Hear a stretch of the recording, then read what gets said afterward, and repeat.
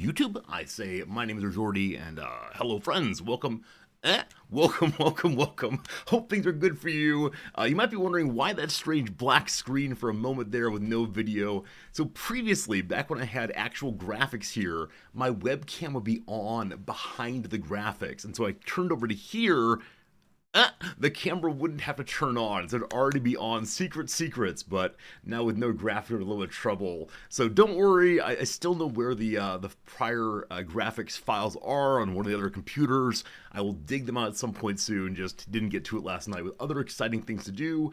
More about that in a moment, but I thank you for tolerating the stream despite the complete lack of graphic attractiveness. I've been told over and over, you gotta draw people in with some good graphics. What do I have? A black screen, acceptable enough. For now, let's say hello to some folks. Already said hi to YouTube, now hi to you all. Green screen. You all indeed. I may have tripped over the green screen this morning, but remedied already. Hello to you, unnamed comment, Roargasm. Welcome back, Roargasm. Thank you for the very generous resubscription for 6 months, half a year. Everyone ever since back November or so. That has been half a year, means it is time to shave the beard. It's been a half year of wearing a beard. So excited for it. This is all a little bit much now. Showering takes too long. Running my hands through my hair, it's like fighting through. All too much. Can't wait though, but Roargasm, thank you for the generous resubscription. As always, Tarek, hello. Fuart, hello. George, welcome. How's it going, friend Jim? How's it going, Shepard? Marks, welcome back again. Hello to you, history teacher Steve, and Solidarity, who deleted the document with all your passwords. Thank you for joining me in the absolute foolishness that is deleting documents you really kind of need. Maybe I can convince some students whose final essays are due to start from scratch. A good way of going. Yeah, with that said, I do feel kind of silly about deleting the wrong file, but I'm very glad that I can get almost all of it back very, very easily without having to dig back through the Gmail folders. Because I believe it's the case that the fellow who sent me my initial graphics was using some kind of Dropbox equivalent where I could download it one time, then it was gone forever. So if I didn't have them saved, they would really be gone, but not sure. Hello to you today, Blue Link. Welcome back, Grulion. How's it going today, Rog? How's it going, Redbeard? How's it going, Kappas? Have I found a wife yet? I'm sorry, what? I mean, I've been married for a while now. 5 years or so, something like that. But no, I am indeed married, and it's good to be married to my lovely wife, who is surely not in the room right now with me, hearing all the words I say. She's actually around still today because she's going from here to a hospital where she'll be seeing one of our colleagues who had a stroke, I think about a half year back or so. And he's going through the process right now of various therapies to recover as much function as possible. And she's going out there to talk with some therapists about what his job duties entail to help understand the kind of therapy and rehabilitation he needs. And I'm so excited that she gets to be part of that process to help out. Though, of course, the case that strokes are a horrible thing. Let me say more obvious stuff. But it's so good to know that he has kept his language reception skills. He sits there and reads magazines and listens to conversations, and it's a lovely thing, because of course strokes can be quite devastating for anybody, but he's in good spirits, happy enough, and I hope Noms gets some time with him, as he's one of the faculty members that she liked very much, I believe, from the very beginning. It's always good to have these connections with folks, so all good. What do I have? One thing that I will mention now, and you will not believe me, but it's true, is this. Yesterday afternoon, we checked the mailbox, and what was inside? My yearly notification that it's time to get the big, quasi-mandatory health check. All Japanese people do this thing. Those residing in Japan are supposed to do it also. We go to a hospital, we're poked at in various ways, they ask us questions and steal our vital fluids and make us go upside down with barium in our stomachs and all the rest. And yes, I got my notification, it's time for me to do this. And I promised you all, and more importantly, I promised all noms back there that I would do it this year. And so I will do it this year. I'm going to send in my paperwork pretty soon here instead of waiting until the very last minute and then skipping my appointments like I did last year. So, yeah, we'll do it.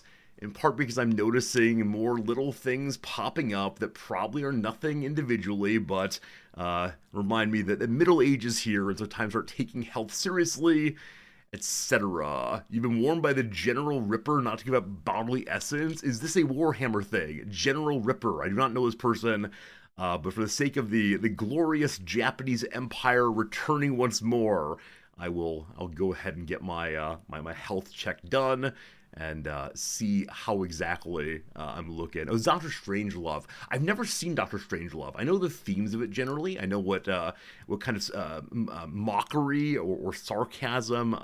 What's the word? A send up, I guess, of the era it was doing, but I've never not seen it. Need to remedy that probably at some point pretty soon. That said, I'm guessing it'll be a movie I'll watch by myself. I know what kind of film my wife likes. I don't think that would be one most likely. Don't let my health check bounce. Oh, Dogberry. Oh, Dogberry.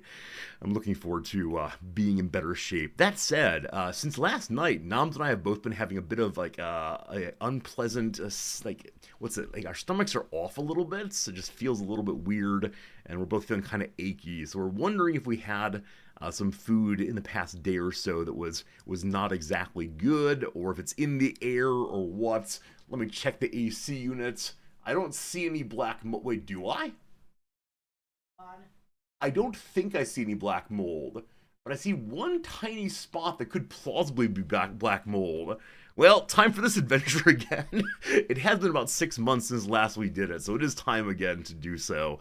But I hope we're not dealing with that problem again, though it is a yearly occurrence here in Tokyo to have to deal with black mold over and over again. Regardless, that's that story.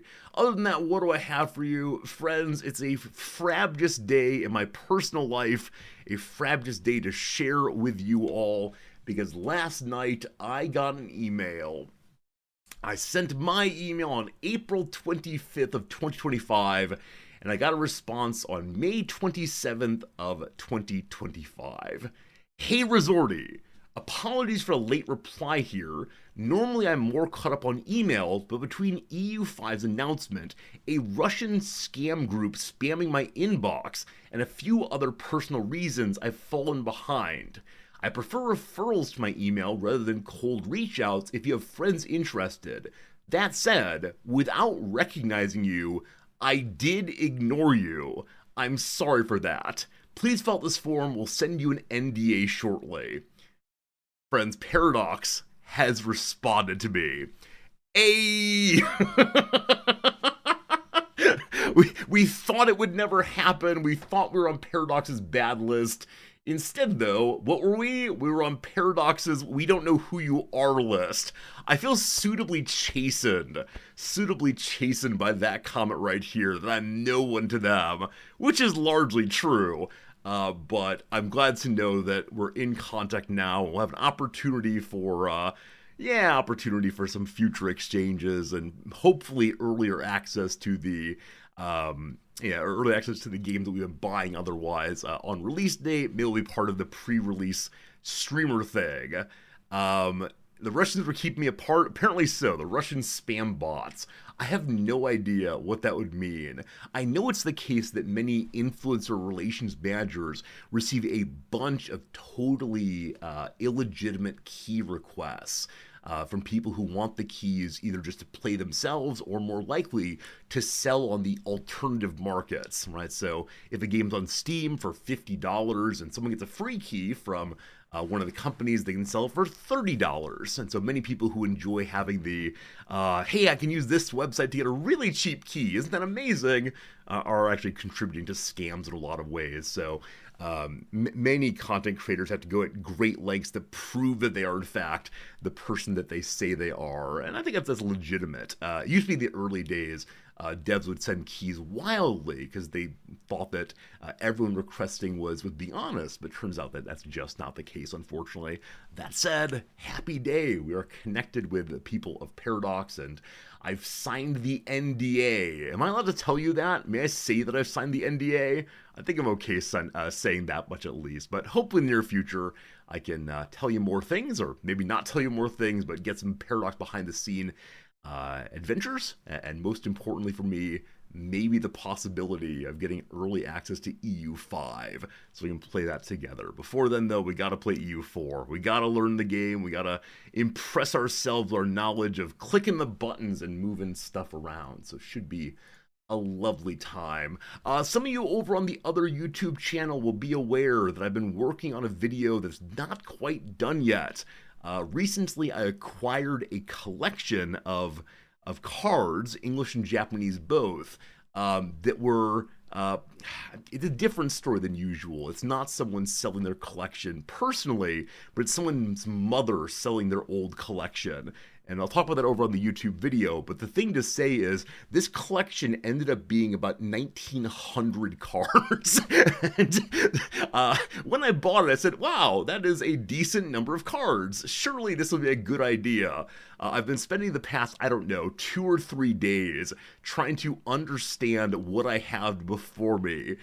Just in terms of when you have that many cards, what do you do with them all? Apparently you cover the entire kitchen table and make Namza's house very, very messy. That said, I have now gotten through all 1,900 cards and I'm beginning to put them back into boxes in various ways. But what a fun adventure that was, to learn about something I knew very little about, to engage with just curiosity of value, of course, curiosity of when these things were made.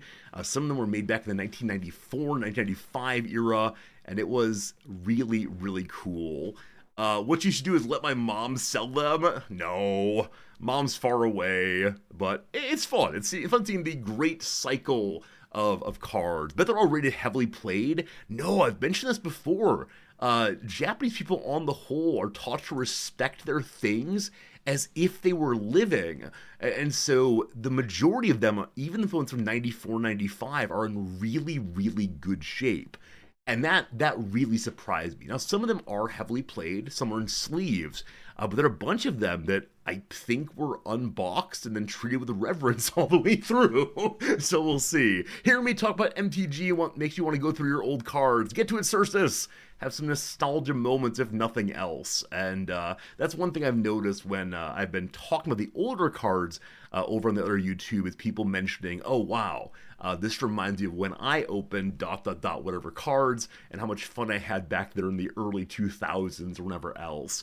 It's strange getting into a hobby that is from so long ago, and some people has part of their core identity for 30 on years, and I'm just me figuring it out. So if you care about that kind of thing, you will see a video of it hopefully today. It's very close to done. The biggest issue has been deciding what to show people, because I can't go through 1,900 cards on screen, and each one has interesting graphics and stories to go with it, but if I showed all of them, it would take forever. I mean, an incredibly long period of time.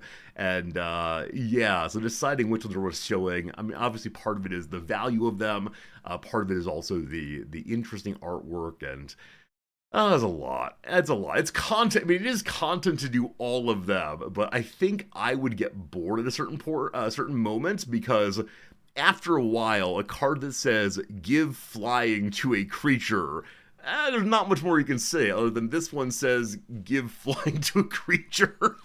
Maybe I should just silently go through them, just have music in the background, and one after another go in front of the camera. And it's content to fall asleep to, maybe. You are getting sleepy as the cards move past the camera. Maybe a YouTube series of 10-minute video content for weeks.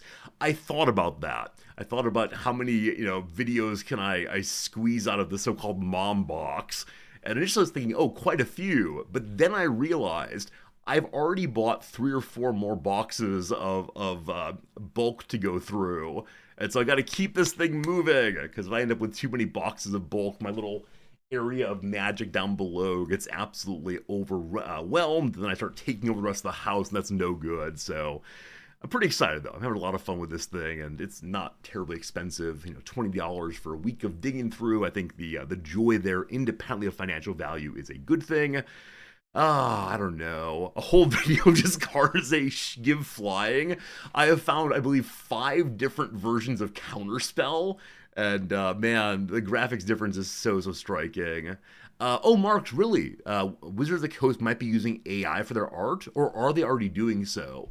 Um, yeah, I don't know what to say about that. That makes me sad. I was unaware because I'm so unbelievably delighted. But yeah, Tonto, exactly that kind of thing. There are real people out there in the world who draw these cards, and then they exist in card form for people to gaze upon and use for years and years and years into the future. And like any artwork that is displayed, whether on a wall or in someone's collection, I think there's something important about that kind of respect for the artist. Now, I don't want to have the AI conversation yet again, though there was a delightful little article in, I don't know, article in one of the papers yesterday about the age of blue books is back, and that many professors are doing what I'm doing, namely having all relevant work done in the classroom. It's a bit of a shame. But yeah, the Magic the Gathering art is so cool. I mean, it's just, if you like fantasy, you're gonna see a lot of cards that have, orcs and goblins and humans doing their best, and just so much, so much. So I wish I knew more about art history or art commentary so I could say things other than, this one looks nice, this one makes me happy, right? It's such like a puerile commentary on these things, but maybe, as I said before, the Magic the Gathering engagement has been making childhood me very happy, so a boyish response is perhaps the right response at this point. Anyway, glad you all tolerate at least my engagement with Magic the Gathering ongoing, and I have an idea. Of a way to engage with some other Magic the Gathering content. I found a YouTube video maker who makes shorts, like minute-long shorts, in which she opens an older pack of cards to show how bad of an investment they are unless you keep them sealed. Because with the older packs of cards, the possibility of finding these amazing ones that are worth hundreds, if not thousands of dollars, but the majority of packs have, financially speaking, nothing in them. And so every one of his videos ends with a giant bomb going off in GIF form, and then the comment of how much money he lost in making the video. And it really is showing people how much the older cards are just gambling. So I sent him an email this morning saying, hey, if I were to make something like that also, would you be offended? Would you mind if I stole your idea? And he said, actually, I stole the idea also, and so feel free. We had a nice conversation, though, but we'll see. It's fun. It's all fun. But yeah, definitely it's the case that the financial side of this game is what it is, and people go into like Pokemon trying to make big bucks because there's some rare cards that are worth tons you can get not too challenge without too much challenge, but Magic is not a place for making money. Certainly, it's a place for making joy, entertainment. As I mentioned, though, I will be playing a game with my wife this weekend. So excited for that. And then the week after, I'm intending to go down to the local game store, such as it is, and play a game there also with a nice Frenchman. And that's going to be horrifying. But that's next week. We'll talk more about that.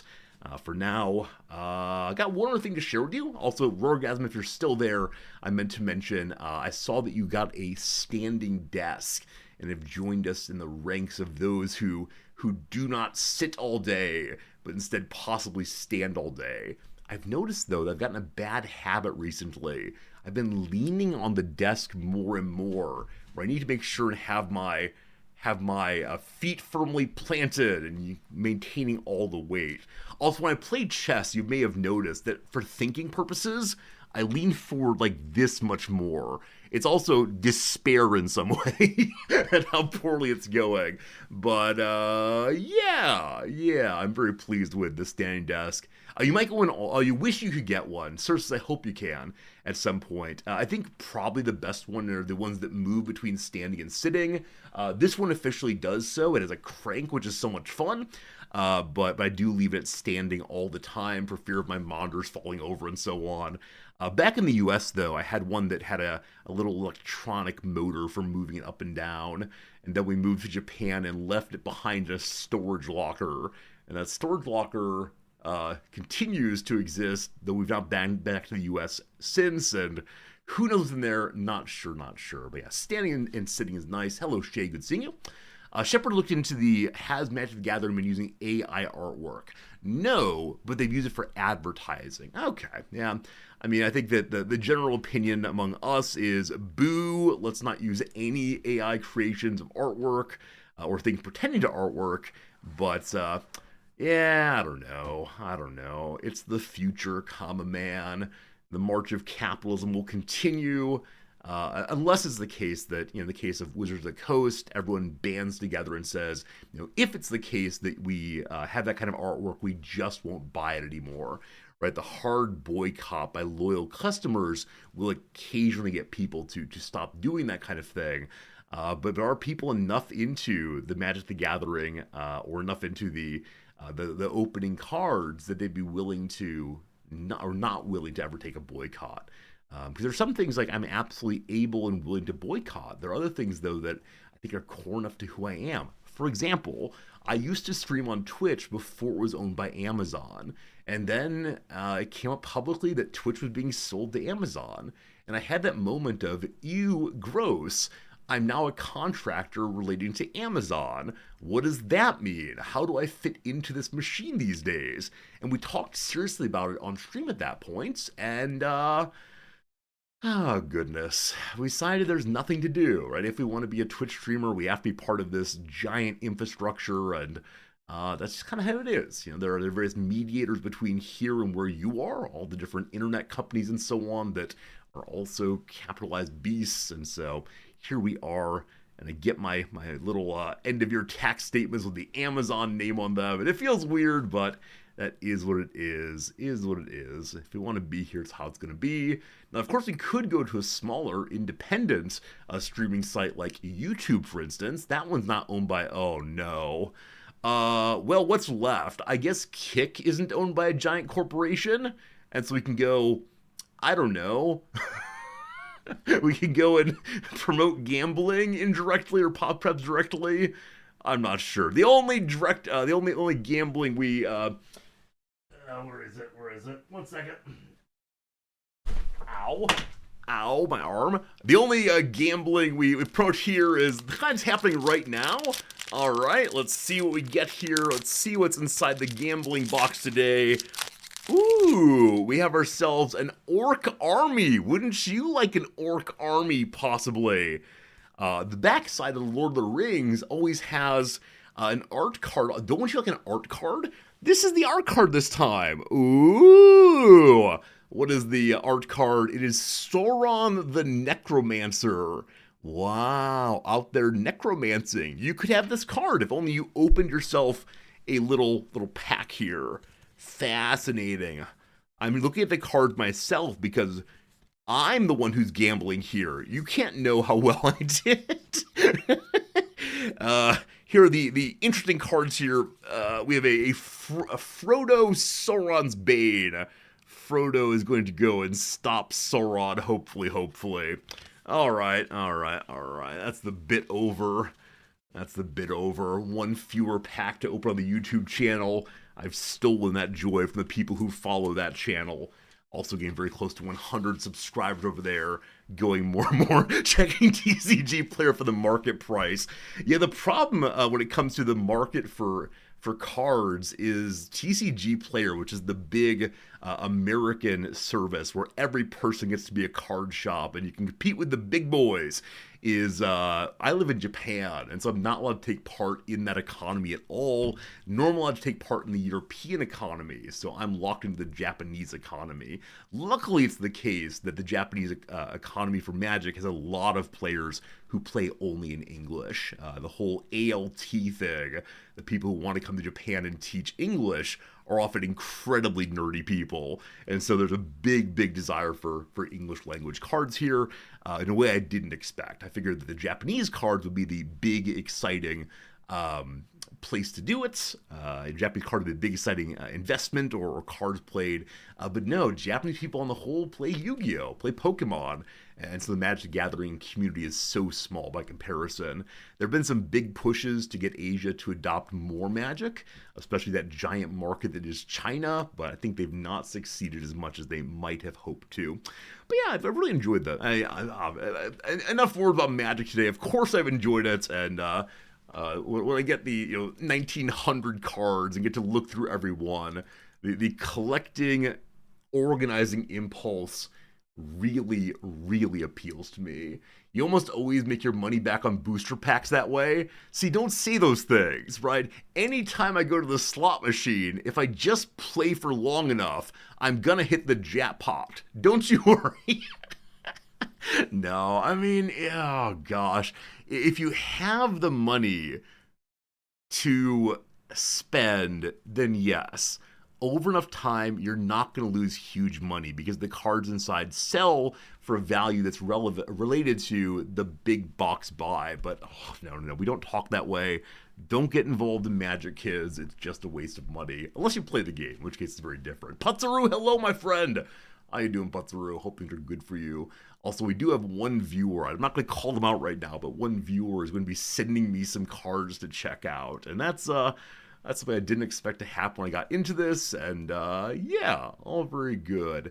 Gambling's entertainment, not a way to make money. Oh yeah, I mean the standard line is to decide ahead of time how much money you'll spend. Definitely it's something where I've told myself I will spend X amount of money a month on Magic, and I do not spend past that, and that's good for not making myself hate myself, and also good for our family's finances and all the rest. And yeah, I think I've never been a casino gambler. I'm not good at the games, and it just doesn't feel great to spend that way for me. But if you can get involved in, I'm going tonight and spending $100 on blackjack or whatever, that's fun. But Old Gru, you've been a Vegas dealer for 35 years.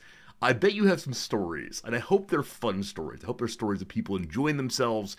Because I know when I've looked into, casino life in Vegas, there are also very, very sad stories. And, the standard lines, they don't build those big, beautiful gold casinos by the casinos losing money.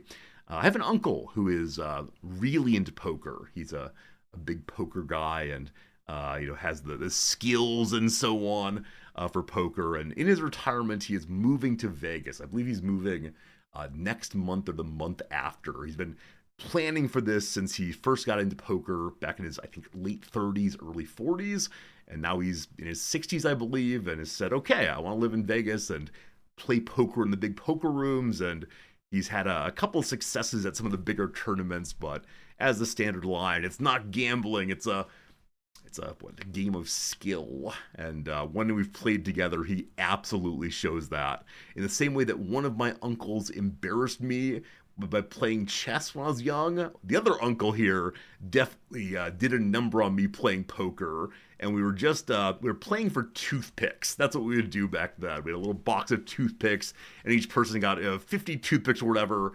And within like 20 minutes, he had all the toothpicks. And it was impressive the degree to which he knew what I had, based solely on like how I would move and how I would play. And it was an impressive thing to see his understanding of the game. But for me, it was just, I don't know, I've got some cool looking cards. So, I don't know. Don't gamble, kids. But if you do it responsibly, I suppose. All right, I got one more thing to show you folks before we get into our little games. Then back to Battle Brothers for one more day. Yesterday, I was seriously saying I should move on from Battle Brothers because it is a game I enjoy, but it is very slow going and then kind of intense in short bursts. But I know how happy Battle Brothers makes some of you, so we're going to do one day more, and then we'll see what comes after that. I was really hoping that the typing game, our typing bolt gun game, would last longer than an hour or so, but just didn't. All right, Battle Brothers question, how necessary or not are the DLC? Not necessary. I played the game for about 120 hours with no DLC. I think the DLC came out only because Yeah, only because people were so into the game and wanted more, more, more. But yeah, it's 100% really fun with no DLC. You won't be able to do some of the things that I'm doing. For example, we ran to the Southern Lands and did a quick gladiator event. You won't be able to do that unless you buy the Southern Lands DLC, but it's fun without it, I think. Yeah, very, very fun all the way. Hello, Quonset. Time for the Guess the Wikipedia game. Almost, almost. We got a couple things to show you first. Number one, and those of you who grew up in farm country will not be amazed by this, but I saw this on Reddit this morning, and I wanted to share it with you immediately. Helping a bloated cow dramatically. Helping a bloated cow dramatically. So this cow is apparently full of gas and very, very unhappy because of it. And so they have a hole in the cow. Hello, Noms. I need to go, but I just wanted to see this. Oh boy. And they light the methane on fire. What if it blows So inside? Apparently it will not blow up inside of the cow because there's no oxygen in there. And so for methane to fully ignite, it needs oxygen. There's oxygen outside, but not inside. Is there a reason why we're lighting it on fire as opposed to just letting it escape? I don't know if it's consumed and drawn out with the fire. We've talked before about various ways in which cows have holes in their side to get metal pieces out.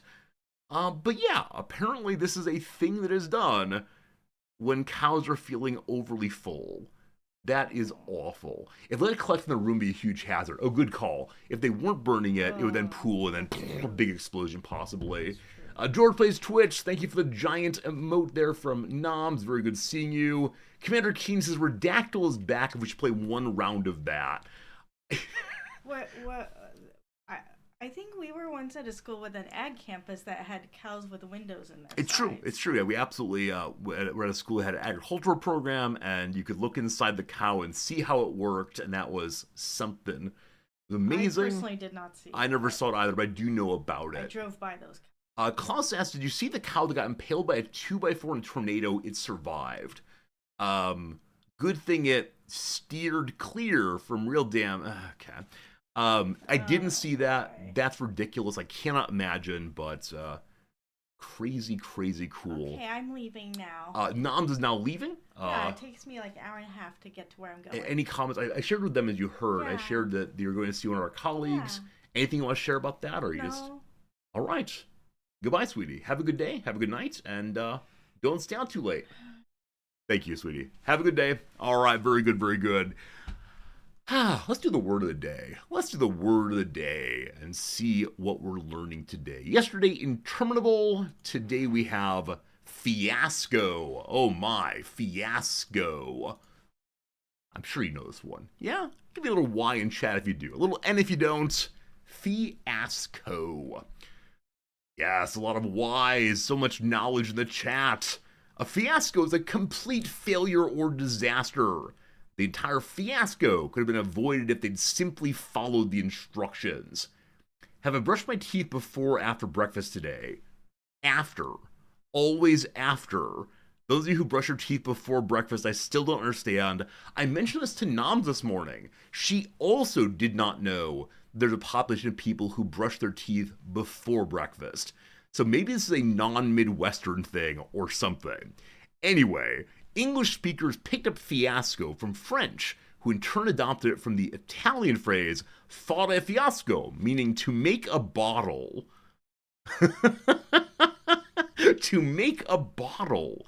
Just what prompted the development of the phrase failure from bottle has remained obscure. One guess is when a Venetian glassblower would discover a flaw developing in a beautiful piece they were working on, they would turn it into an ordinary bottle to avoid having to destroy the object. The bottle would naturally represent a failure to the glassblower, whose would-be work of art was downgraded to everyday glassware. This theory, however, remains unsubstantiated. I love it that we do not know where fiasco comes from. The etymology of fiasco is a real fiasco. Now, I see that literally everyone who wrote in chat today said they did know the word fiasco today. And so let's see if we can find like a hard word of the day. Is this a thing? Is there a hard word of the day? I think we looked for this previously. List of difficult words. All right. Here's a difficult word at no cost. Oh, this is TOEFL.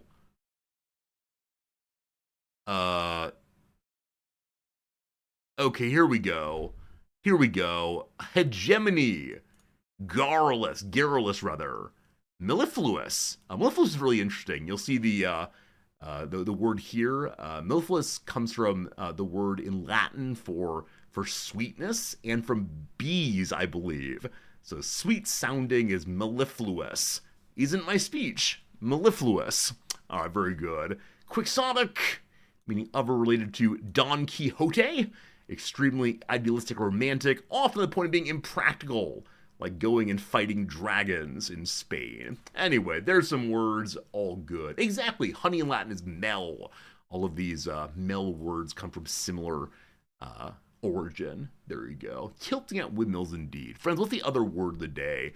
A synonym of fiasco that also refers to the breaking up of ice in a river. Synonym to fiasco, breaking up of ice in a river.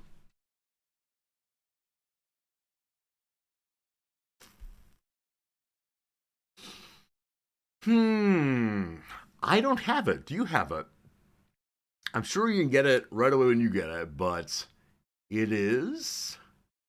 I want it to be a D word, D-E something, but what is it? Debacle. Is debacle? I mean, debacle is good for a synonym. I had no idea that it's related to ice breaking. It is.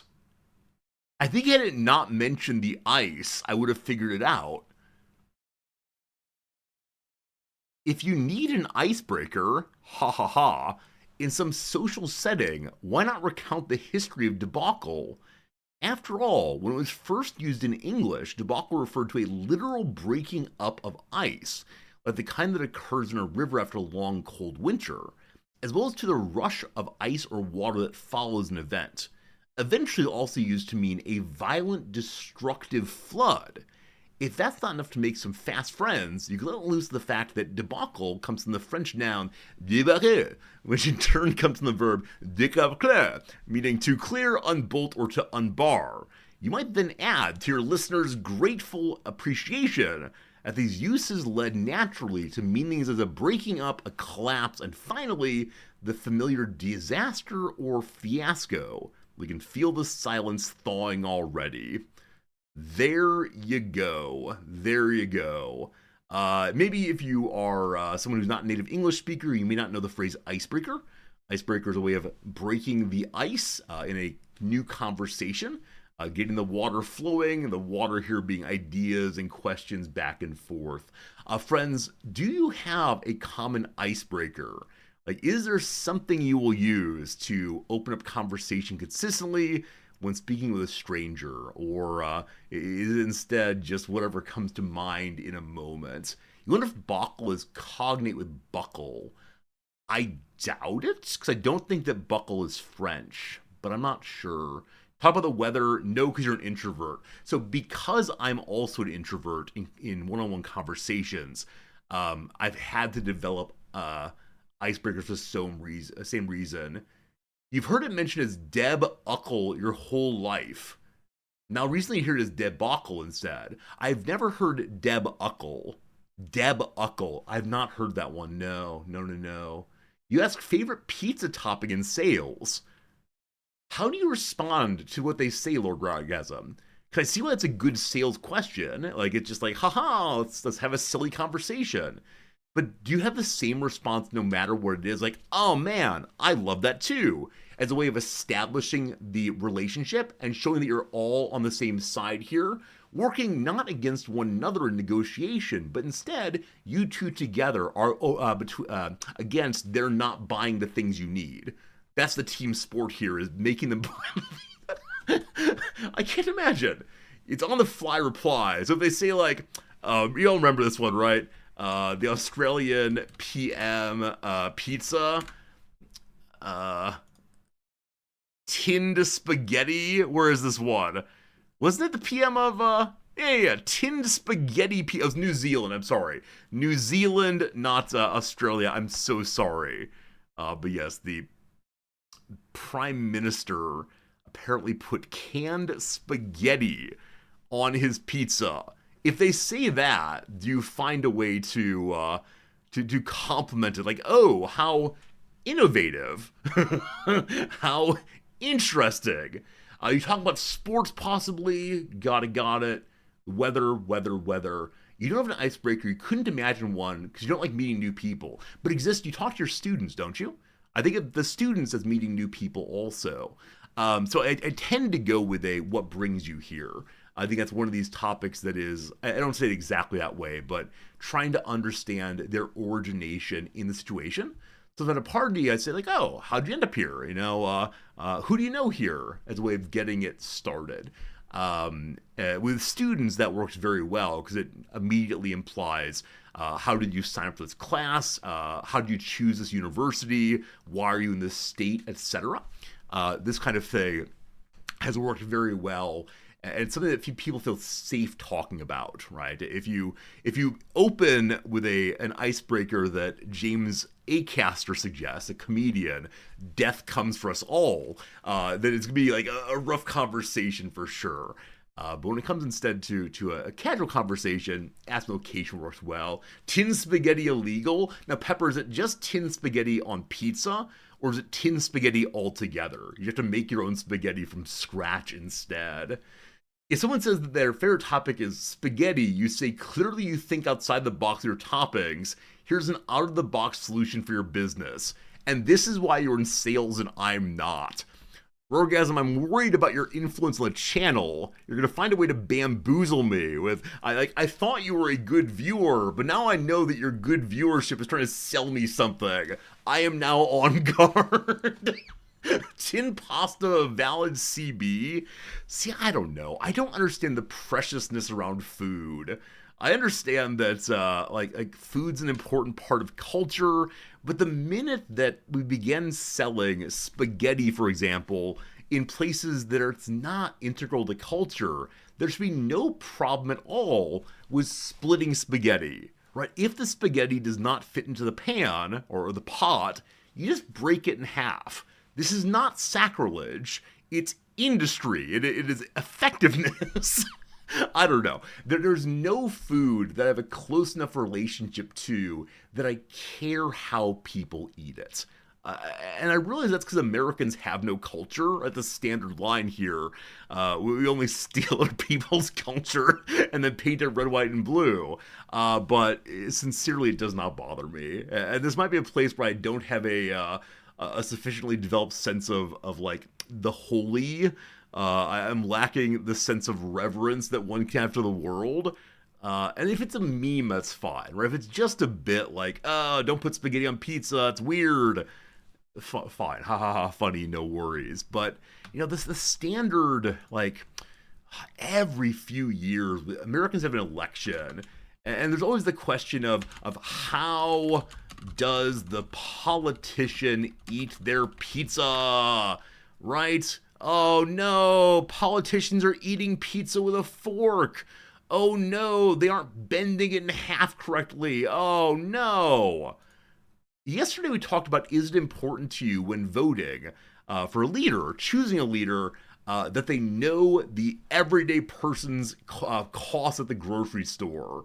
And the answer was no for most of you. Does it matter to you how they eat their pizza? Knife and fork is weird. But what about if it's really greasy? What about if you're wearing clothes that you worry you might splash on if you pick up? I don't know. It doesn't matter to me. And I'm from very near to one of the, places that says, here's how you eat pizza. But I know there have been, scandals in the New York mayoral elections because people don't bend their pizza in half before eating it. I don't know. It's very strange to me that people really pretend to. Some of the German critical theorists say once we've reached a sufficiently developed point in culture where we've forgotten how to ask questions about important things, we begin to fetishize the ordinary and fetishize food in particular. Is this what it is? We no longer know how to engage with politicians as having real and important beliefs that they actually follow through. And so instead of saying, like, man, I don't believe your claims about taxes, we instead say, man, you eat your pizza wrong. Is this all we can do these days? Oh, goodness. Now, this is an American thing. Those of you who are non-Americans, are there concerns about how your politicians do ordinary, everyday kinds of things? Right? Is it the case that, I know that there have been some like news stories on how prime ministers of Australia drink their beer. I think one of them was a beer drinking champion, maybe, could drink a yard of beer very, very quickly. But I don't know. You don't care how people do things, but you find it sad when someone doesn't do things. Wait. You find it sad for them when someone doesn't do things carelessly. I don't exist. I assume you mean the opposite. You find it sad when people do things carelessly. Now, maybe that's not what you meant. Oh, carefully. Yeah, I think taking care, knowing why you're doing what you're doing is important. Now, I'm a big old clumsy person, and so I should take more care than I do. Probably once a week, I come by and say, hey, team, I tripped over my green screen today. So instead of stepping over it carefully or going the long way around, I just kind of run through and take a little jump. And, I don't know. I should take more care of my life. This is one of the big lessons out of a lot of so-called Eastern thought, is that you can be attentive and careful and slow and think about what you're doing, or you can just rush through like some kind of animal. And unfortunately, I don't think about bodily movement that much. Like habits of thought, I tend to be pretty good on that. But habits of like quick action, not too good, unfortunately. Not too good. You're an animal all the way? Not all the way. Like, we've seen how you dress for orgasm. I think you definitely do a good job of dressing with care at least. But I don't know. If you prefer English table manners to French one, you're a degenerate self. I honestly don't know the distinction between English and French table manners. I can make some like stereotypical comment about French people drink wine and English people drink beer or shandy or something.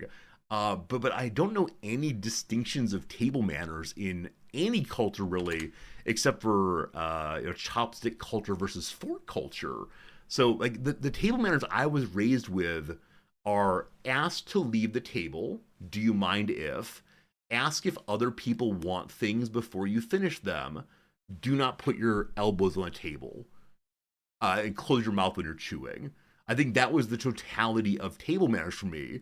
In recent years, as I've learned or had to go to like fancier donor dinners, I've learned things about like in what order one uses forks on the table. But nothing past that at all. Okay, differences between French and English table manners. It is a real thing. From Belle de Soirée. Oh boy. It's time for us to become the belle of the ball, friends. Belle of the ball, here we go. I do not want to be a member. No. Let's see. Never arrive empty-handed in both cases. Bring a host guest. If you're hosting, prepare a seating plan. Alternate women and men. Place the most important guests next to your partner. Split couples, except those who are just married or engaged. And seek advice for royal family dinners.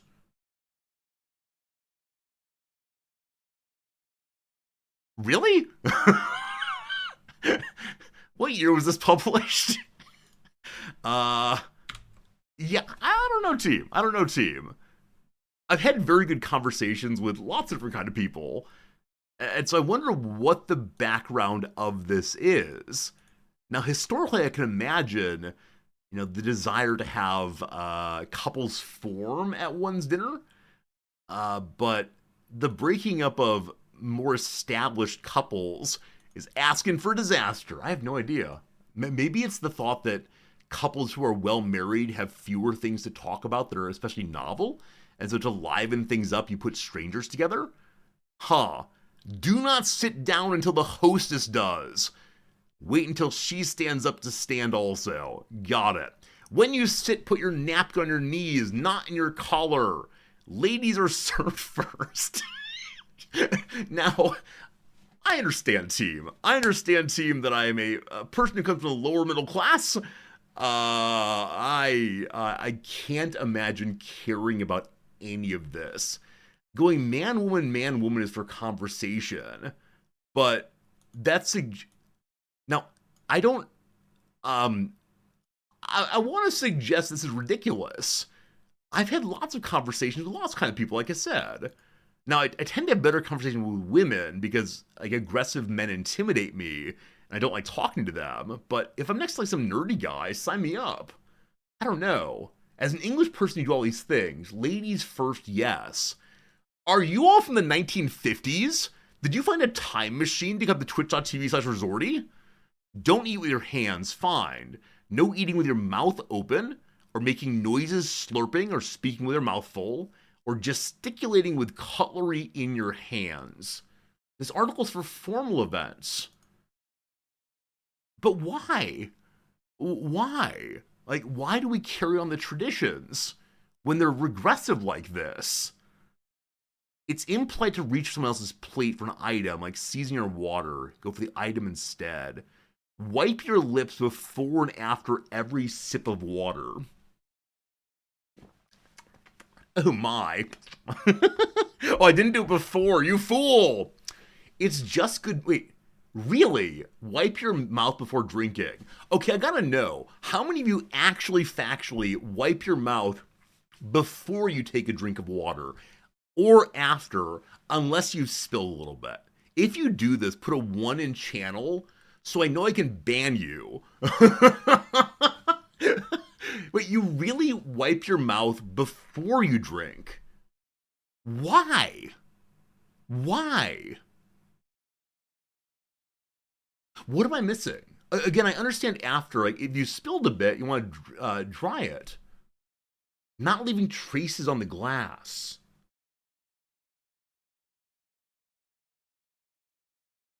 I guess that's a thing, but I'm not sure why I care. It's my glass. Now, Exist is the only one going to the mat on these things. I think Exist has mentioned previously that their family was involved in the diplomatic corps, and so Exist spends all their lives at fancy formal dance galas. We're imagining Exist is sitting there in a tuxedo right now. Oh man, fold and leave your napkins fine. Always comment positively on a dinner and send a thank you note. I mean, I do send thank you notes, send thank you emails in particular when people have hosted us. Okay, now here are the distinctions between the British and the French. British people love writing, and send a written invitation where French people are likely to call you. In this case, I lean hard in the direction of British people. Because I don't like talking on the phone. Britain 1, French 0. French hosts never ask their guests to bring food. It's a more British habit. They take pride in doing the work and performing the show. I can cook a variety of foods, but not everything. I love requesting a friend to help out with an appetizer especially. One more for the British. In the UK, people care about special diets and allergies. The French don't care.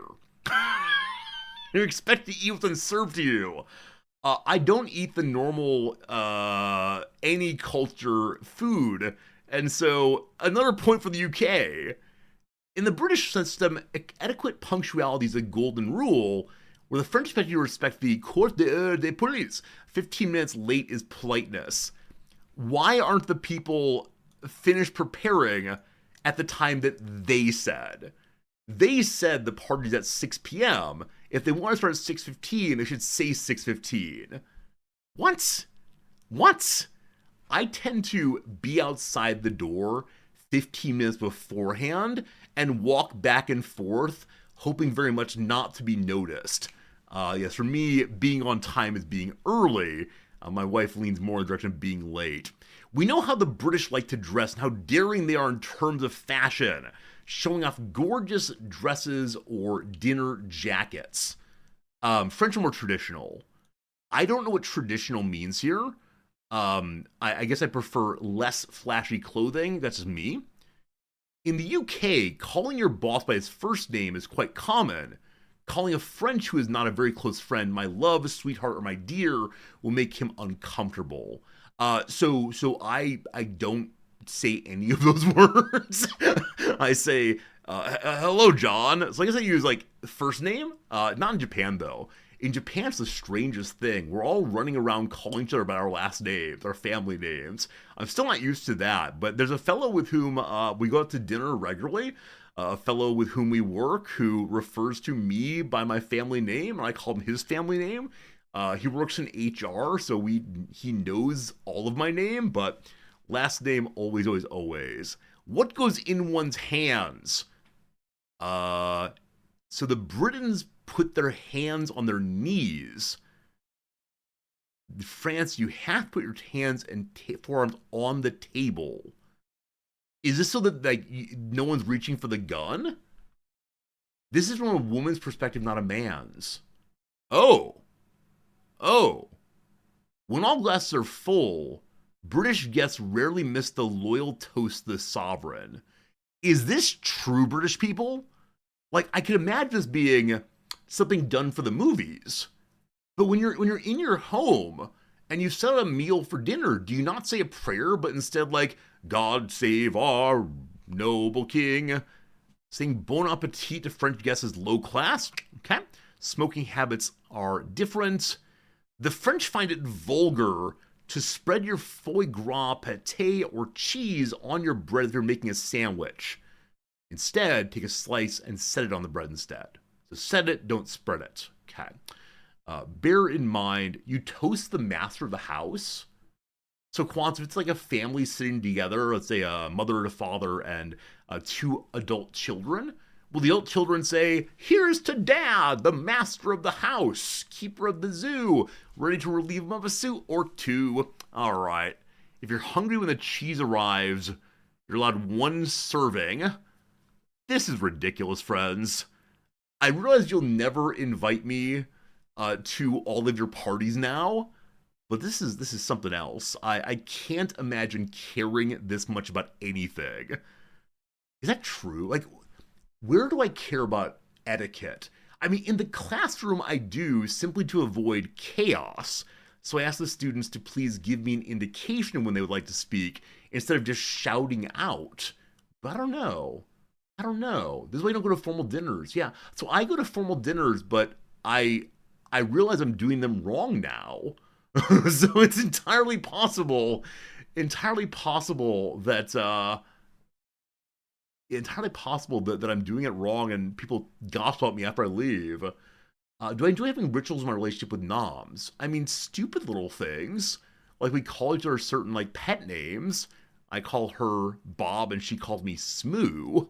But like we enjoy having breakfast together in the morning.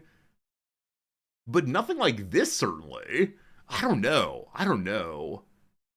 Table manners are equally stupid little things. I don't know. There seems to be more riding on them. But okay. I'm willing to say that I do not have an appropriate sense of reverence towards table manners. Now, with that said, if someone comes to my home and like, chews in a really sloppy way, spittle everywhere, I wouldn't enjoy that. But it feels very different from you must pat your lips before you take a sip of water. See, now I'm embarrassed because there is a little bit of like leftover I don't know what on the rim of my glass. And so I'm wiping it off so y'all don't come judge me for the lack of my politeness. Hi, Shoal. Thank you for the resubscription, 18 months. Battle brothers, are they brothers in arms or brothers of battle? Why not both? They try their best to survive individually and together, possibly. All right, we learned things. That's great. I'm amazed by the things that people in the world do, as always. Hey, George, thank you for gifting a sub to France Etiquette. George, you're German. What are German table manners like? I don't know.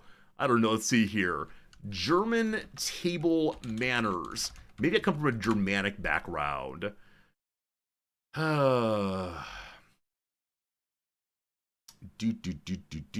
Forks in the left hand, knives in the right hand. Oh, I am a reverser. When it's time to cut things, I put my fork in my left hand to hold the thing down so it doesn't wriggle away, and then I get chopping. Then I get slicing. Germans are the opposite hands. Fascinating. Germans eat with their fingers less often, even for French fries. Makes sense. You gotta dip that French fry in mayonnaise, clearly.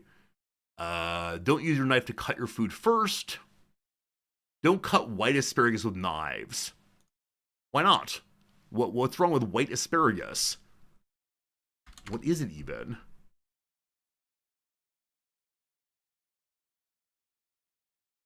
Is it because it's so soft you can cut it with your fork? How dare you tell me how to use my knife? Or do you like pick the thing up and get biting off of it like some kind of savage? No hands in your lap. No hands in your lap. It's similar to putting your elbows on a table. Make sure you compliment the home chef. In Japan, you begin by saying, thank you to and for the food. I definitely forget to do this regularly, but okay. No ice cubes in your soda. Very good, team. We've learned some things today. Apparently the redactyl is backle, so we spent enough time talking about other things. Let's go ahead and do the redactyl, and then a quick round of rizdactyl also. Friends, what redactyl word would you like to see? When I set the table, do I always set a knife, a fork, and a spoon? Nope. Nope. Tends to be, are we eating a soup? Here's a spoon. Are we eating a steak? Here's a knife and fork. Are we eating, I don't know, olives? Here's a fork for you. Yeah, we don't overset the table, certainly. Here we go. Number 1, etiquette. None of those. Base. Like my behavior at the table are 5 of those. Ancient. I'm sorry for going slow mode while some of you are talking about fun things. 1 ancient. Known. There are 7 of those. Age. There are 4. Methane. There are none. Family. We got none. Empire, 3. Food, 0. Author, 2. Era, 2. Land, 10. Modern, 4. Hey, HPG, also 10. Good eye, also known, I like very much. World, 16. System, modern. There's 7 of system. Modern we did previously. How about the word people? There's 7. Area, 7 also. Animal, there are none. We'll see. Are we going to go the guess what you're thinking about game? Calculus, that's coming next. We're doing the redactyl, and then we'll do a few of deal with me and my ideas. Largest, there are 5. Europe, there are 8. Greater, I'm just going to do great. There are 4 of those. War, there are 19. Isle, there are 5. Fork, there are none. Desert, we have none. South, there are 6. Sahara, there are none this time. None of those. This morning, Noms helped me come up with some ideas for the Guess the Wikipedia page game we'll be playing next. I can't remember any of them, though. She helped me come up with 3 of them. I said, oh, I'll use those.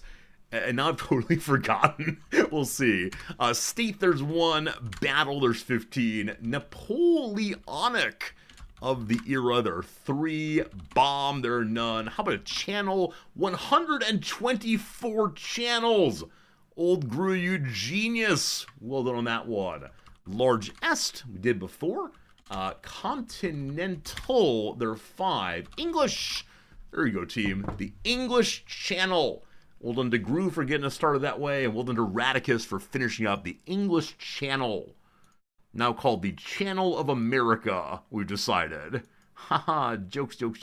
The English Channel, also known as simply the Channel, or historically the British Channel, is an arm of the Atlantic Ocean that separates southern England from northern France. Oh, French people, have you all ever desired to call it the French Channel?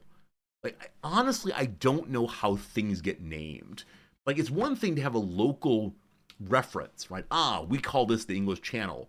But to go from that to everyone use this name, or most everyone, and then to the cartographers do so, must be a very, very long process. So I am curious, is there a movement in France to call it the French Channel? It's called La Manche. What does this mean? Is that just the channel? Hmm. It links the southern part of the North Sea by the Strait of Dover at its northeastern end. It's the busiest shipping area in the world, and an U-boat has way too many mines in it. All right. In Spanish, it's El Canal de la Mancha. Huh. Huh. That's really interesting. Oh, here we go. Different names for it. Is there a collective contemporary name, possibly? No, I don't mean they call it the French Channel in English. I mean, what kind of word would they use? Here we go. The French have been La Manche since at least the 17th century. The name refers to the sleeve, which is the shape of the channel. Folk etymology is derived from a Celtic word meaning channel.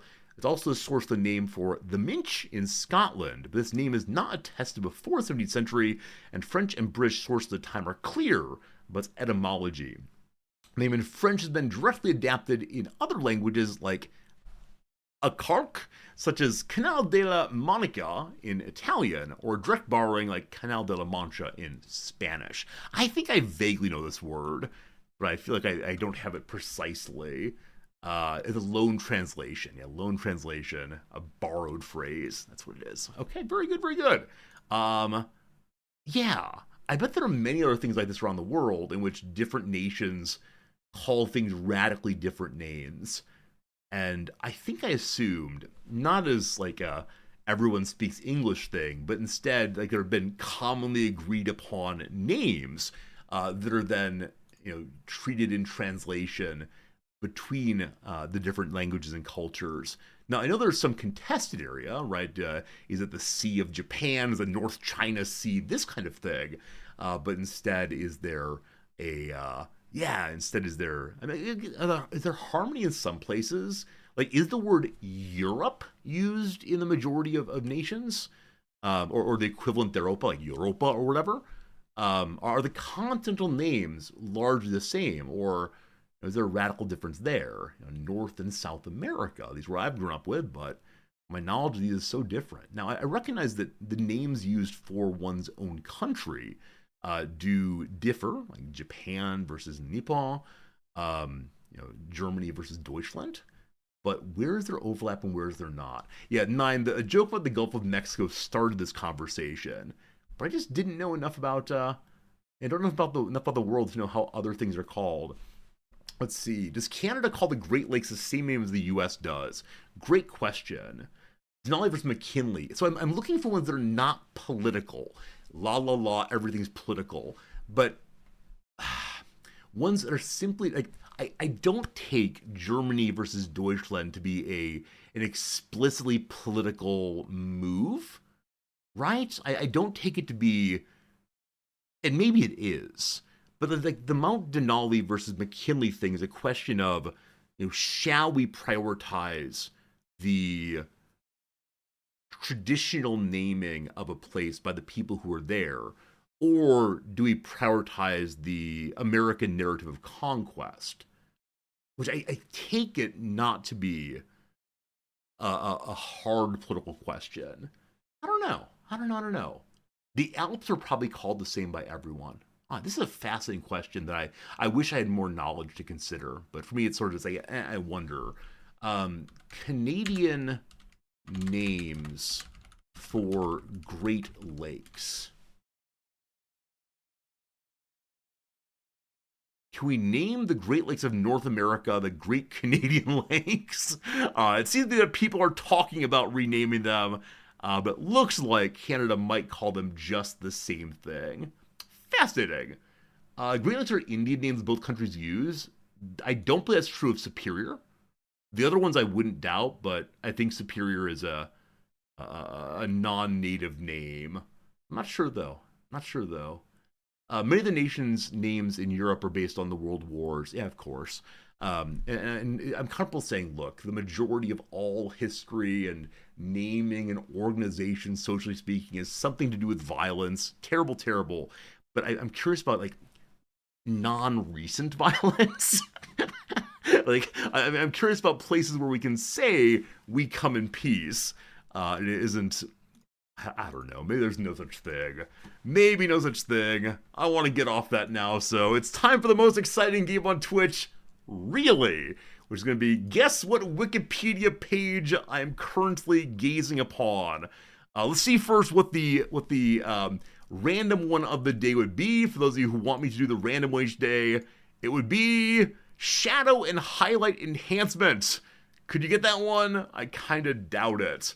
How else would Canadians do the crossword puzzles? I can't imagine doing a crossword puzzle outside of American culture. I need that so badly. Alright, like I said, Noms mentioned 3 this morning that it could be good to do. One of them was a kind of coffee pot that I thought no one would get, that maybe someone would have. What were the others?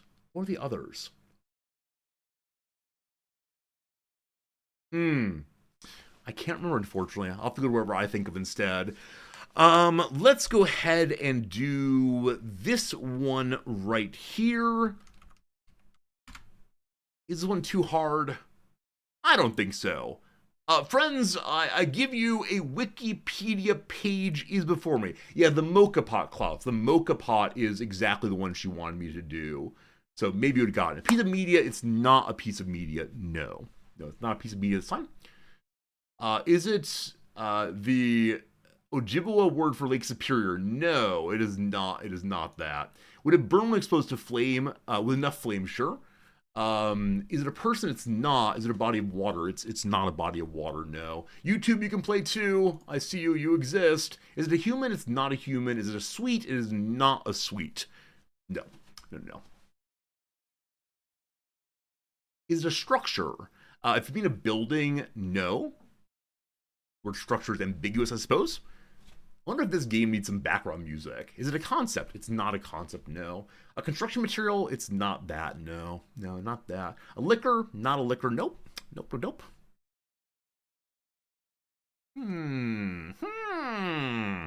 I like this one. You'll get this one. I believe in you all. A sport? Not a sport. Does it have skin? I think so, yeah. Man-made, no. Is it a mineral? Everything's a mineral in some sense, but no. A work of art, no. Is it a physical object? Yes. Is it a conflict? No. Is it organic? Yes. Which definition? Made of carbon? Will that work? Is it a plant? No. Is it my cat? It is not my cat.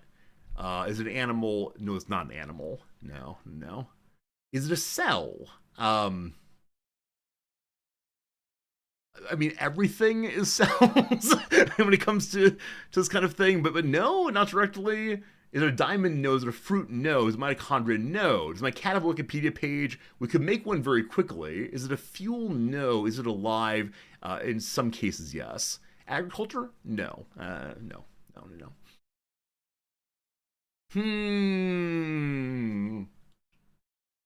Is it a location? It's not a location. No, it's not a location. Is it coral? It's not coral. Nope.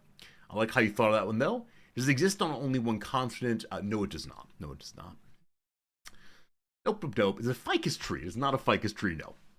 I like the guess, though. I like seeing how y'all go. Is it a food? No. Is it a virus? No. Is it used by humans? Sure, but don't go too far down that path. Is it a plant? No. Is it a fungus? No. Is it an animal? No. Hard to say. I don't want to. I mean, always hard to say what path we should lead ourselves down, but no, it's not. What else you got? Other questions? Any yes/no question? I'm happy to answer on any topic at all, but we're trying to get narrowed down somewhat. Is it penicillin? It's not penicillin. Is it manufactured? It is not manufactured, to my knowledge. No. I mean, by which I mean it is not produced in a factory. It's not man-made. Is it technology? Everything's technology. But not in the standard definition. No, it's not that. Is it a black mold? 1 second. Is that a black mold? No, the thing I thought was black mold is actually a joint on the air conditioner opening. We're fine. Not black mold. Medicinal use? Not to my knowledge. 1 guess per question. I mean, probably. I know why Dr. Possible wants to ask all the questions, but it's partially because only a few people are playing today. Grubzilla, what question do you have? What else can we ask? Like to imagine all out there like scratching your head. That's rough. Is it smaller than a banknote? Not in all cases. Is it charcoal? No. What are some positive assertions we've made thus far? And this is the hard part, right? In Redacted, you can see exactly what you've guessed successfully. We established it's not man-made. It's on multiple continents. Is it edible? I mean, in the standard sense, no. It's sold at a grocery store. Sure. Charcoal, no. Does it live on land? Yes. Is it soil? No. Is it a sea creature? No. Does it thrive in water? Sure. Is it a type of rock? Not by the standard definition. Can it be killed? No. Dr. Possible, you're correct on that one. Sort of. You'll see the problem eventually. Is it used as fertilizer? Not to my knowledge. Is it water? No. An insect? No. A frog? No. Cement? No. Bamboo? No. Is it a crab? No. Is it a virus? No. Is it a lichen? No. Let me see if I can help with this one. Some of you are making an error of composition or decomposition, or possibly a category error. And I'll explain why that is later, but is it in water usually? It can be. Is it yogurt? No. Is it tardigrade? No. What other positive assertions I've made so far? Does it fly? No. Is it that one mushroom? No. What's a composition error? It's a way of thinking about parts and wholes in ways that either destroy or create unfair parts of wholes.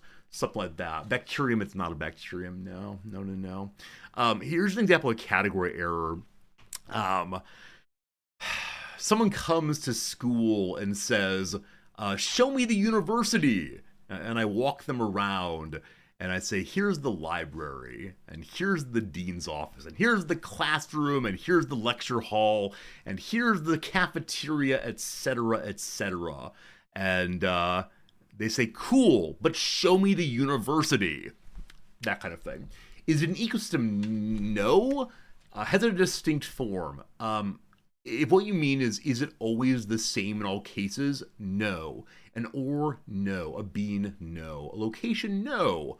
I'll give it just a couple more minutes and see how it goes. You'll see why I have a problem and I don't know what to do here. Is it a vegetal?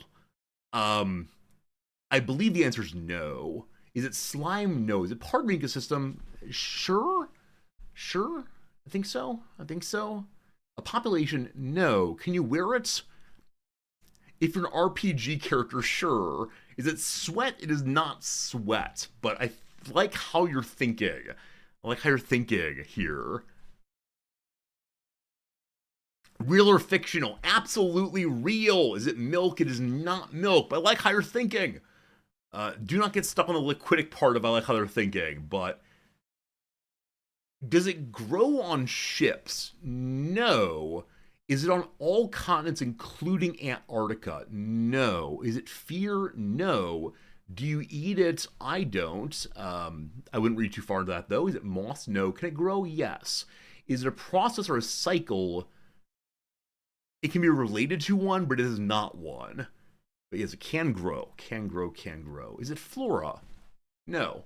Is it seaweed? No. Is it cheese? No. Is it a locust? No. Let's go and do 5 more guesses. Is it a McDonald's French fry? No. Is it blood? No. Is it a shield? Sure. Is it part of a living being? Yes.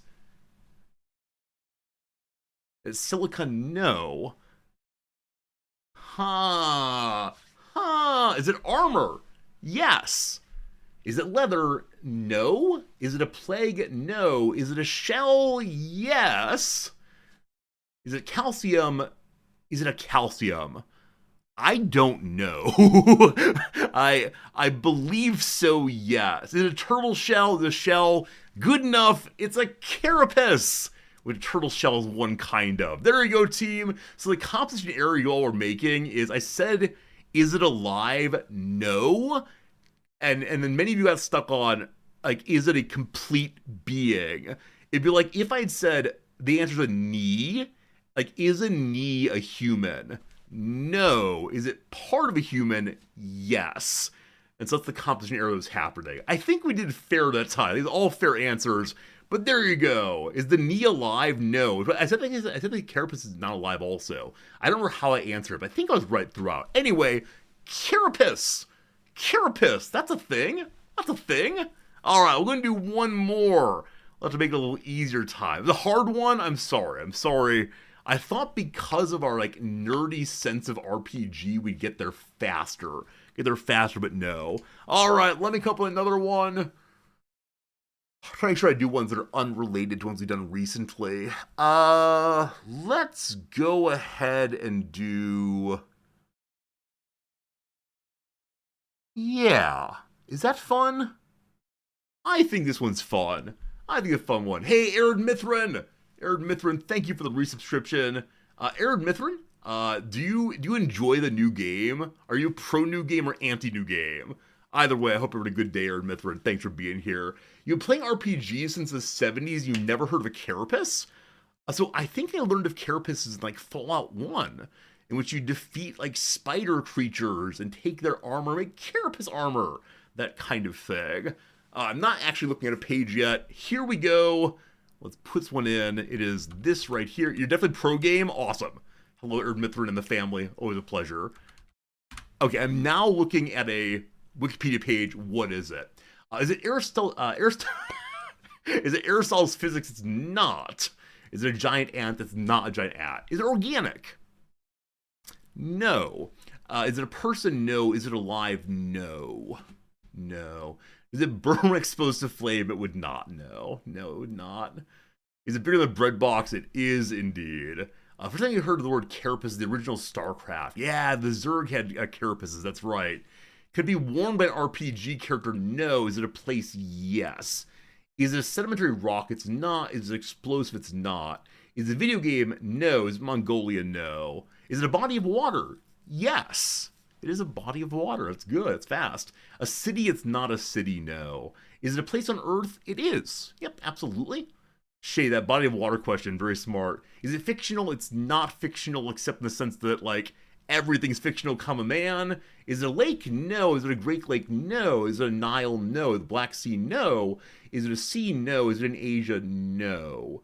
Is it Caspian Sea? No. Is it the Indian Ocean? No. The Bay of Biscay? No. A river? No. An ocean? No. Is it Sweetwater? I don't know what that means. I don't think so, though. Is the Nile? No. Is it a channel? I don't know the definition of a channel. I'm going to say maybe. Is it man-made? Yes. Is it the Gulf of America? No. Is it a canal? Yes. Is it in the Americas? Yes. Is it a fjord? No. Is it English Channel again? No, of course not. Of course not. Of course not.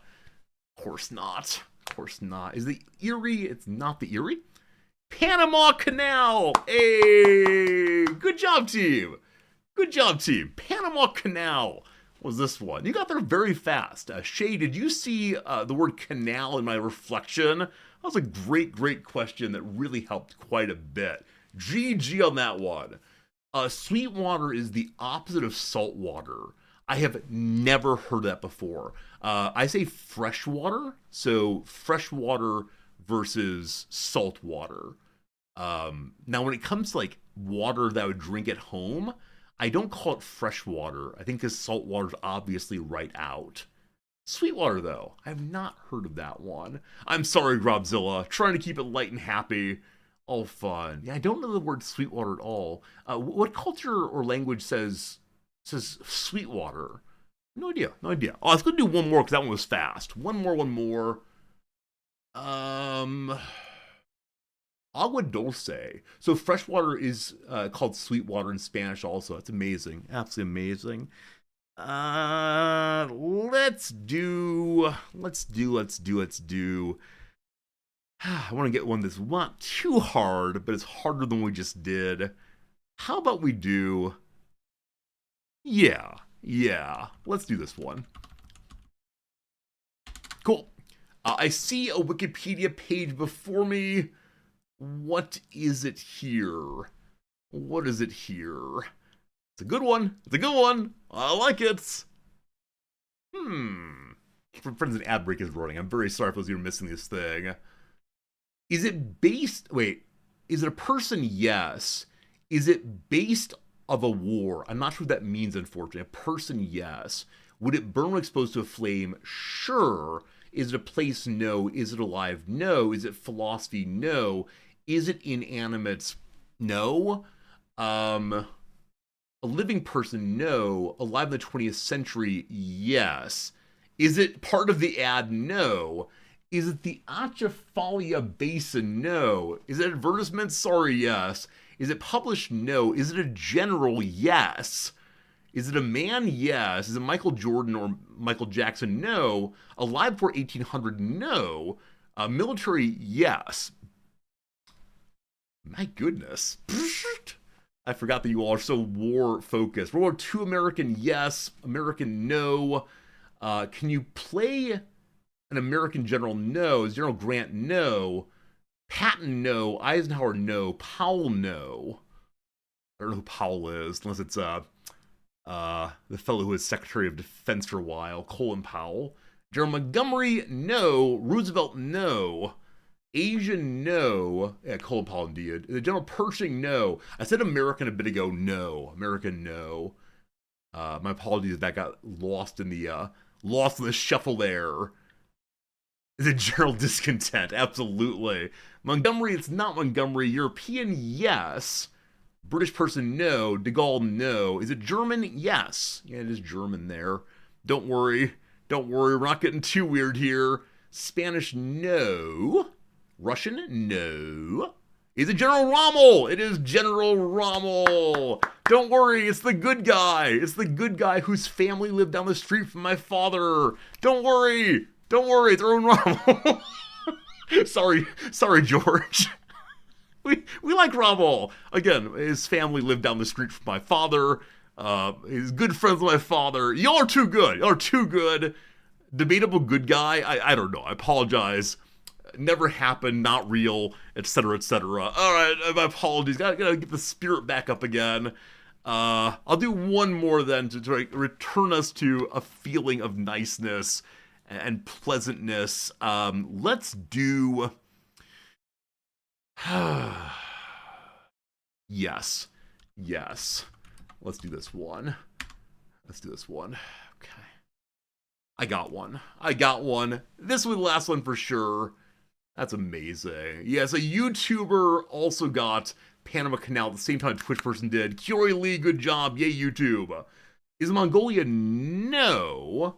You should know a philosophy professor lived next door to a Nazi general. Not clear if Nazi, as my father, who's not a philosophy professor by any means. Would it burn when exposed to a flame? No. Is it Eminem? No. A Pokemon? No. I considered doing some anime nonsense, but no.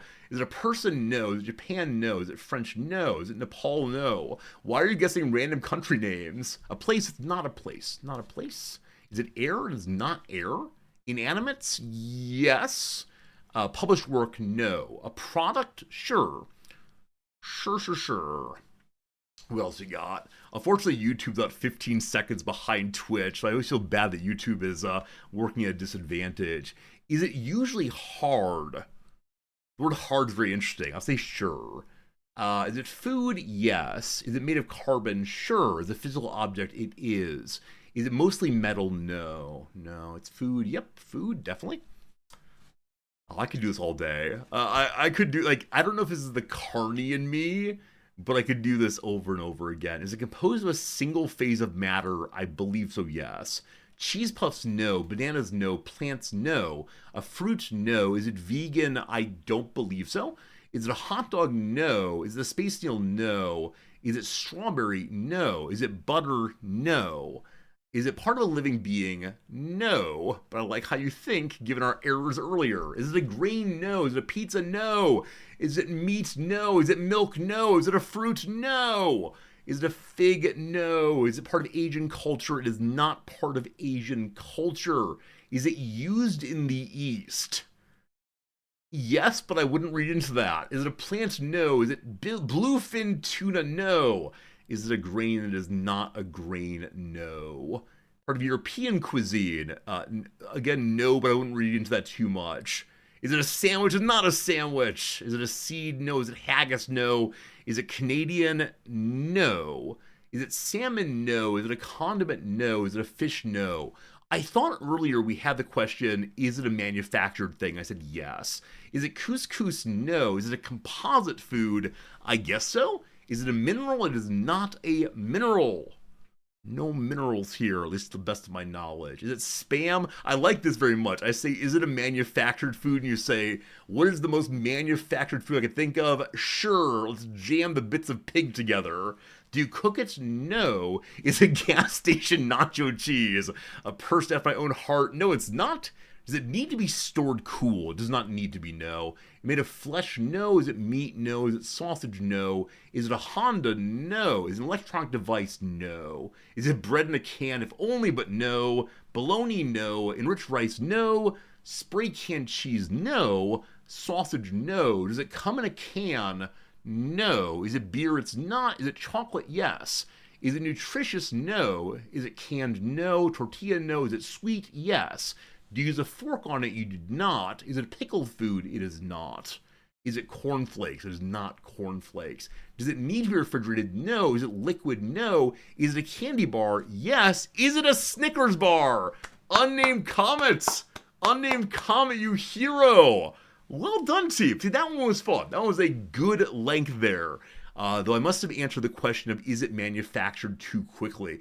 Klaus said it first. Oh, Klaus, I'm sorry I missed you. That's right, Klaus said it just before unnamed comment. Klaus, you're a winner, but we'll count unnamed comment as a win also. GG, GG, GG. It's eaten all over the world. The best-selling candy bar in the world. Initially called the Marathon Bar.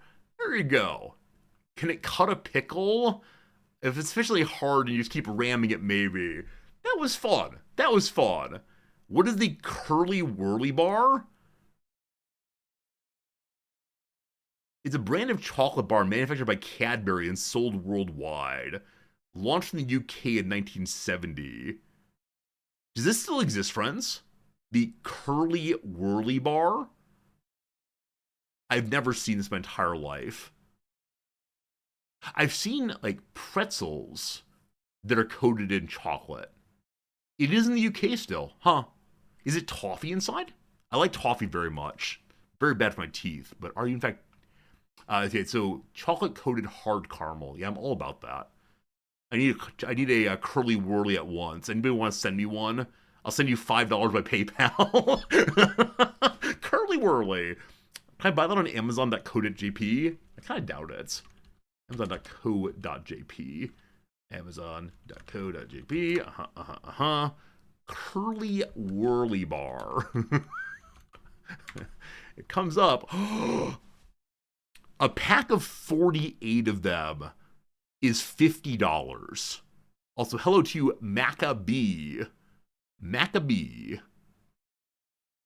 Is this a good price, friends? Do I need to open a gas station to sell the remainder? Yeah, if it were just one or two being sold, I probably would buy it. But 48 seems a bit excessive. Possibly excessive. Anyway, what a good time. What a fun opening. Thank you for hanging out with me today. Today we learned all about French table manners. We learned all about burning methane out of cows' stomachs.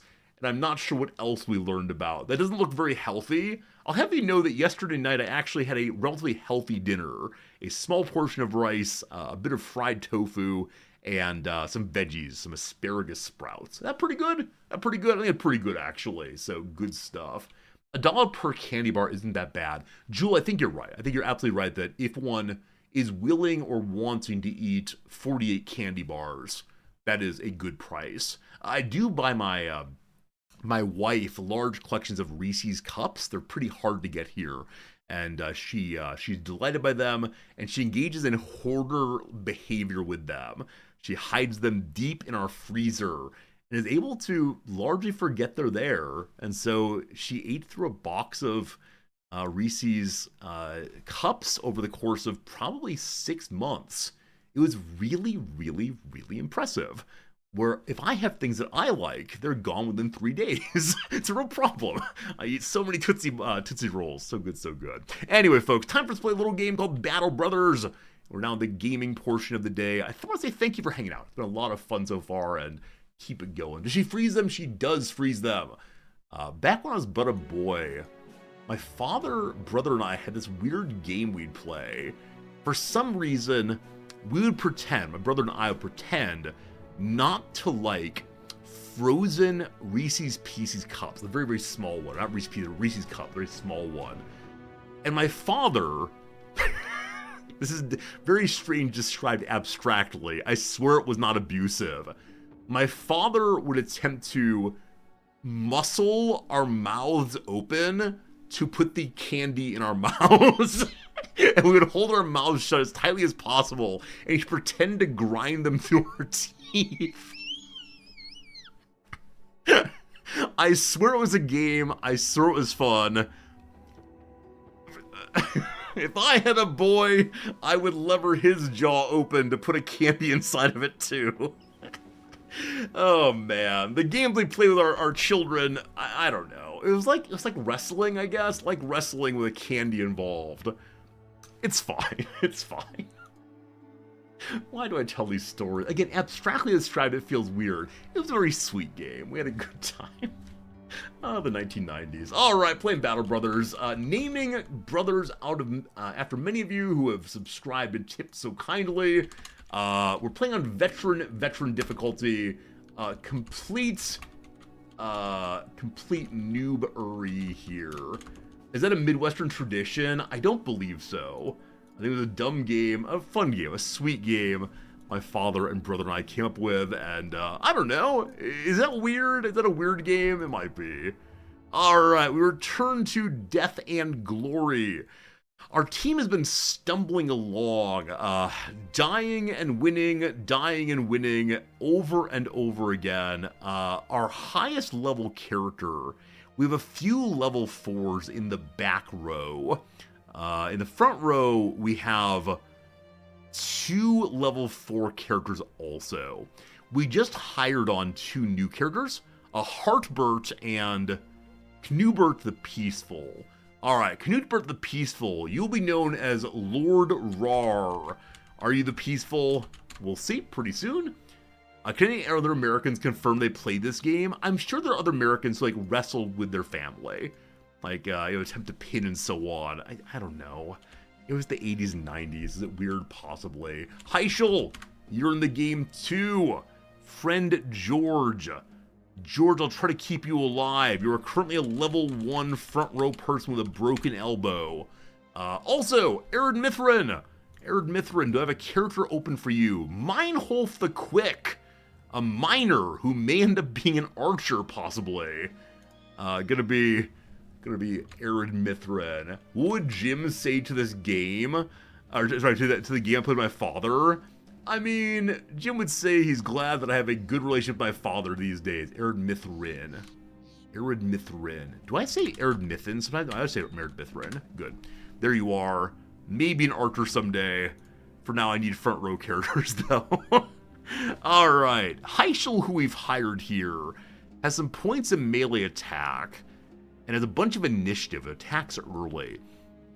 I don't know what I should do with you, but here is a shield. Here is a mace. Here's a hat. And we'll possibly have you hang out in the back row for a while. On the other side, we have Lord Rar the Peaceful. You have points in fatigue and in melee attack and low resolve. Alright, you will be an archer of some sort for right now. Cool. Good luck to you and yours. I don't know, team. I don't know, team. Alright, we're down to 402 money. Enough for 3 days. We need food. We don't have enough food for even 1 day. The city has a level 2 quest. That's more than we ought to do. But as usual, we need money. Oh! They have uncut gems we can buy for 544 money. If we could take to a city that makes jewels, that'd be great. Right now, cheese is only a little expensive. We'll go and buy 2 of those. And hopefully we can get some more money in the next 2 days. What is a level 2 quest? We're going on a cargo trip to the northeast. We're going to go ahead and take a ride. They'll pay us 8 crowns per head we arrive with, up to 15. So if we fight on the road, we get paid extra for it. And 480 for the end. I'd like to ask for more money at the end. Still 480. Alright, you drive a hard bargain. We're working for a place that we've worked for previously. Also, we spend 40 money and heal George's fractured elbow. George, your frontliner, you've been healed. Rizalooya. Okay, on we go. So 2 days. We don't have money for 2 days. Hopefully stop on the way. Now we're piling with our trade caravan. Us riding together will probably mean that no one will attack us. If we separate soon, that might be different. We're in first place. We have the fast horses on our side. I believe I can click here. I tried that previously. No stopping, unfortunately. Other mercenary companies walk across the land. I believe there's a group of 64 characters. That can't be possible, is it? How much farther are we going? Up to Visa there. The prestige and renown of the proletariat is growing. Everywhere you go, people are looking to join. And not just sellswords, but other followers who may be of use. Okay, I believe that we've opened up our retinue then. We have 1 free seat where someone may stay with us. We are a recognized party. People trust us. However, we have no money. So people are going to be very angry again in a moment. I end up buying food for them. Alright. So our 1 open spot, we're allowed to hire a scavenger who recovers some ammo and recovers tools and supplies for armor destroyed, or a cartographer who will pay us between 100 and 400 crowns for every location we discover on our own. The further away, the more you're paid. So either get, most importantly, tools and supplies back instead of armor when you destroy it, or more money. Now I need more money, but will we be able to find any that are worth big money? I think the other fellow, Scavenger, is more consistent, but it is early game, so finding locations is not that hard. We have arrived at Visa. They're well supplied. We have 480 money. How dismayed are the men for having to wait for their payment? Not so bad. A little sad, but not so bad. If we buy them some booze, they'll be fine. But, as always, we need more people. A person named Oscar. Oscar the Miller, used to physical labor. Not that expensive. The life of a miller has always been lacking something for Oscar, yet the hard work kept him from making any big plans. When his young and lovely wife was found dead, torn apart by beasts in the woods, he did not say a word. Silently, he packed his belongings and set out into the world to start a new life somewhere far away. He doesn't know the next thing about fighting. Oscar is eager to sign up with a mercenary company hooked with the promise of adventure. This person has a motivation for coming. Come along, my friend. Is Oscar any good? Here you are. 3 stars in range skill, 2 in range defense, and a star in resolve. A star in not running away. Gluttonous. Bring extra provisions with this one when traveling, except to leave fast if you ever run out of provisions entirely. So they're going to eat all my food. They could get a lot of archery points ultimately. But, I don't know. I don't know, my friend. Eating all my food's not very nice. Okay. Do I have enough money to buy a bow here? 161 money. Okay. I'm going to sell this axe and this shield to buy you a bow. Because we need another bow person. There you go. We have enough food. We have enough money. We have a second archer. So probably Lord Rar should go to the front line. Despite having no melee defense, they're going to have high fatigue to like carry stuff around possibly. Sell the stick. Okay. We need to save the money we have. This terrifying quest, what is it? Again, take an item. Back and forth, take an item. I probably say no on this one. Another 400 money. So the problem with riding the cart back and forth is you don't get any experience points for doing it. Your men don't level up. Instead, they just get cash. I'm going to say no. So that one disappears forever. And we're going to manually walk somewhere and hopefully find something to fight on the way. Previously, we saw this as a small collection of ogres here, or orcs here, rather. So let's go through the forest. Hopefully find some roving beasts. We have money for 2 days of a walk-in. I believe the farther you get away from the cities, the more likely you are to find enemies, but also the more likely you are to find large groups of enemies, which might be an absolute disaster for us.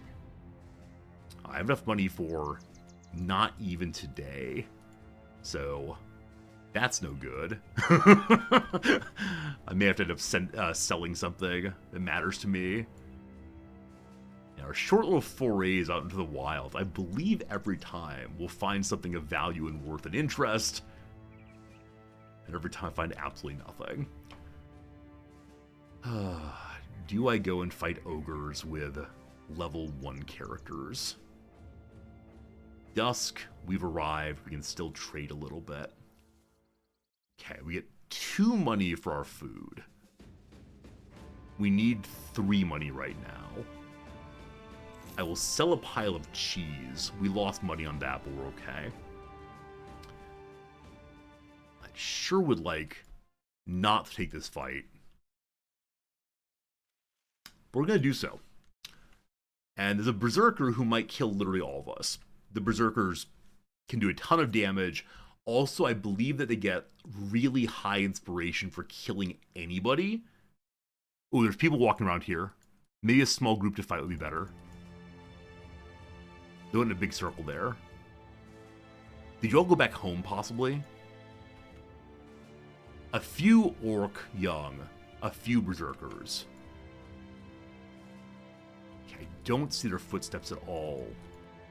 So probably no loose group to fight. Okay, here we go. Wait, real quick. Is our armor repaired? We need to go in with the highest armor we possibly can. It all looks good and repaired. Norman is still missing a nose, but it's okay. Team, let's bring glory by killing a few. Hoping it was just one.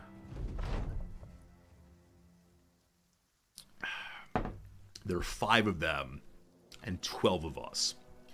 This area here is a place where we can get into a little turtley formation and only deal with a couple at a time. Here, we would deal with only one at a time, if they're willing to come through the hole. And I never know if they're willing to do so. Arid Mithrin, you are level 1, I believe. Level 2. You have 18 melee defense. Shields up. In you go. Hello? There we go. Left click, not right click. I apologize. Wrong clicking button. Okay. So we see one big boy. Oh, they can charge. I forgot they can charge. So they can move across big distance, and they can also knock down shield block. But this is the big boy who needs to die nigh instantaneously. For now, though, Vera, chance of hitting is only 11. They're hiding behind a pile of meat. You pass your turn for now. You, my friend, 7% chance of hitting, pass also. So there's the other berserker. That one has no head armor on. Okay, I'm surprised to see that this one just walked forward. I believe it's the case that their charge can go through zone of control without setting it off. Heishel, you're level 1 with very bad armor. I do not want you going in first, so you're going to stand back there with shield up for now. Okay, Mr. Pokey McGee, I want you to go in. The stab next turn. Okay. Big boy here moves. There are 3 berserkers. This one has a crazy axe. I believe they're allowed to swing in a circle with that axe. I believe it's a very good weapon for one of my very strong characters if I can get it. Vera has a chance of hitting him 23. If you step aside once, still 23, unfortunately. Okay, try it. Ah, if only. If only, Vera. Okay, that's your turn. Okay, flail person. I sure do want you here. So my desire to have them come into the gaps. This one's working, this one's not working. But if we go, I worry if we go here, then they'll just rush very low level Heischel. Well, let's see what happens. I have no taunt. Okay, we're gonna surround this area. Riposte on. This is our best sword person. You're gonna go here, unfortunately. Okay, stabber. We don't have any long-range attackers in the north, so we'll head that direction for now. Okay, you with the spear and the shield. We probably need to cover the bottom side here, because there are more berserkers. The shield's up and go there. Archer time. Yeah, there's no particularly good place for arching currently. I don't want to step into where they can charge us, so take a throwaway shot twice. No luck on either, it's okay. Throwaway shot. Fine. Here we go. No charge. A block.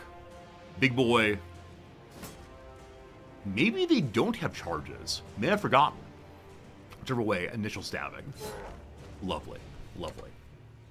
I know that some characters become stronger the later in the game you are.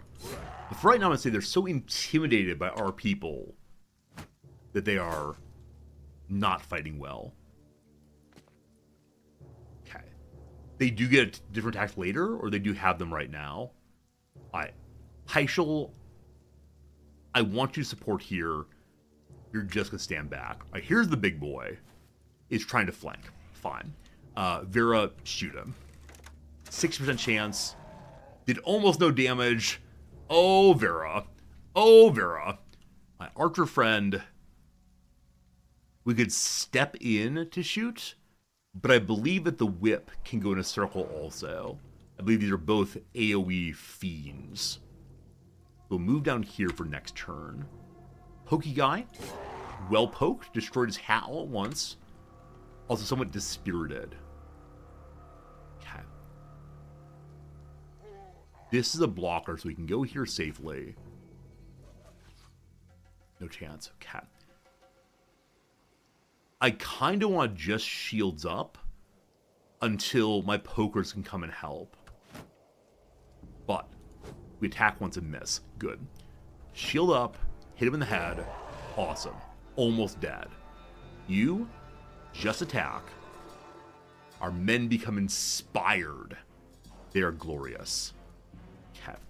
We start trying to get a surround. I would like to lock down this berserker. But for right now, see 1-2 going here. We don't have any pikemen left this turn. I'm going to go ahead and attack. Off with your head. Now, these two together are probably going to take a whip hit. They have shields. They'll be great. Then you, my friend, go to here. Can't quite reach it. Unfortunate. Okay. I would like to have the Flamelin come in and bop after his character's turn.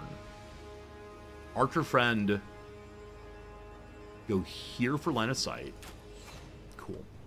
In whip. Oh! Yes, that's where it is. That is how the cookie crumbles. I don't know who you were. And we were doing so well, weren't we? We stab. Immediate destruction of your shield. Chaswick, you got this, don't worry. More stabbing. Oh, dear sweet lord, what just happened there? That person was wearing fancy armor also. They were likely hit in the head, though I'm not certain on that. There's a charge. So brother charged in and stunned Erdmithrin. Erdmithrin, you're gonna be fine. You're gonna be absolutely fine, don't you worry. Go in for shooting next turn. Make a stab. Alright, brother is now less excited than he was. So previously, this Berserker was over the moon excited because of his kill. We gotta keep that down as much possible. So here's an interesting question. Does Chaswick attack right now? Attack twice? Or instead put Riposte up? But he only has a bonus to a chance of attacking in reverse if the, not reverse, in response if the character misses. We gotta get the kill. Good. Okay.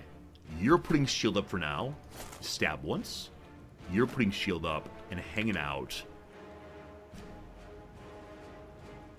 I sure do want to go in and flail, but I'm afraid.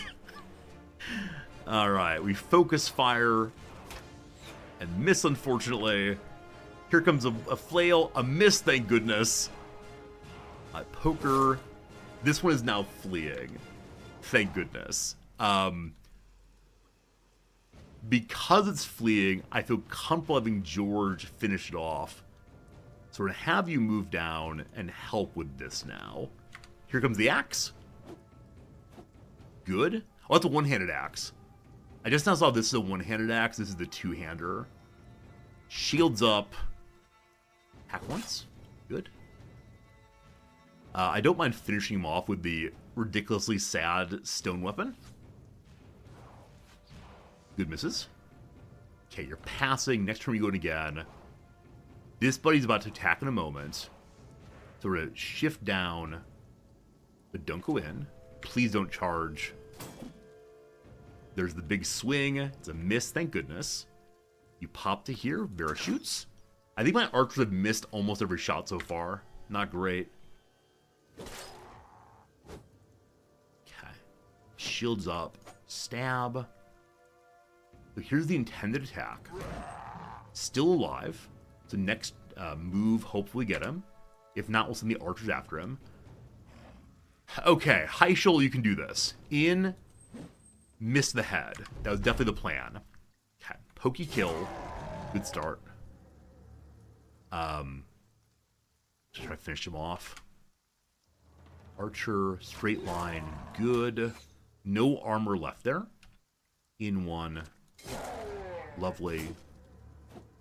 Hey, attacked Heischel twice. Heischel dodged both. Good job, hero. Reload. Finally a hit from Vera. Well done. Anytime the enemy attacks, I hold my breath in absolute fear. You should shield up just in case. Throw here. Hey, good job. Lord Roar actually made a strike there. A little stun action. Okay. Down goes that one. You're now fleeing. So there's one left with self-belief. We can't shields up this time. Almost downed also. Does he take one with him? Just can't. Just can't. Okay. Poke. Dead. We lost one person, possibly. But in exchange, we defeated a bunch of ogres. Sorry, orcs. And that's potentially big money. Let's see. What are the bones on the ground? It's nasty ogre things. The nasty ogres have left behind their nasty ogre food. Now, if me one of the bones on the ground right here, that may be one of our people dead, but maybe they'll live. We'll see. So I think a good blocking saved the day there, and a number of halfway decent dodges. Tonto! Beloved Tonto, a level 4 character Was with us for 28 days, took part in 15 battles, had 13 kills. I believe Tonto was hit in the head, and that was the end of that. I think Tonto may have even had the skill for, yeah, maybe even had the skill for not taking crits to the head. Sorry, Tonto. That's right. Let's do a little salute in chat for our friend Tonto. Good luck to you in the future. George leveled up, though. Hooray, level 2 George. Yes. So because Tonto was hit in the head, we did get his armor back, thank you. Some furs to sell in the south. Also, we did get a piece of armor, the big axe. It's worth 1,000 money. But I believe there's a way to use this really effectively on a melee character if they have a ton of fatigue. We may keep it, though, or we may sell it at this point. We'll see. Rip Bozo, indeed. Rip Bozo. I forgot about that. That's what we say when people die in permadeath. Alright, who gets Tonto's things? That's the question here. Heischel, you survived. You might go back row, though. George, you're staying front row with your double star in shielding. I love it. Hey, Brickhead, thank you for gifting a subscription. I appreciate that. Brickhead, are you still alive? Yes, Brickhead the hero. You're still alive. Thank you for gifting a subscription in celebration of your life. I'll go ahead and put the person in who received the gift then. If I have an unnamed character. Askgear, the someday wonderful archer. You will become Jarmaid instead. There you go. Ed, I'm glad you're alive still. Take the best care of you I can. Okay, so in the front row, George or Heischel. George, congratulations. You get fancier armor, and then you're pass down your armor to someone a little lower. Now, who in the front row has the worst chance of hitting? I mean, Chaswick does, but has a nice sword already. Heischel, you're 56. I guess I'll save this sword for whoever comes in next. Chaswick lost a shield. Let's fix that. Okay, who has the most fatigue among us all? 72 is top so far. 91 on Vera. Vera, unfortunately, is wounded, so can't move well. 93 on Jim. Jim has survived a very long time. An upsettingly long period of time. I'll try to keep you alive in the back row. 78, 98 on Pickled. 98 on Pickled with good melee skill. And as a team player. Pickled, are you the chosen one who will bear the ridiculously large axe? I believe you may be. I believe you may be, my friend. After a long period as being one of our pokers, you get the giant axe. Okay, so Lord Rar, congratulations, you get promoted to Stabber instead. And we definitely need to hire some more people as we can. Lots of strange meat. Again, the big grab there was the furs. And I'll probably end up selling the chain here. So I'm going to mark each of these to repair. And does anyone in the front row not have a dagger yet? There we go. Okay, the Feral Shield. A light wooden shield covered in leather offers good protection against range attacks due to its size, but it is quite fragile. Pickle looks great. Maybe. Let's go back home. Sell some stuff to keep this thing going. That does not count as a group of roving beasts to fight. Gotta find more roving beasts.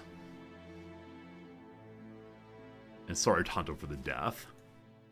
They'll spend 326 money for the furs. Awesome. We'll then sell that. Wait till these two repair to sell them. And then the strange meat. They give me 24 money for it. I don't want to make my people eat it, but food is food. Okay. Anyone here who seems interesting? Hubert the dog keeper.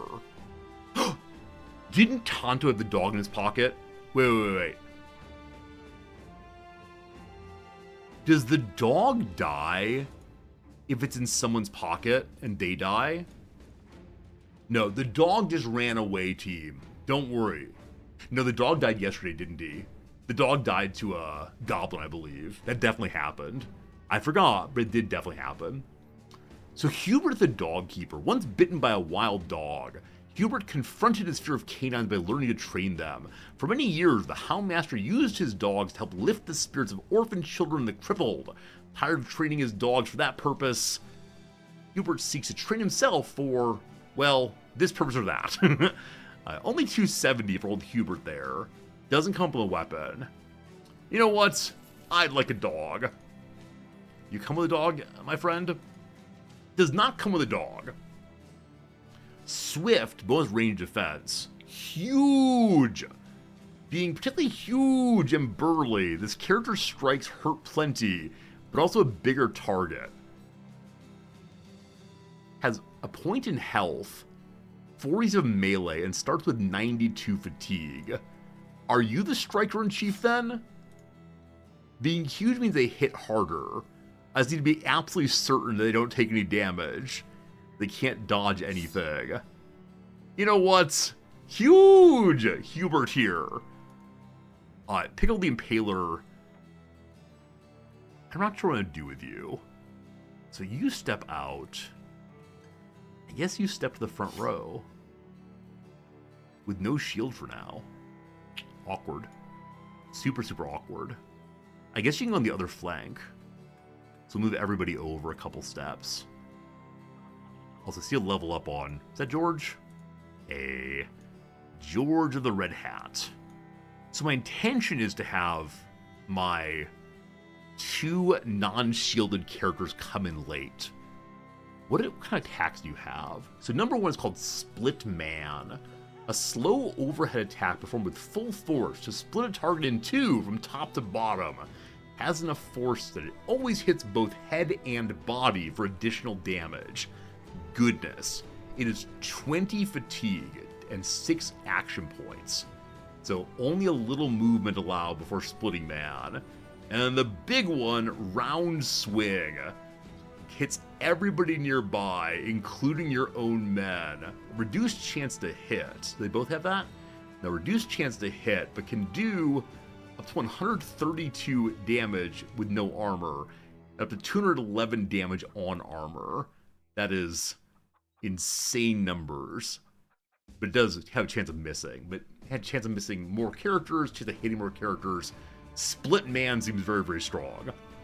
Okay, we're going to give Pickle the Impaler a net for right now just to help out. Kind of want to hang out so we can sell these items. But I believe there's a special town event you can find in some towns where they buy a bunch of weapons very quickly.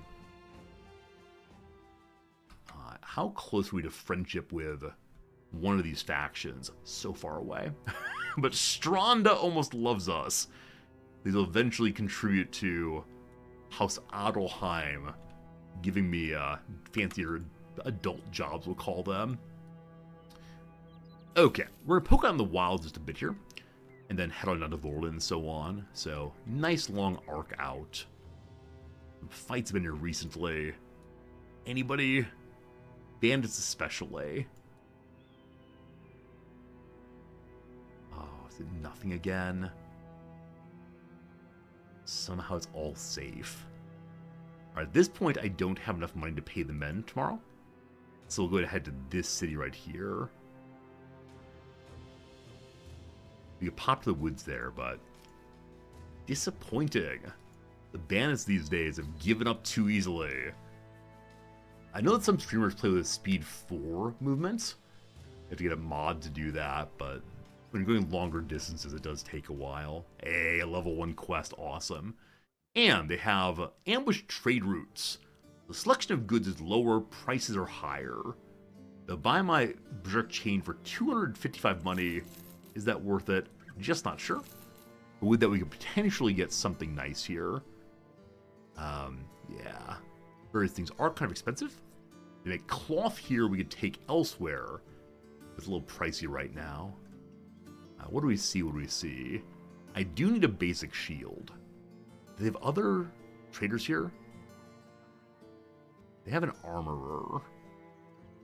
So the shields are only 179 there. We can't afford a heater shield, would be all of our money, unfortunately. So, 144, I believe I said, versus 120.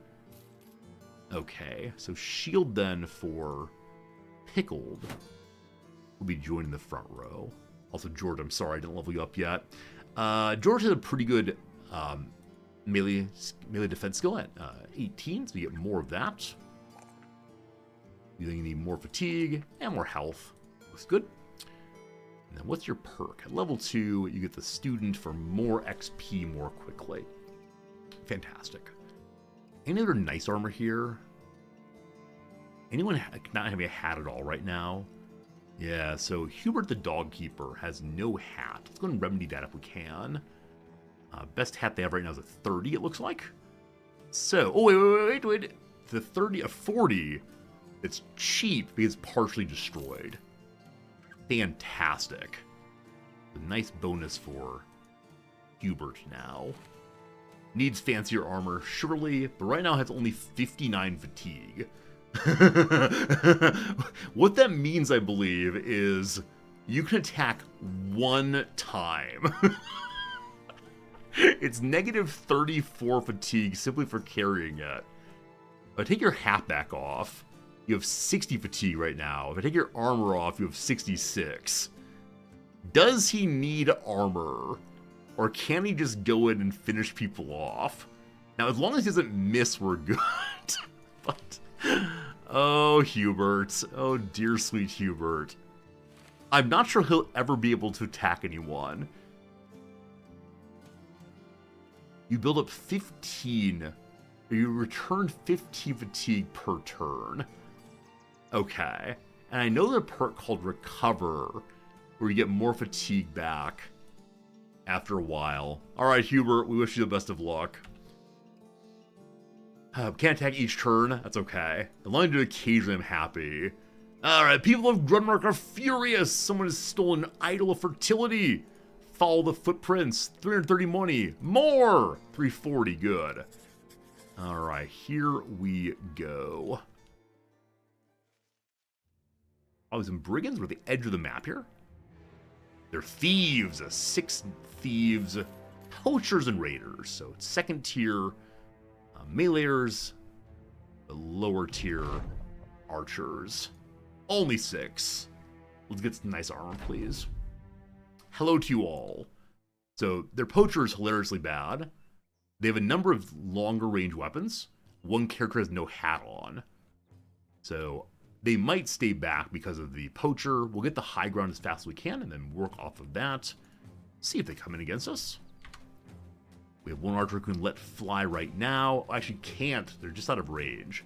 So if you step forward, you can shoot once. Now I know they can't get into range to attack us here. So unshielded person, we try our best. Hey, a hit! Surprised that, actually. They're passing their turn. So presumably, they're not coming in. I'm intending to jump to the high ground here as soon as possible. Ah, they are coming. They're coming. Just kind of slowly. I rotate north.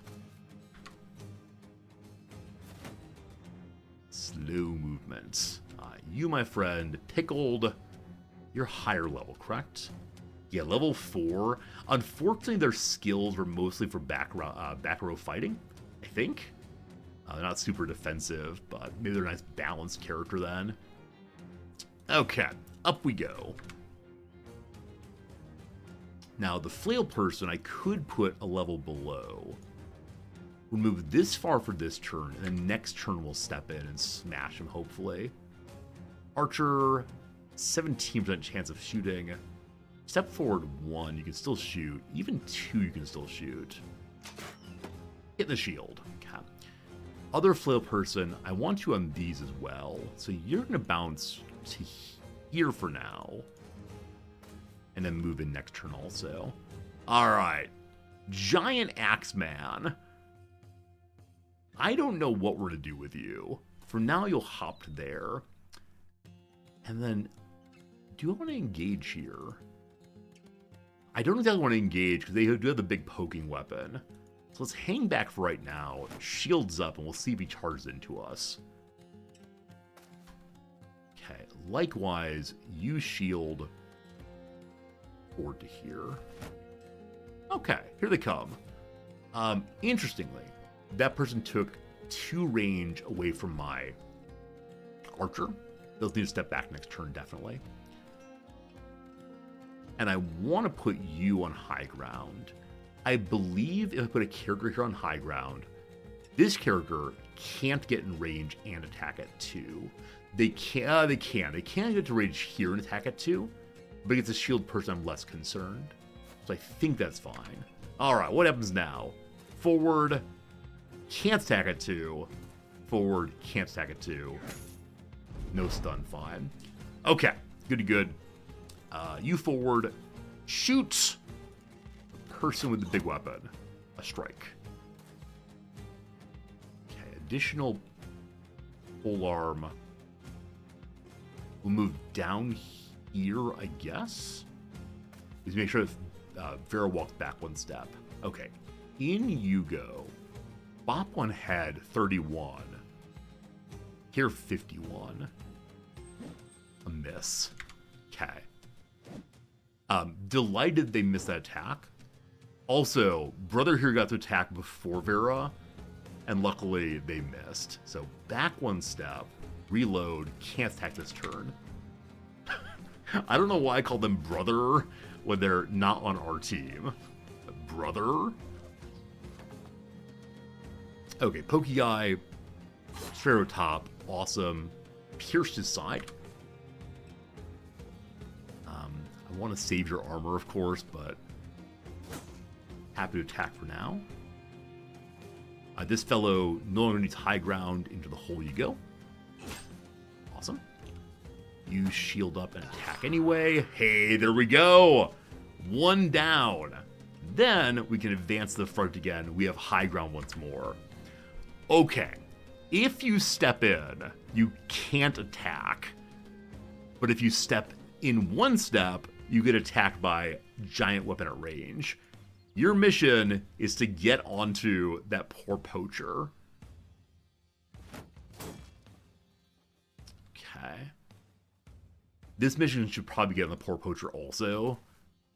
Oh, it went through zone of control. Alright, we'll stop. So I believe there's a penalty for range character, or not range, for long distance characters attacking at close range. So delighted that worked out. Next turn he's going to attack brother here. That'll be pretty bad. So hopefully he can shift north and help out. We don't want to put Norman in close. Go here for now. A lot of shifting of my back row. Oh gosh. So Brickhead's armor completely destroyed in a single blow there. Okay, step in 1. I don't like that. I don't want this raider to get us.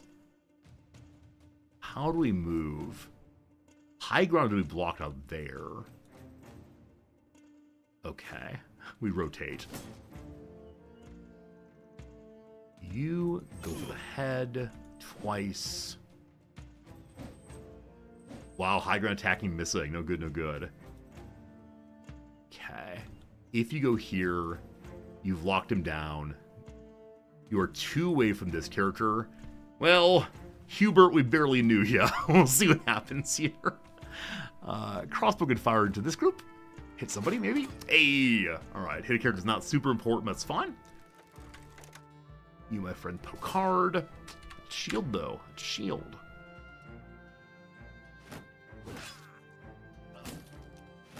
Okay, so Bricka the hero has lost their armor intentionally. How can I help with that? I'm going to move Pickled to the middle here, which dispirits some of them and help with surround. Alright, Brickhead, shield up. Good luck.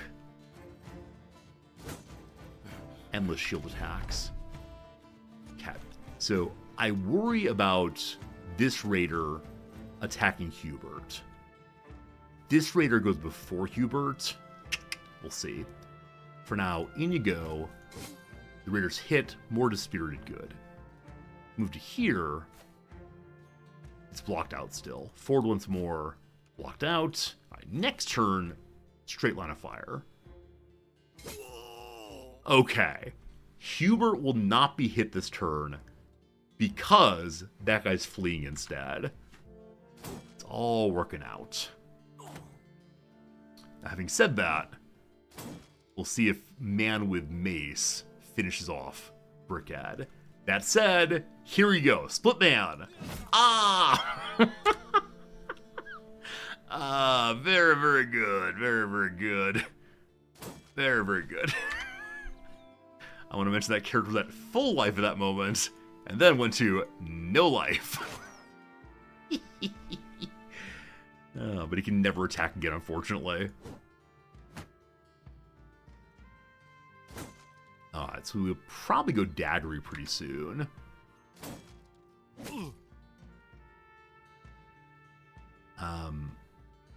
I can't surround safely this turn.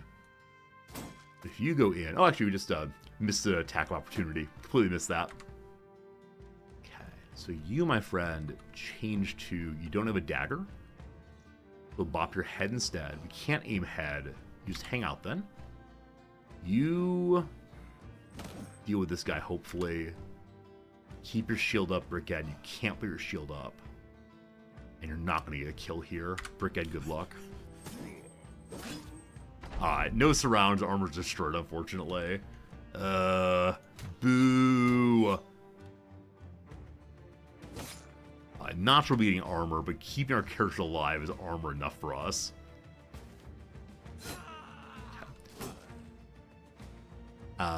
You're the only one who is still fully in the fight. I'm not sure I can stop that. We keep missing, we cannot stop that. A giant axe can move and attack. I just want to see it go. A miss? Where's the fun in a miss? No fun. Alright, fully dispirited now.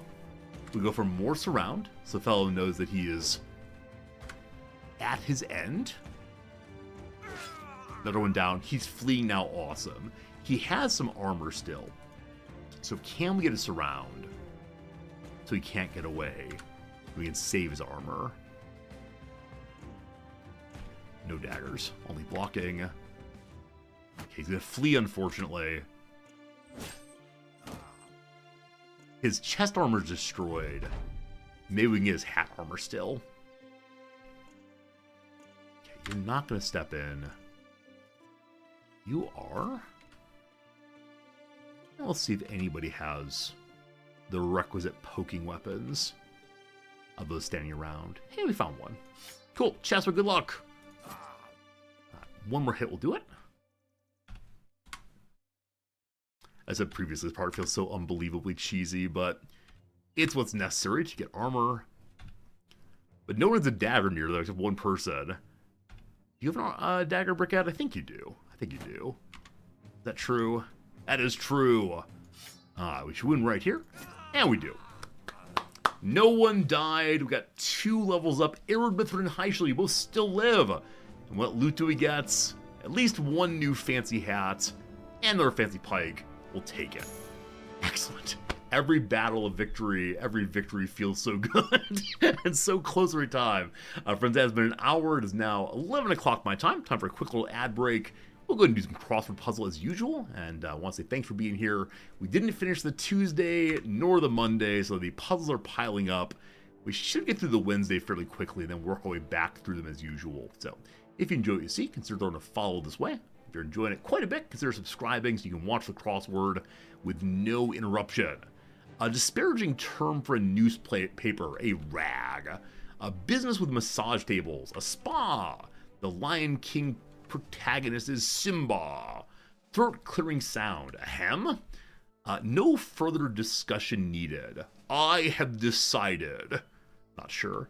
SNL alum Davidson is Pete Davidson, I believe. Search by digging through a mess. Not sure on that one. Blank sauce. A condiment often served with fish and chips. I assume it's tartar sauce. which I'm guessing comes from the Tartar people now I think about it. What's the down here? In the lead is a head.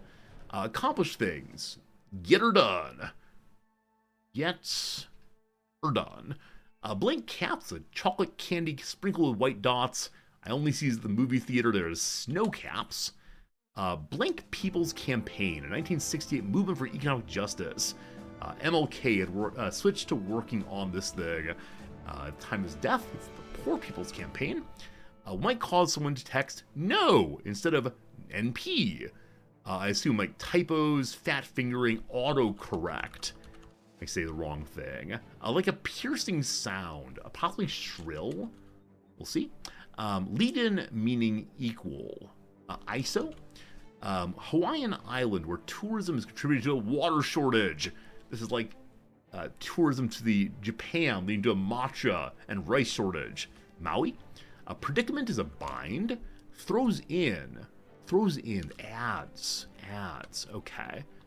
Enough said is no further discussion needed. To root around is finding via digging through a mess. South Asian flatbread that's thinner than naan is a roti. A skin related is dermal, I believe. Like Siberian winter, gosh, it's cold up there. One of these days, I'll say like sometime soon, not sure. DC transportation system is the metro. Off course is errands. Reptilian nickname for University of Florida athletes. They're the Gators. Hey, taco trucks, good seeing you. How's it going? Famous Amos is a cookie brand. Foliage following activity.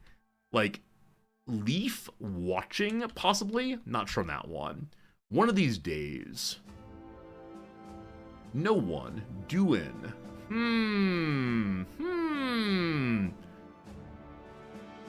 Cat. Field in the top right corner of a check. What date is it? Contract edition listing of celebrities' dressing room requirements. It's called a rider. A theme of a parade with lots of blue, pink, and white flags. It could be trans rights, possibly. Is that right? Blue, pink, white. I believe so. Trans right. Queer rights? Factual is true, so the trans part seems plausible at least. Banknote in Brussels or Berlin, the euro in both cases. Conserve one's energy, probably to rest. Oh, sooner or later, of course, is one of these days. Accomplish things. Get results. Fully followed activity, I'm still not sure. Let's go ahead and do this then. The UAE capital, Abu Dhabi. Have any of you ever been to Abu Dhabi or similar places in the Middle East? I myself have not. I'm not sure I'd enjoy them. They appeal to kind of like rich person I certainly am not. A tad. A blank tail is a tall tail, so a tad seems right. Indonesian island where tourism contributed to a water shortage. Haven't we done this one before? It's Bali. Last one for now. A bread baker's creation is a loaf. A good start for a Wednesday, certainly. We'll go ahead and pause there. Back to our Battle Brothers adventure. I don't know. Abu Dhabi. What are the other cities like that? Doha. My colleagues go there occasionally and just do golfing. I don't understand why you go to a very, very dry place for golfing, but they enjoy it anyway. Okay, somebody needs a fancy hat. You've been to Doha on business. I understand, Dogberry. The battle's over. We gain back our treasure. And one of you who fought fiercely. I mean, Hubert managed to cut a man in two. Amazing. But Heischel or Pickled. Pickled, you're level 4. Gotta keep you safe. Here comes your nasal helmet. Delightful. And then Heischel, because you lived, because you're a boy who lived, there's a nice hat for you. Okay. I'm not sure if I should love these flails so much. Just the chance of hitting people in the head seems really, really attractive to me. Okay. Back row, is your war fork better or worse than the big pike? I think the big pike is just better in all cases. So 3 big pikers, 2 archers, 1 two-handed person, and a bunch of tanks for right now. Possibly too many. That said, Arid Mithrin, you hit level 3. Good job. With your 1 star, oh, you have 2 stars in range skill. I think I said you're going to be an archer, and now here you are, staying in the front line anyway. So Vera gets to be an archer simply because I declared them the first archer. And then Jarmad here has 3 stars in archery. So I'm sorry, Arid Mithrin. Despite my promises, you get to live in the front row forever. What a heartbreak that is. Until the unfortunate thing happens, I'm sure. Alright, you will become a Colossus. To 80 HP immediately. And a little Heischel. Heischel, I believe you're kind of a throwaway character. So you're staying there. You heard a guy at a booth in an Italian restaurant who sounded like me, but it was not me. Taco Trucks, I'm sorry I did not come to your city. I promise when I come to your town, I will put an announcement on the Facebook. Like Facebook local events, resorty meetup. Coming real soon. Heischel needs more self-belief. Can't have him breaking in the front line. Good luck to you, my friend. You're a student of the world. We have one character who is... a bunch of characters who are neutral happiness. And then some who are a little enthusiastic. In Newport News, Virginia, or I'll be on my naval base tour very soon. I'll make sure I stop by immediately. In what way did the person sound like me? Was it cadence, word choice, like the vague graveliness occasionally? Enthusiasm? This person stole my bit. That's what I'm saying here. Alright, goodbye Warfork. Goodbye Stick. 714 money. Do we invest in our current characters? Or do we hire new ones? Your armor's 55. Front row is mostly good armor. The padded coat is 50. I think we're relatively good. He said, the same way as me.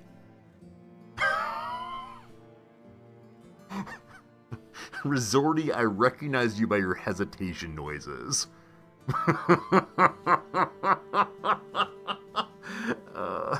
I think I spend most of my life saying interesting things, being very entertaining, and what do you notice? The way I say, Good. Very, very good. Here, Jarmad, have a hat. Everyone loves a hat.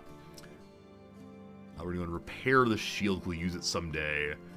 Dagger goes on to somebody. Way too many missing daggers right now. Similar idiosyncrasies. Thank you for that.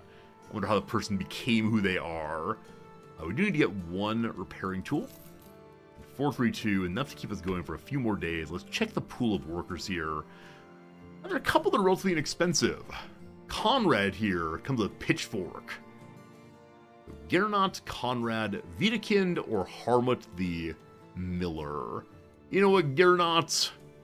You have no weapon, but I believe in you. Gernot is Spartan and dumb. That said, points in health and points in melee skill. You're the man of my dreams. You only have a 53 though, so I gotta borrow your sword, unfortunately.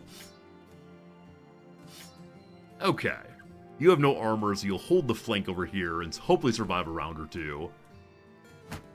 I now kind of want to have matching shields on everyone in the front row. We have 2 of the white reds. We have 2 of the green whites. This shield is the odd person out. We're beginning to match a little bit. So everyone has a companion brother now. Like every single character has someone who matches them. When we go to the museum, I need you to stay with your shield buddy if you can. You're not. You'll have the plain wooden shield. The new player shield. Lovely. Okay, 2-star quest. What do you want? Shipment of goods going to Visa for 3 days. I'm not going to do those right now. I think we're okay. We're currently spending how much per day? 130. I wanted to buy everyone booze, but I don't have the cash for it, unfortunately. Okay, we're spending 1 day going to the south. hopefully finding something of interest or value. We don't have a cartographer yet, so we're not able to find special locations and get money for it. Also, it's nighttime. What's this? Oh, I know what this is. My friends, we've got very, very, very lucky. Very, very lucky. The ship is wrecked amongst the trees, some of which have long since started to grow through it. As far as you're aware, there's neither sea nor river for miles. Erdmithrin walks up and halts at the very sight. By the old gods, is that a ship? You sigh and tell the company to stay here while you and the very observant sellsword go and take a look. What's inside? You step into the bowels of the ship. It's completely vacant, save for a stump with an axe head chopped into it. Erdmithrin looks at it. There's an axe head.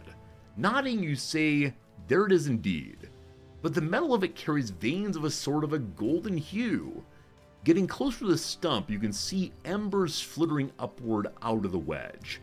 Erdmithrin taps your shoulder, and you find him pointing into the dark of the ship. Skeleton, just one. Just faintly, you can see the pale bones.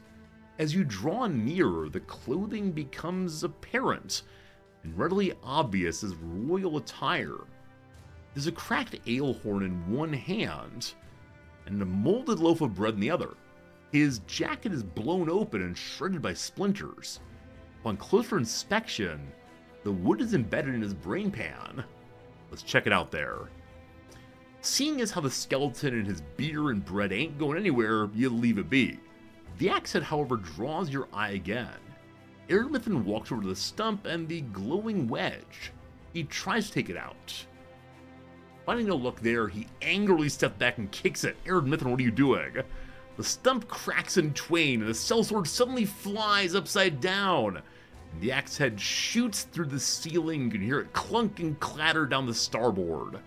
Debris and smoke drift lazily about. The sellsword gets up and pats it off. What was that? You shush him and point. A little golden goose, squashed where the stump's base used to be. The sheen of the metal glows and swirls.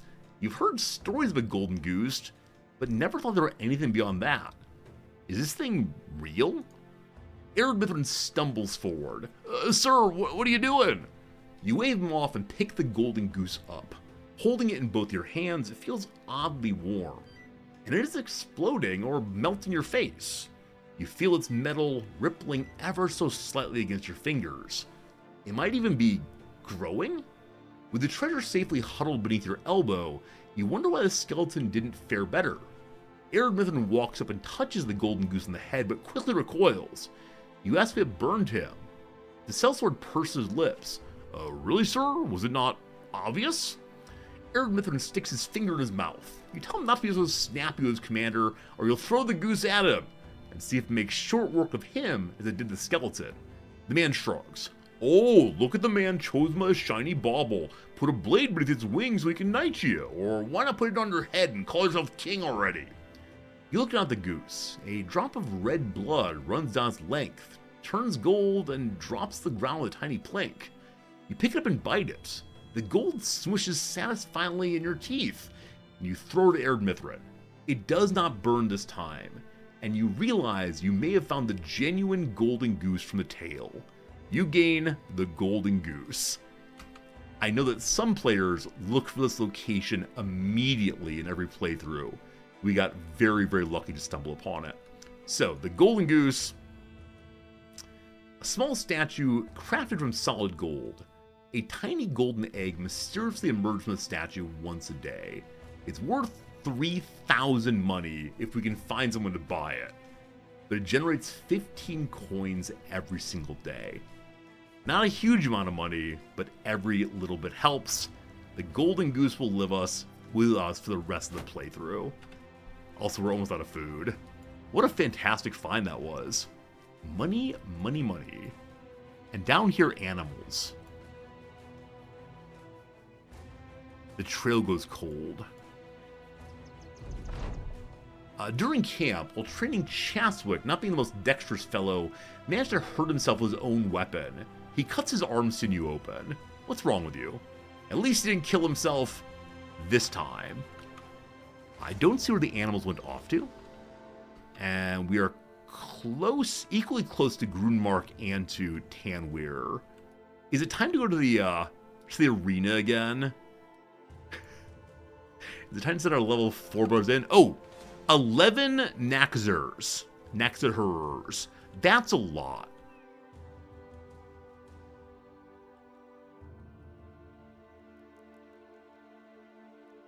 Huh. It doesn't say what level they are.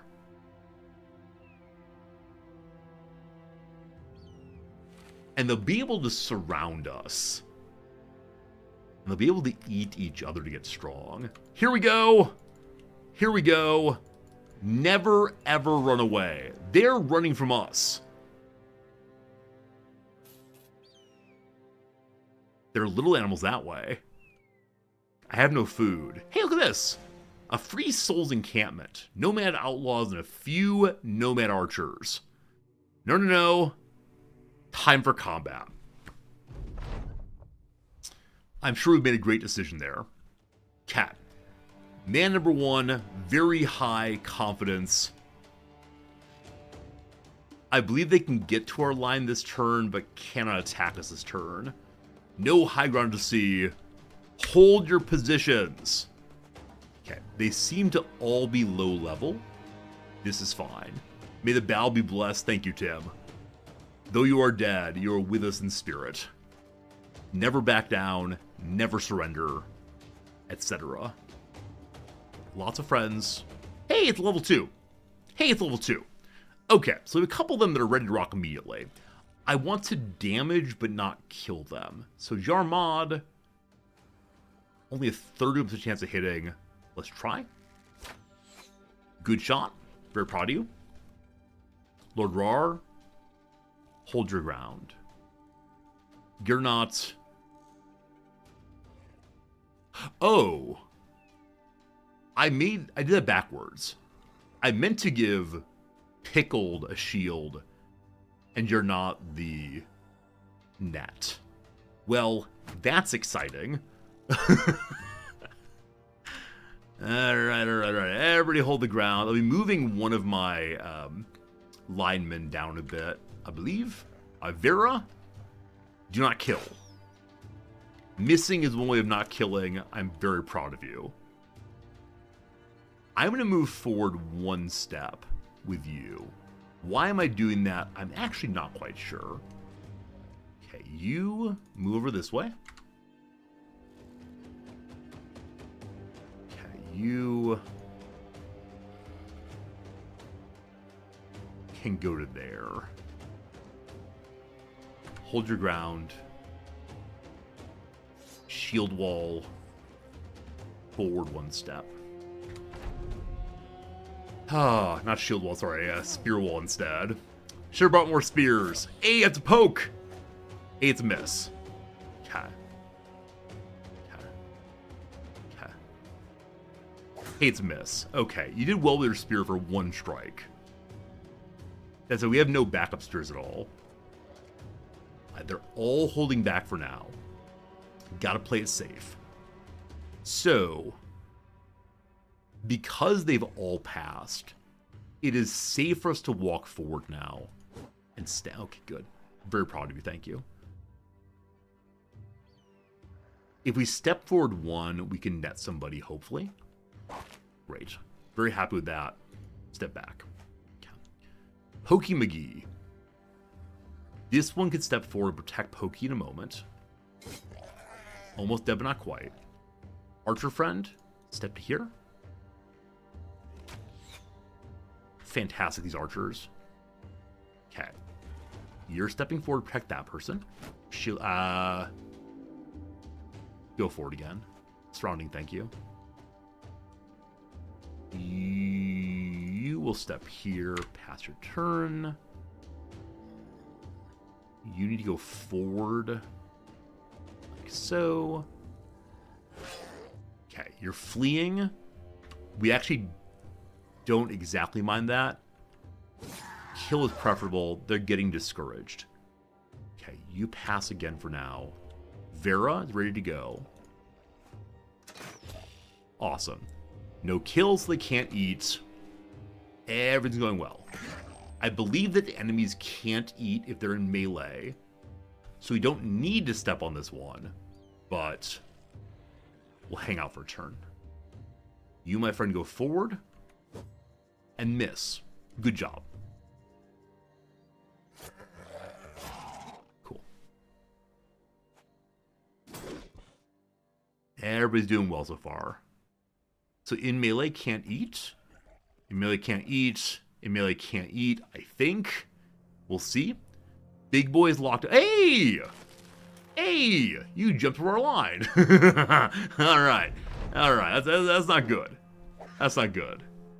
This one gets to go before any of us go. Hey, they can't eat in melee. Uh-oh.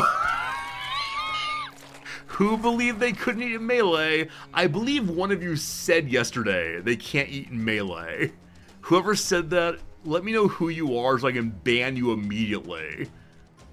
I am looking forward to banning one of you urgently. It was going so well. Okay, brother. I need you to hop here for more surround. This is fleeing, we ignore it. Who was it? Seriously, which one of you said they can't eat in melee? They can't move onto corpses in melee. Sherrock, you said it in a way where I got confused. I believe I should ban you either way. Ignore that. Good. Reload. Fair due. Shields up. Brickhead, thank you for gifting us up to Sherrock. If we all live, I might give you a named character. And we're doing so well, too. We need to do some damage. Stun, please. Cool. Shields up. How many misses this turn, huh? How many misses?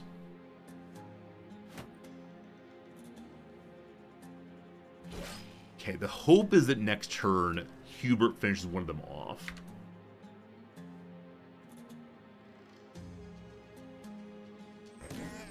Okay. Deeply wounded. That means that someone in the back row can do huge damage to him via Executioner. Here we go!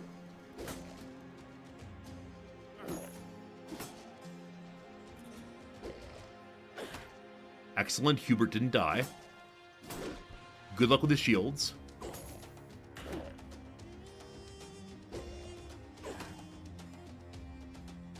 So this can't go on too much longer. Lord Rar, do you have the perk for big damage? You don't.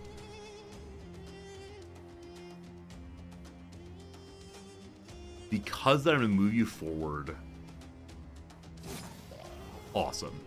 One of the big boys is now fleeing. I'll have Gernau do some damage. Fantastic. Now, they're all engaged, so they can't move forward. You're going to shield up and just hang out. Archer friend? I don't have things set up for you well. The bounce here. Shoot the big boy. It is time. Split man. Ha! Only 4% chance there, unfortunately. Vera reload. If you pop forward, you can't shoot.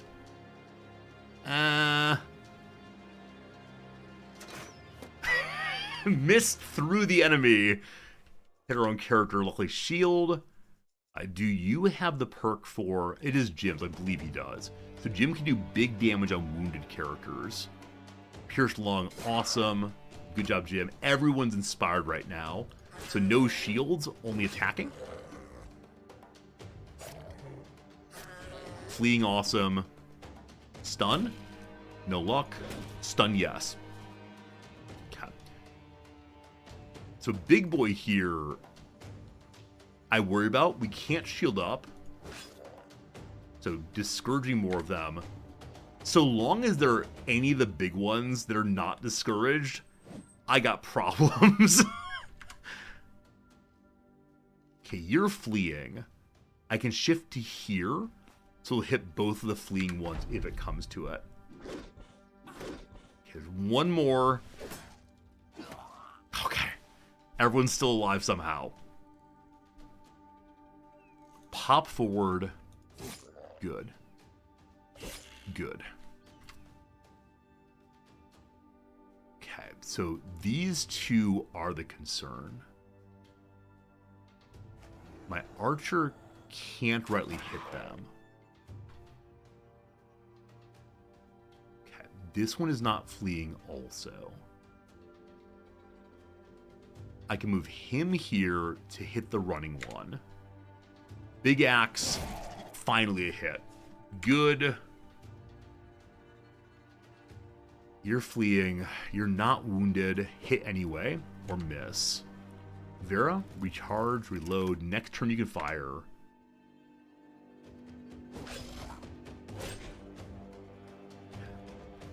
If we pop here, we can't attack, unfortunately.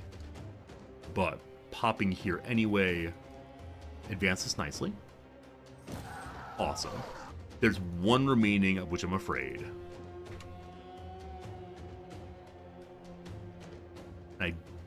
I don't have rotation. Man, if only I had rotation, I could save Brickhead. Well, this will, as it further discourage him from having more people around him. That was not true.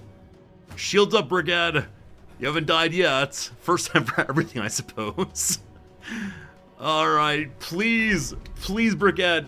Oh, no! We made it to the last round. Oh, someone needs rotation. Rotation lets you shift out a weakened brother. Oh, man. What an unkind game this is, huh? What an unkind game.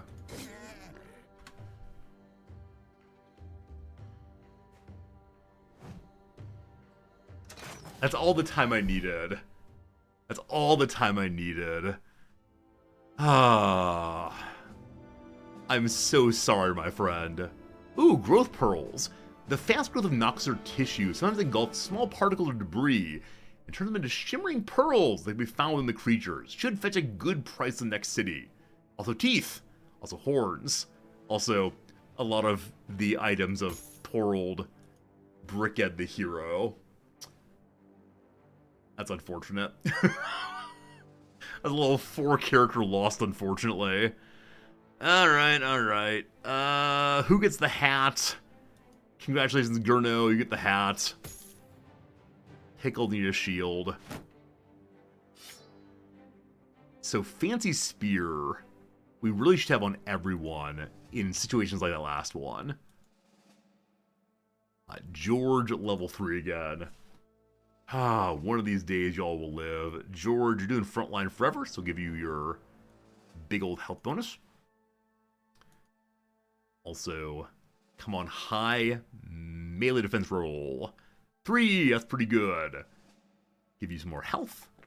Some more belief in yourself. Lord Rar, you made it to level 2, congratulations. Melee skill and lots of fatigue points. Possibly you end up a two-handed character eventually. For now, you need some more self-belief, though. And a little melee defense also doesn't bother anybody. I don't mind crippling strikes on like a two-handed character also. And then Jarmod, please high roll your melee or range attack. You did, 43 already. More self-belief. And some range defense just in case. Your perk. Okay. Okay. Somehow we're all still alive. Oh! Hubert leveled up. Hubert leveled up. We'll see you, Brickhead. I'm sorry your character died. Oh, need to give a name to Charok, incidentally. Chariok. Charok, you will be the two-handed character. Or is it Chair okay? How do you say your name, Chariok? Is Chariok right? Okay, so you really need fatigue. You sure could use melee attack. And then past that, I actually don't know what you need. Here, have some health. Good luck, my friend. Perks, students, next turn, fatigue, I promise. A Char-E, okay. Char-E Ak? Char-E. Char-E Ak. Okay. Is that right? Maybe right. So, places to fight here. We cool, we have no food. And some of us are a little wounded. Maybe we'll go back over to the gladiator area. But Brick Ed is my gladiator champion. No repairing items, no food. Gotta wait till morning. Please don't all starve overnight. It's only one meal. Don't eat the dogs, please. Look at all these people who want to join. So many of them. Including the indebted. Cast of de facto slaves in city-states. They're not hired, but bought instead. And receive no daily wage. The goose is worth 3,000. I'm keeping it. It's my investment for the future. So we can buy this person no wages. Oh, man. Am I telling them they're free? They're free to leave? Alright, so they'll buy the pearl for 267. They have here spices that are worth a lot in the north, but are very expensive here right now anyway. Tools are kind of pricey, so for right now we can just buy some rice.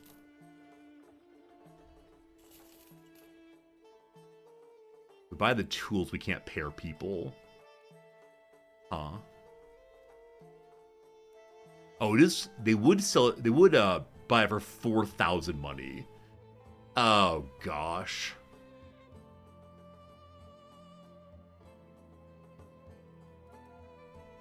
That's so much money. That's insane money. I really enjoy getting 15 crowns a day. It's gone forever. We have 4,000 money. This is the part where I yell, "Let's go," over and over again. So we no longer care about the price of anything. We go absolutely wild in purchasing. Okay.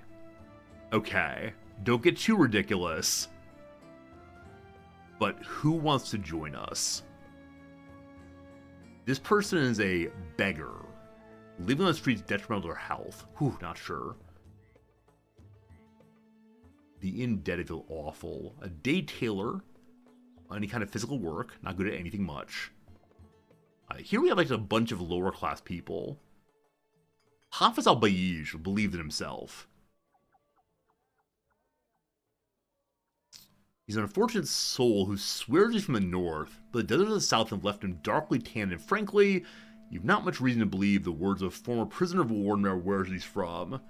His servitude no doubt made the man formidable in appearance. It's hard to say where his mind is at being what is in essence an indentured sellsword. Come along, my friend. Come along, my friend. Hafiz al-Bayij is a dastard. Will turn tail at the first possible occasion. Will always have low morale. Impatient always attacks first. 3 stars in fatigue. 1 in melee skill and 1 in initiative. Already goes first regardless. Alright, Hafas. You're staying with us. Number 2. Tawid ibn Nusa. Can't see well. Is lucky. Has a 10% chance to have any attacker require 2 attacks to hit him. Okay. Congratulations, you're front row. The chance of not being hit seems huge. Need better clothes. Okay, let's go and equip these people if we can. What's available on site here. We could go to the armor and buy 1 fancy armor. Southern male shirt. Linothorax. 346. 269 for 60s. We're being greedy and buying 1 fancy armor. And we'll give it to the man of the South. There you go, my friend. Now, the indentured person Here, have a robe. The indentured person. Needs a better name, probably. Okay. Male shirt for half price? Sure. Spiked skull cap with mail. Maybe. Sell that. Sell that. Needs more food. And I wish the spices or the silk were cheaper. It's all kind of pricey right now. Okay. Let's go to equip what we have so far. So this is a 110. How much fatigue does it consume? 5 more. So around a 56 fatigue on the dog keeper. Charioke. Chariok. There we go. Chariok would be fine. Okay, so frontline guy, you go backline. You're in the front line now. I need one more hat, it looks like. And then some weapon for Hafaz. Hafaz. So just some basic weapon. How about a little sword here? A scimitar for 1,500 money. Wow. Wow, even the basic weapons here are kind of expensive. A scythe. Okay, good. And then a hat of some sort. Southern head wrap. Color, I like the brownish gray more. It's our camouflage. Okay, the Man of the South is well equipped. This weapon is 35 to 40 damage. Front row sword is 35 to 45. Seems all about the same. Okay, just stay alive, please. We have a team. We will buy one more tool and supply, and then we're going to keep our money such that we don't have to constantly worry about how we're paying the people. Fantastic. We could hire more, we could do more, but just having a slight possibility of not running out of cash tomorrow is huge. We need to kill one more roving band of beasts. This encampment had, was it archers? Is that what you had going here? You saw previously. Get closer, please. So some nomad outlaws, a few nomad archers. I don't know enough to know if I should be afraid at seeing that. Okay, we'll wait a little while longer for our repairs. Oh, it kept some teeth apparently. Maybe in the near future we can find a way to use those for some crafting of some sort. As long as my archers hit, this should be fine. Forward! Because I take every fight. Never seen a fight I don't like. Hello, friends. So one of you has a giant lumberjack's axe. One of you has a 3-headed flail. And in the back row, some nomad archers. Well, we'll see. Hafaz here has the ability to do a normal slash, but also gash. A well-placed slashing attack is likely to inflict debilitating injuries. So that could work pretty darn well, but our characters have a bonus to harming those with injuries. For right now, you do nothing. Cat. Aerodmithrin can move forward. So these two piles are such that people can't move through them. So Aerodmithrin, you go forward, so we'll see what happens. For right now, everyone is passing.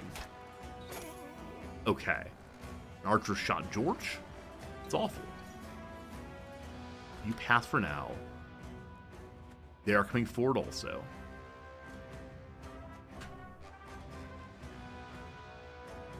They're trying to protect the character who has no shield, or the character with no shields. Okay, I'm desperately concerned about the Nomad Outlaw there with 3 flails. That seems like it might hurt quite a bit. Armad forward. So best chance of hitting looks like 5%. Fire wildly, my friend. Hey, we hit the front row. Hit him in the head, actually. Cool. I probably want our flail people to attack their flail people. That's a lot of shields. So maybe the thing to do is try to pivot to the south and finish off their archers while kind of ignoring the shield people.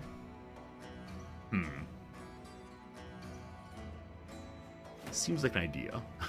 Alright, flail person. I want you in the north here to get on their flail person. Okay. Tawid is our newest character. Questionable levels of armor. They have a spear anyway. Gernot is a very low-level character. You will attempt to flank to the archers, I believe. Vera, you're gonna move in. Your goal is to hit that person. 20% chance? Hey, it's a hit. I believe this axe can also do the split man or roundhouse attack, whatever it is. That's gonna be terrible. Okay, you go north. Also the intention of attacking over the top of that character. Big axe. Possibly an axe-on-axe battle. Can't wait to see it. Go ahead and jam the rest of this corner here.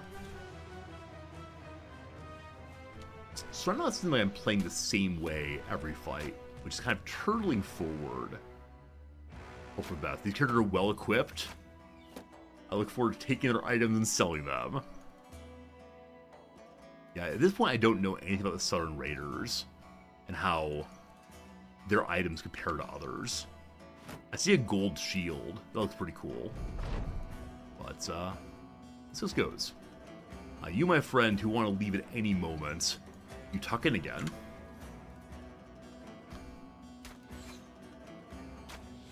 Somewhat amazingly, their archers haven't killed any of us.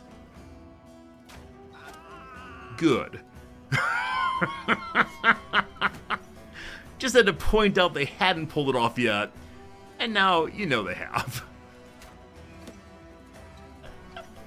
Why do I say words on stream? Why do I do, like, do I want to lose? Fundamentally, do I have a desire to be defeated? I think the answer, unfortunately, is yes. Okay, in we go. Over the top. Big miss. Good. Vera, can you see this guy directly again? 20% chance, not as good. Should probably pivot forward some more. Poker McGee, I want you here. Hopefully someone can get in to block that corner in a moment. You're well to the north. Can I draw someone off by going this way? Other poker, you go here as well. Next turn you can attack. Okay, you go here.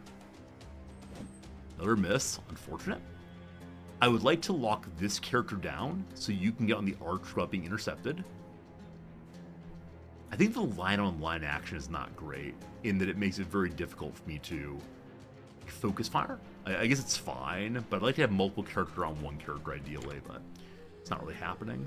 Okay, so one of you two, Arid Mytham the Quick, you're going over the top here. So Chaswick, I kind of want you to lock this guy down, but also, I'm afraid. So Chaswick, you hang back. And then Chariok, we want to move into a position where he can't get you this turn. I believe that's that. If he goes 1, 2, 4 to attack, I think he can't attack. Or it's possible I'll get hit terribly. Oh no, spear! Oh no, spear! I didn't realize that spears could knock characters over the wall. Okay, in position finally. Good. Big Axe didn't move. They're staying super turtly right now. Okay. You move there. Pocket Sand. He didn't use the treble flail yet. Surprised to see that movement. Pocket Sand. These pocket sand that how are they being able to shoot over our wall? Lord Rar. These archers are no joke. So I can't shoot over their wall successfully. Oh, I've made some decisions, team. I have made some decisions. How on earth are they shooting over my wall? Right, next turn we'll get there.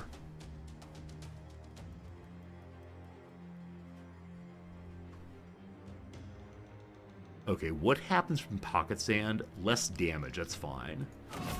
Good. As long as we don't miss, it's all fine. Okay, you're the most wounded. Please stop missing. Okay, you stun. Good.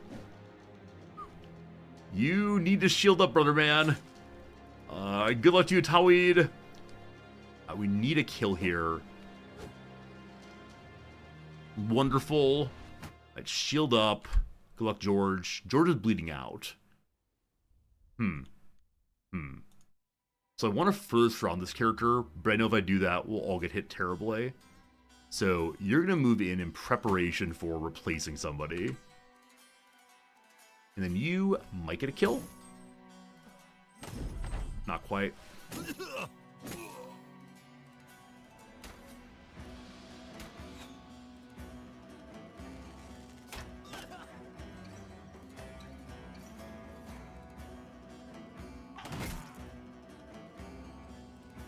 Oh, they can do the reverse.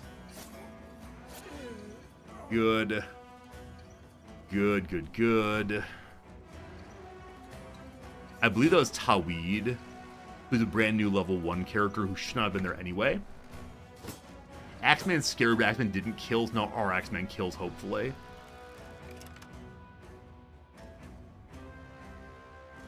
Okay, so the worst character is here with 20% chance of hitting. Lovely. Unfortunately, George wants to run away. Possibly everyone wants to run away. And man, I get it. I understand what's happening here. I don't know how they shot over our line successfully. There's the treble flail. Please don't miss.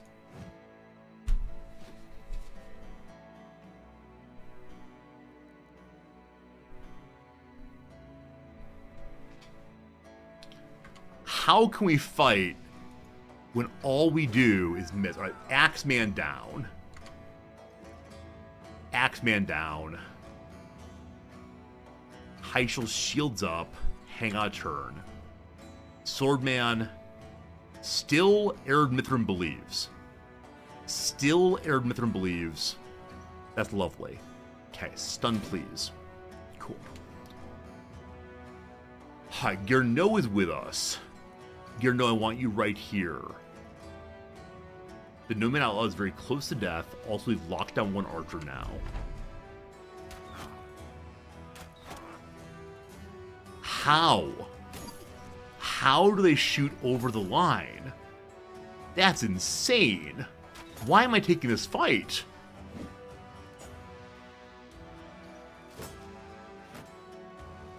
I perhaps made a major mistake by being here at all.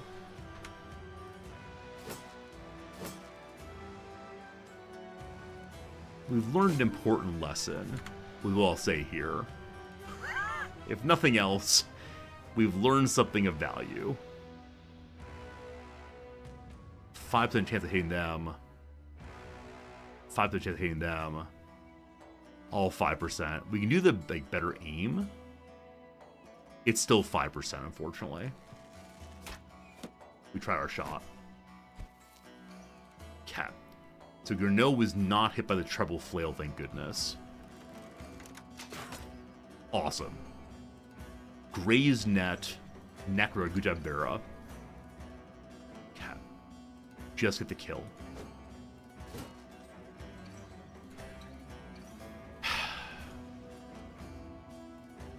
If we step in, we can attack. This is a very common thing to say while playing this game, but misses just feel terrible. Like, there's nothing worse in this game than missing. Because our characters are so powerful. They're armored men who fight well. And they just miss. Alright. So, Cheriok is running right now. 11% chance, 30. Good. You're all fine. Arid Mithrin believes. Unfortunate. Is this the end of the Battle Brothers? I believe that it is.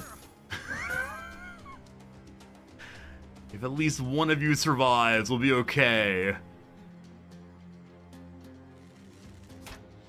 Archer's so bad. Okay, you're very close to dead. Please.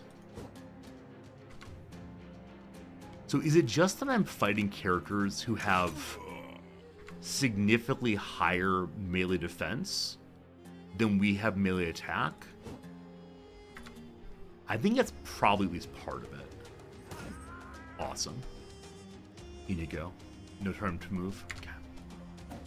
Axeman got away. Cheriok, good job on that. Tickle got away also. You're getting shot dead, aren't you? No. Okay. Jim took a good hard hit there. Goodbye, my friend. Farewell, my own. Light of my life, farewell. They have more perks also. Okay. Lesson learned, do not go to the south. The south is bad for you. Okay, Archer's not in melee. This Archer's loose. 21% chance on any of them right now. Good luck. The gods are not with us again. Okay, we don't have sufficient fatigue to shield up. That feels pretty bad.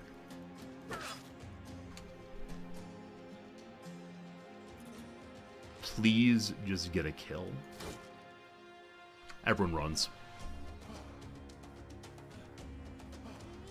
Now here's the problem. Oh! Jim got away. Less good. Less good.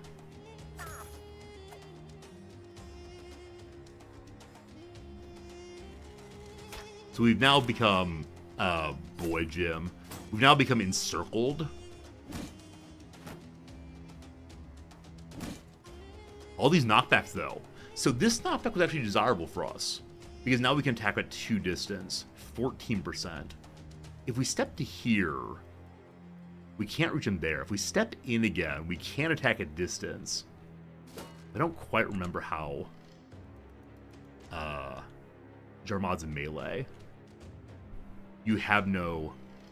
A pike is at your feet. Hello. Okay. Turn behind, attack, miss.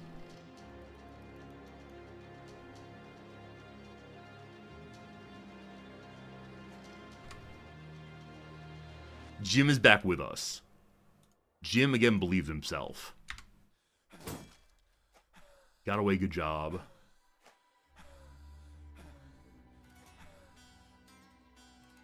I guess I could push the everyone run away button. That would be a thing. But I believe at this point we've lost enough bros that it really is just over. It was a good run. Our first one in years. And so I'm very happy that we made... We didn't die in our first battle. That's what I'm happy about. Cat. You should poke him away. You missed. Good. Jim! Do it!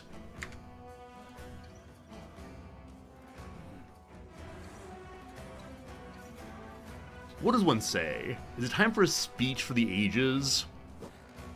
Is it time just to be sad? Who's gonna write all the letters to these people's families? Dear Mrs. Jim, your husband only ran away as a coward for a little bit.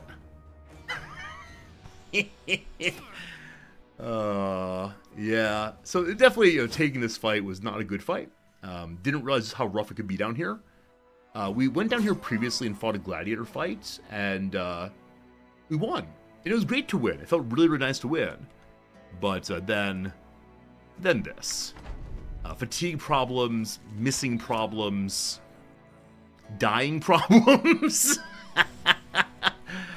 It was fun though. It was fun though. Definitely learned a lot, and you know, not a Battle Bros expert by any means, but for the first like 7 days, we're in pretty good shape. I think, you know, finding the golden goose and selling it was fun. We had a lot of money for a moment, but unfortunately, not substantial enough money to do much. I am going in foolishly right now, but I'm accepting this at the end of the playthrough, and that's fine. That's fine.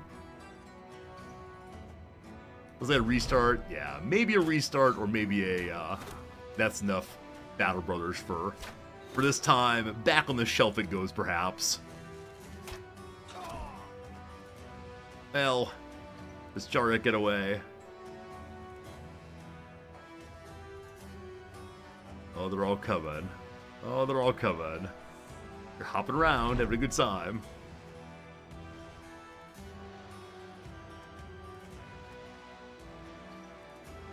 One more run if you die the first battle. Oh well. Yeah, maybe. Maybe. It is only noon my time. I feel a little bad ending this early, but I'm also not sure I have a heart for this right now. Alright. Good job, Battle Brothers. So many misses. So many misses, team. Heishel got a kill at least. Chaswick too. And then there is no loot. There's only sadness today. All fine. All fine. What a gift you are! Having spent all this time and gold collecting arms and armor for your men, just to give it all away to a bunch of looters. Your bodily donations to the crows and worms will also be well received. Congratulations. You earned 0 points. I think that's the cruelest of it all. I've been playing this time around for 10 hours, and I earned 0 points.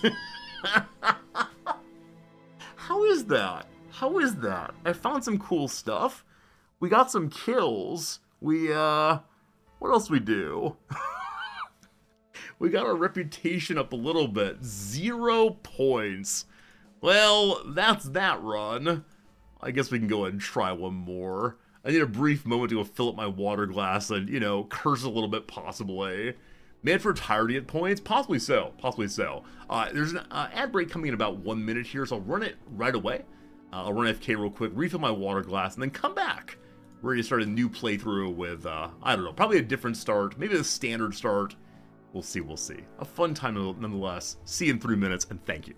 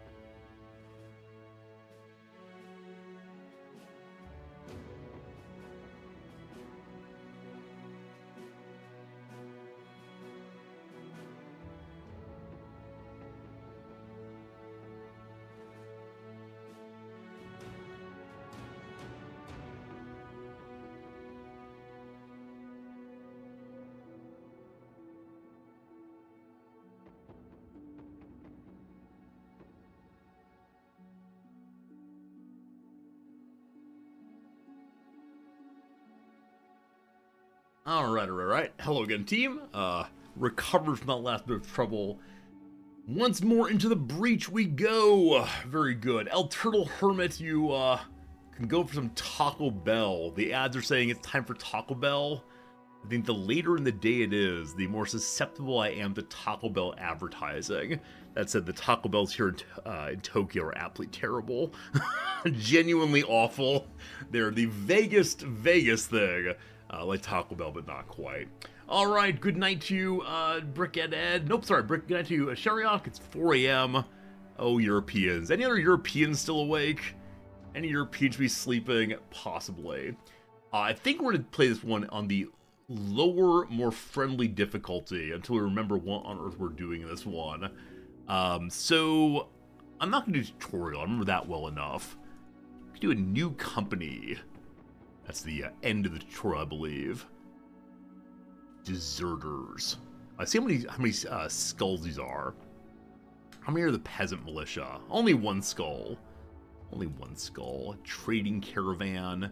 You're running a small trade caravan and have most of the crowns invested in trading goods. The roads become dangerous. Brigands and greenskins lay in ambush, and there's rumors of even worse things out there. Start with 2 caravan hands. Get 10% better prices for buying and selling. However, you start with no renown and gain it more slowly. Huh. A quick start in the southern part of the world. No. Hey, Brickhead, thank you for gifting us up to El Turtle Hermits. Make sure Ed's in the game nice and early. Thanks for that generosity, my friend. 54 total gift subs. Really kind of you. The Oath Takers are knightly warriors beholden not to liege lords, but to the ideals and teachings of their founder, young Anselm. The Order now finds itself in dire straits. They've turned to you to reverse their fortunes. You take these zealots to become successful mercenaries. Start with 2 battle-hardened warriors and good equipment. But, sworn to young Anselm's teachings, you must take oaths that confer various advantages and disadvantages until fulfilled. I've never played Oath Takers. I think they're a newer start. It has 2 skulls. Oh, the BRB screen's still on? Hey, thank you. Thank you for reminding me. If you hadn't, it would stay there for the rest of the stream. Thank you much. Alright, let's try the... it's harder, though. That's fine. Here we go. So we're following the path of young Anselm. I don't know what his flag looks like. This seems like religion. You are the Anselmites. Perfect. Beginner, high works for me. Iron Man, of course. Our map seems to be Oath Takers. Perfection. Here we go. Must take oaths, apparently. What should we do, what should we not do? But 2 strong warriors. Could be a good start. Maybe.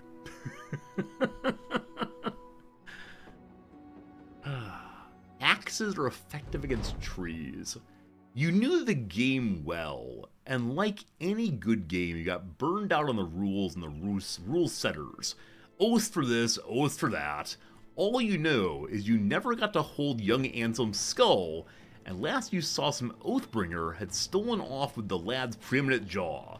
Leaving the Oath Takers was the best decision you ever made, if only to preserve what little sanity you had left.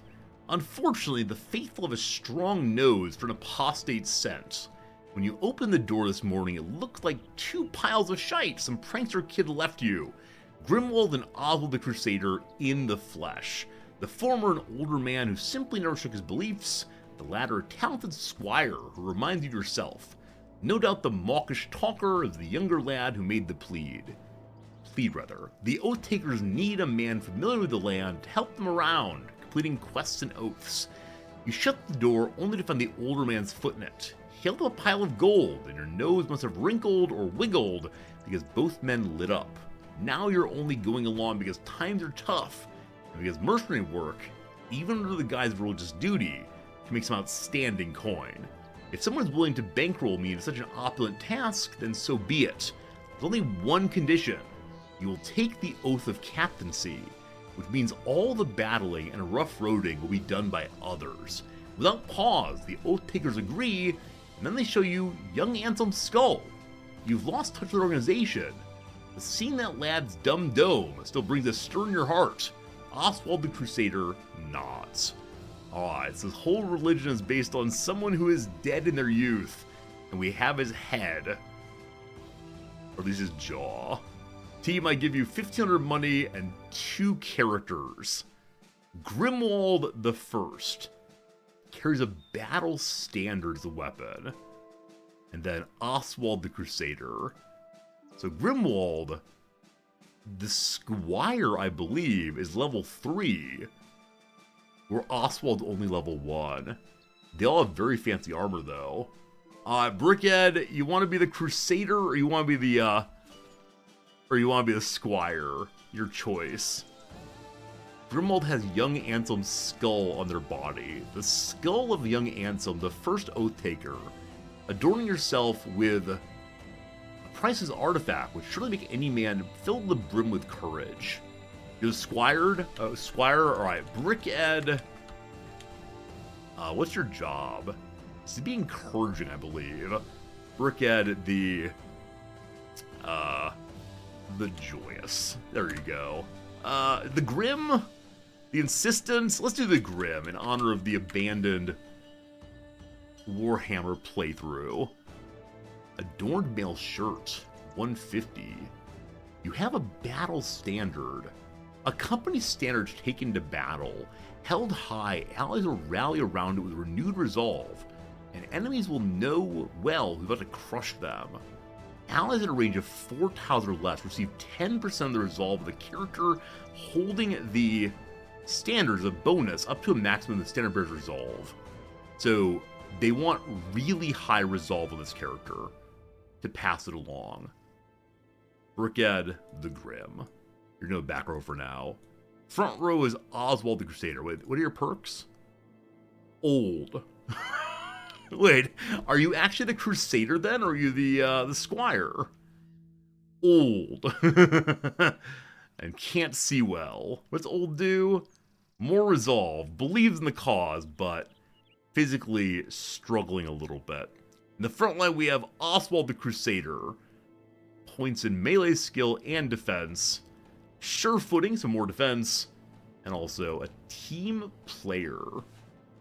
A fancy sword, a fancy armor, shield, and a flat top helmet. A little food, got 1 bandage. Care for me, Squire. So the Squire, I think, just needs points and resolve no matter what. Has -9 range defense. That's not great. We'd probably increase that a little bit. And are you going to fight with the battle standard? It does 50 to 70 damage. I guess so then. Guess you are fighting with the battle standard. What are your perks then? I have no idea what your perks are. Well, student, obviously. And is there something that increases your resolve? I think I've seen something at some point. Is resolve increasing? Instantly gain a level to increase this character's attributes with maximum roll, but no talents. Level 3 with points, more resolve, more attack, more defense. Don't get shot, please. Alright. We got 2 characters to get started. The city of Stein Kai is in front of us. I look forward to seeing special events that happen due to the start here. Jeff the Jar, thank you for the good luck and have fun. As we get started, that is the right mood to have, I believe. GLHF. Alright, we need some friends probably. So Reinar the Disowned Noble. So in this playthrough, unlike our Peasant playthrough, we're able to have a higher level noble character if we want to. Roger the Daytailer. Emmerich wants 2,400 money. Start at level 3. Leonard the Militiaman. So Reiner here being only 500 money as an old noble. For accidentally killing his oldest brother and heir to the throne on a hunt, Reiner was seen as being too ambitious, a dangerous trait amongst the nobility. His posture slumped by scandal, Reiner's resistance to difficulties has diminished. I'm not sure my oath keepers believe the nobility. You want the fisherman? You want Ike the fisherman? Used to physical labor, Ike loved the sea and the serenity of fishing alone on the water. As long as there's no storm, he was out there, fishing day in and day out. Sadly, his fishing cabin burned to the ground while he was out at sea. Visiting the tavern one evening, a new opportunity presents itself with a promise of coin for dangerous work. Darby Cat, you tipped yesterday. I think I didn't give you a character name. So you will be our fisher person. But knock that out now. Hello, Ike. You are bleeding and eagle-eyed. Eagle-eyed means what? One more vision, so you can see farther away. You got health, you have fatigue, you have ranged. That's awkward. So, I'm guessing you should probably be a ranged character, but your range skill is so low. Hello, Fetafish, you love this game? I do too. I'm not sure what to do with you, team. Not sure. Does Rainer call to me? Which of you calls to me? Leonard has a militia weapon. I love it. Hey, Darby Cat, thanks for the 300 bits. I'll get you named in just a second here. Leonard's too expensive. Hey, Jeff the Jar, thanks for that follow. I'm glad you're excited to... No, I shouldn't say excited to. I'm glad you're willing to come along with our adventure this playthrough. Excited is too strong. You know what, Roger the low level here. We believe in hiring people who need an opportunity in life. There we go. So, the fisher person is Darby Cat the Fisher. Any cat would be glad to have fishing. Then, Roger, the clumsy, bad melee skill. Luckily, could possibly be an archer someday. And lastly, Elmer, the athletic. Ooh! With points in range skill. Why does everyone have points in range skill this playthrough? What is even happening? Alright. Let's go buy you all some things so you don't have to just like stand around and punch people. I do wonder if hiring anyone may have been an error here. Okay, so in ray weapons, 216, someone's in the back row. 216 for a spear. Wow, everything's very expensive here. That's no good. Got some basic padded leather. We have 3 characters to equip. Darby Cat, you're 48 in melee combat. Everyone is. I try to give the... This person has less fatigue. They're going to be moving regularly, so you're not the back row character then. I'm going to give my front row characters the fancy armor for now. Which means Darby Cat, you hang out in back, unfortunately. Over here with Elmer, give you a lovely hat. Darby Cat, you're hang out back here for now. Cool. We're going to give the next one in the front line. A dagger is in fact a weapon. We need one more weapon of some sort. 4 for 5. Don't want to spend too much. Hang out 76 right now. Okay.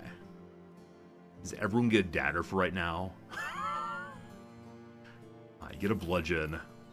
It's all the money spending for now. We have a team of some sort. Cool. Then, a level 1 contract. I used to visit the Amber Collector when I was a kid. It was such a prosperous place, but now it lay in ruins thanks to some vagabonds. Obviously, I'm not talking to you to reminisce. I need you to go there, kill those brigands, and report back to me immediately. Does this simple task interest me? Of course it does. 40 money now, 140 the job is done. Alright. Not a ton of money, but not too far away. Days have come and gone, and in the nights you've mostly sat alone pondering. You're not always alone. In moments of introspection, the oath-taker young Anselm arrives, handing you purpose and duty. And this past evening, he made it clear to you that the Anselmite's next oath should be... Number 1. You must have the courage to face down any challenge, no matter how daunting. Let us take an oath of valor and prove our bravery to all. Remember in times of peril that courage can overcome skill. While little can be learned through bravery alone, sheer determination shall keep you alive, and that is well enough as any conclusion to the lessons of battle. So speaketh young Anselm. So your men never flee. Your renown increases, which means higher pay for contracts, and potentially unlocking new types of contracts. You'll gain even more renown for winning battles where you're outnumbered, but your men gave 15% less experience. Or, the evildoers skulk and hide away from the walls of the just. The oath of fortification will bring the walls to them. Trust your shields as you put faith in the old gods, for the contribution of the trees and the earth shall not be wasted on the nervous hinge of a coward's arm. So spaketh young Anselm. Your men build up less fatigue when using shield skills. The shield wall skill now grants an additional 5 melee defense and 5 range defense. Knockback also staggers. We don't have shield wall yet, let's go and skip on that one. Last one, arrogance and insidious killer. Let's take an oath of humility and reflect on our shortcomings for a time. As you are indeed men in pursuit of power, always listen to the weak, for the weak know the strong better than you do, and in turn, they shall know you better than you know yourself. Your men gain 10% more experience, renown increases also, and you gain extra renown for completing contracts, 5 of them. But you earn fewer bits of money. Oh boy. Oh boy. So less experience, can't move round 1, but no shield wall. Less money, but more experience. I'm either with the first or the third. I think less experience is less of a penalty than less money at this point. Do the oaths time out? So I believe it's until you finish those 3 battles. Or here, those 5 contracts. I'm not sure. This is my first time looking at this particular start. Well, let's see what happens. Good luck one and all at the ruins, quest number 1. You find a bandit outside the Amber Collector carrying the body of a peasant, which is all the evidence you need to kill him and all of his friends. You order your men to attack. A few dogs. Oh no. I don't have any treats to give us the dogs to turn to my side. The dog gets in immediately, locking down some characters. Luckily, we're ready to attack immediately, so we stab the dog. Okay, the dog's been stabbed. We hit the dog in the head. Bad feelings. Okay, so Darby Cat can't push him back. 30% chance of hitting him. Thanks for the morale bonus. Appreciate it. I'm so sorry, team. I never wanted to come to this. And now here it is. Alright, so Oswald has the big old fancy shield. Oswald, our hero here. So as long as he's within 4 range, he gets Brickhead's morale bonus. I want to make sure that no one can get to here. So I think we jump to here and then riposte all the way. Now you can attack at 2 distance, correct? Very well. Very well. The next round. Nets. Pass your turn. Step in, stab. There's a miss. Cat, you're dealt with. You'll join the line. Stun? Nice.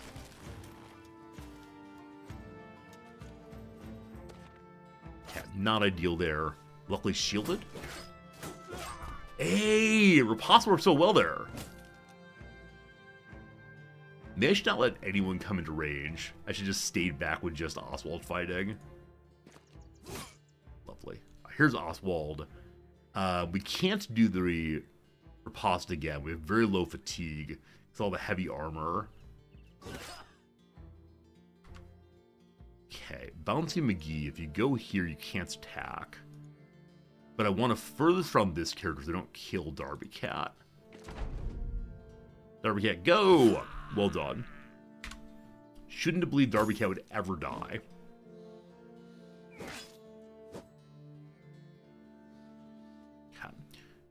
You advance.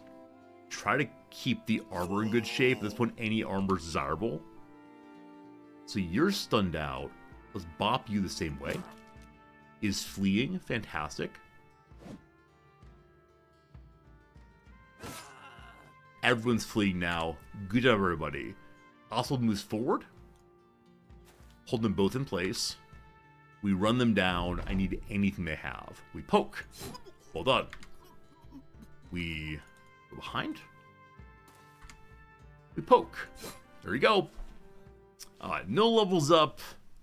Darby Cat with the most kill. Brickhead and Darby Cat. Back row action going so well. The old man's gonna level up again. We get 1 armor. A blotched Gambison. A padded Gambison's seen a lot of patching and repairing. A spear, a sword, some baby shields. I will definitely take that for fight number 1. Amazingly, no one died. We secured the Amber Collector once more. Ruins soon enough. Not anymore. This is going to be 70 armor. So I believe it's the case. Darby Cat has earned one of those. Nice. I'll try to keep him off you in the future. Cat. So, Elmer the 48. I should give you a spear. Instead, here's a sword. 48 also. Here's a spear, I guess. Now, do we give them baby shields? Or just not worry about it at all? I'm going to say we just don't worry about it at all right now. We'll trust our low-level characters survive, because they have armor at least. I sure would like some hats. But for now, we go home and sell stuff. Have enough money for a time. Herbert the Wise sits back. He's sipping a goblet of Cobra wine. Does that actually mean it's made from Cobra?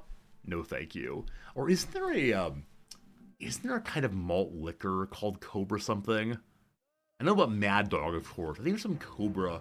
Anyway, news? You tell him that it's been cleared out. He drinks the rest of the drink. Here comes the payday. Wait, he said do something else.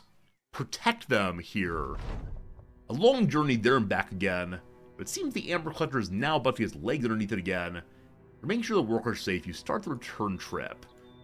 So, an extraneous help there, but happy to do so. Herbert Wise sits back. He's very happy to have chosen me. We got a little bit of cash. Time to sell a bit. Is it worth repairing this early in the game? The supplies are still kind of expensive. I think it might just be worth selling some stuff. Because this max value is 18 or so. Let's just sell some stuff. 616. Definitely more than enough to buy at least one more pile of repairing things. As I said, I'd like to have at least one more hat for Roger here. Hats, though, kind of pricey. 91 there. Alright. Cheaper hat. Looking good. Cobra wine is a beverage produced by infusing whole snakes in rice wine. Infusing whole snakes? What's that mean? I know that some drinks from, was it Mezcal? Mezcal? Have like a worm in them. I can't imagine enjoying that. Is that kind of thing? Alright, from 20 to 30. Also, Darby, you get your do-rag now. A whole snake in a bottle for Cobra, huh? Yeah, definitely not for me. Definitely have good thanks, but still, I don't get it, actually. I was gonna say, I understand. People like novelty. Perhaps they do. I like level 1 quests. Here we go. You saw whole snakes in bottle all over Bali. Yeah, yeah. Trons, we saw earlier that apparently Bali and Maui are both having water crises due to over-tourism. Tron, did you drink any water there? If so, you're part of the problem. A bird is perched on Raynard the Guildmaster's window. He wants us to go get his ceremonial staff back. It was 400 money. That is so much more. How rough is this going to be? I mean, we're doing it obviously, but still. No permanent injuries right now. Oh my goodness. Here we go. Bandits. You're there in 2013, you didn't drink any water though. Alright, alright. You're not part of the problem this time, Trons. No, I know when I've been places similar to that, I've not drank the local water at all. A pile of thugs waiting for us. You're all good and healed up. So Oswald's armor's a bit damaged, but I believe you'll be fine. To battle! It's nighttime. We don't have any archers though, so it's fine. You catch a group of brigands lugging your employer's property around. They're shocked you found them and are wasting no time in trying to parley. They arm themselves and go to battle at once. Just thugs, should be fine. Open grass. There's high ground though. A fair number of them. No one with a two-handed weapon. Daggerman concerns me. Kind of want to let Oswald get the high ground and then us go around him. Or better yet, let either Darby Cat or Brickhead, the Squire, hold the ground around. We'll see. End your turn. Spear guy spears up. In you go. They come forward, you fools! Coming to certain death here. Fortunately, they did not engage Spearman. Darby, you're going to stand to the side. It'll be all Papa Brickhead in a moment here. You'll stay to the rear. Absolutely not, Brickhead. Absolutely not. Everyone to the front.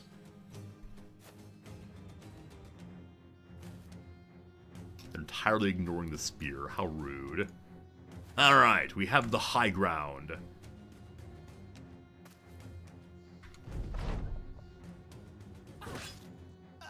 One down. A fine start. Come on, spear guy. I suspect they're going to go around into engaging Darby Cat very soon. Spear guy can't get there. Hopefully inviting these two to charge. Thought so. Okay, so Brickhead help Darby Cat. Lovely. Okay, slash from above. Awesome. Is no one going to Hey, there we go. Roger got some attacks. Well done, Roger. It finally happened. Was that, what, 3 or 4 attacks in a row? Absolutely, that was great. Now some missing, unfortunately. Darby's getting a bit surrounded. Gonna be fine. No need to panic. Okay. I sure do want to spear wall again. But I think it's better to march in and just stab him. He's now fleeing. Fair. From above, the one is still doing better.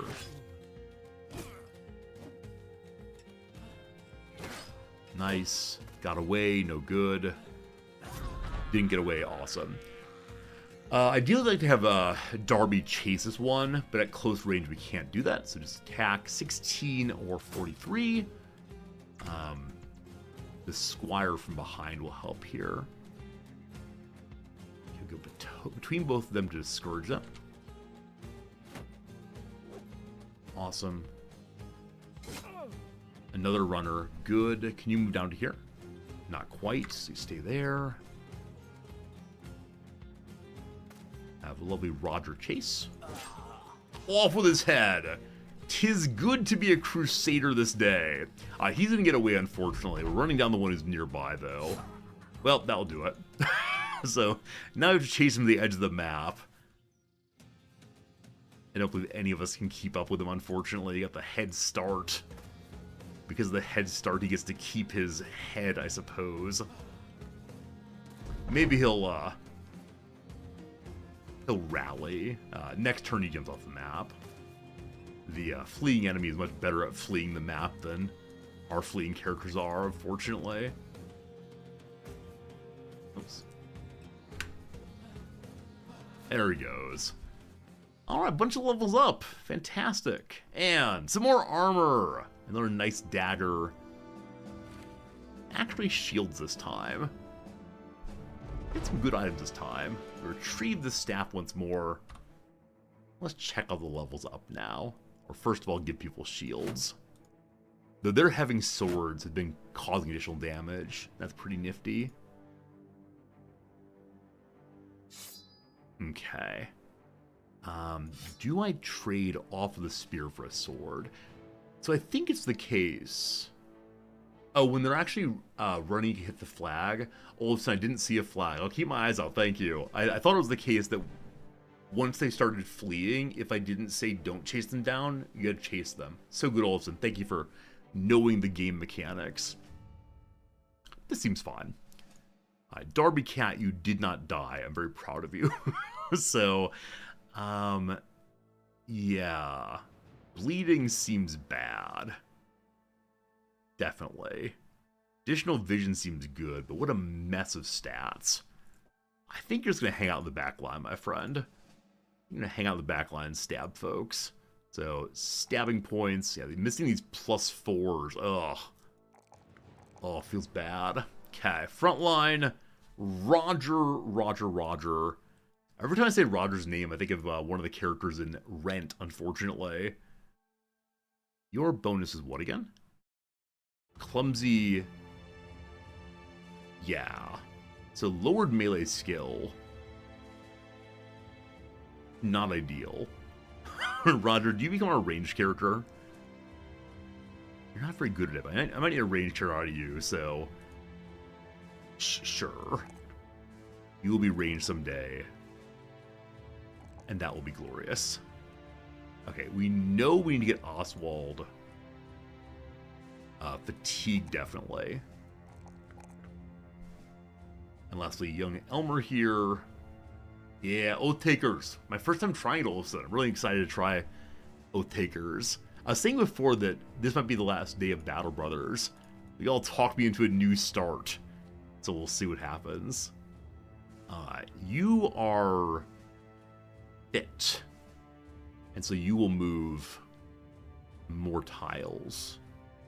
Can't have you as an archer then. So here's some health. Here's some belief. Fantastic. Somehow we lived. Let's go back to Stanika. Show them we pulled off their quest. You maintain the Oath of Valor for 10 days. That's what it is. It is a timed event indeed. Alright, return here, dropped off the item. I lost a good deal of Crown Cell Sword. Now you can bring me something that eases my pain. We give him his staff back, he gives us 400 money. Having lost a large amount of money, he still has 400 for us. I want all of his money. Time to start attacking cities. 700 cash. I think we just march along for right now. At some point soon, we'll start exploring the nearby forests, and again, as having two characters of higher level, I feel better than usual at this. Who's here? Rumald the Caravan Hand, Burke the Monk, or a peddler. You know what? Burke here. How to get money? Ask me if they're pizza topping. I love it. Yes, what's your pizza topping? Ooh, I agree with you. Pepperoni. I mean, pepperoni is a spicy meat. Let me offer you a spicy deal. This is good. This is good. This is good. Favorite pizza topping? You like onions? I've got some deals that are to make you cry with how good they are. Alright, after his murdered family, family murdered by raiders, Burke retreated in the comfort of religion and became a monk in a nearby monastery. One of the few literate men around, Burke abandoned his ascetic life to learn more of the world and hopefully to cure that which sickened it. You get the feeling Burke wants to release from the sinful world. If that's the truth, he's come to the right place. Alright, Burke, you're the first monk I've seen. Come along, my friend. Any good? Any good here? You're a lucky so-and-so. Once again, points in, yeah, thank you, Exist. For a moment there, I thought I was going the wrong direction, but I saved it. Again, with the points in range skill. Why does everyone have range skill points? What is even going on here? Oh, goodness. Oh, goodness. We have a decent sergeant. So we have this character here, our squire, who I think is playing the role of sergeant already. Now, can you have more than one Sergeant Olsen? I didn't see it if so, but really cool if you have more than one sergeant. He's much better, okay. He's much better because 46 starting resolve versus 74? I guess I don't know who he is in this case. Also, will Old Man Brickhead just die at some point? Guess I'll just die. Does Volker come along? Not the monk, the other guy. Definitely agreed. He's quite good indeed. Volker, you're gonna be okay.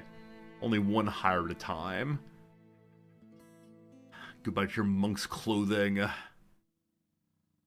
am I looking for? I think on her shield. 107 money for a shield I should be able to get fairly easily. Maybe let's not do. Okay. We have bow and arrow. I said one of you would be an archer, and now you're an archer. That was you, Roger, correct? 39.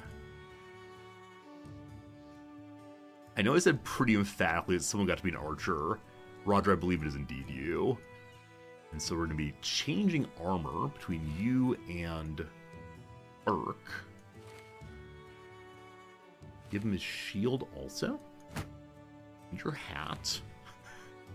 I do enjoy the ritual and routine of changing characters' clothes out.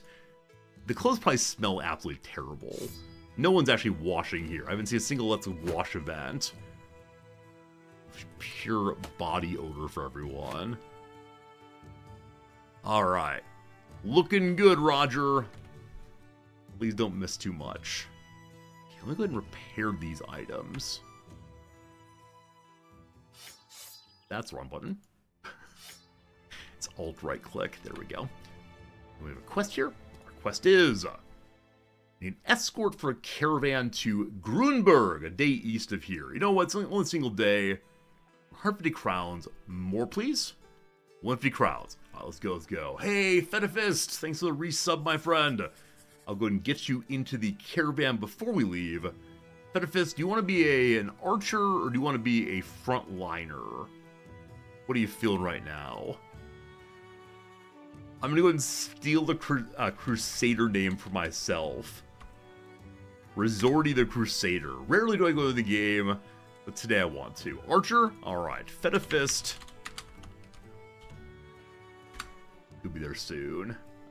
Looking good. Looking good. AVD seems to know everyone. AVD, do you stream also? None of people said hi to you. You seem to be a big deal here on Twitch. I'm not sure if I've seen your stream, if you do in fact stream, my friend. It was very popular, possibly. Nomads. I'm not in the South.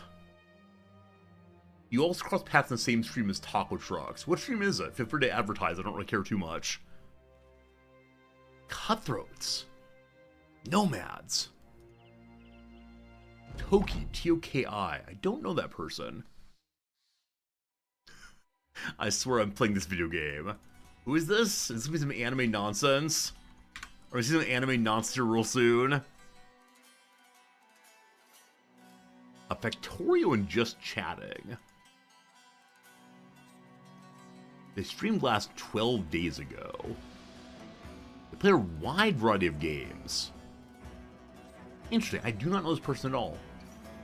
But, we'll throw a follow, check them out later. Thank you for introducing me to possibly a good streamer. Big variety stream, cool, very cool. Alright, Fettifist, you go first. None of them have armor. 32%, I believe. Okay. Unfortunate. No more belief. So I'd like to leave the high ground. That's great. Nomads in the green area. I only stream one game? That's not true. Big variety guy, this Resorty. I think you know it, though. Forward. Pasta on. Okay. If you go here, you can stab someone. 61 or 61. I give you 61. Okay, you go ahead and engage here. I'm giving up the high ground, but I'm okay with that.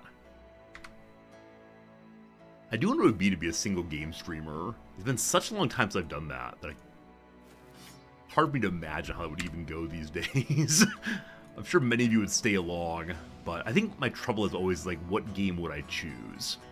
You know, if I picked only one game, how does one select a good one? How do you decide how to devote your life to any one thing? In conclusion, some people are opposed to monogamy. I'm opposed to monogamey.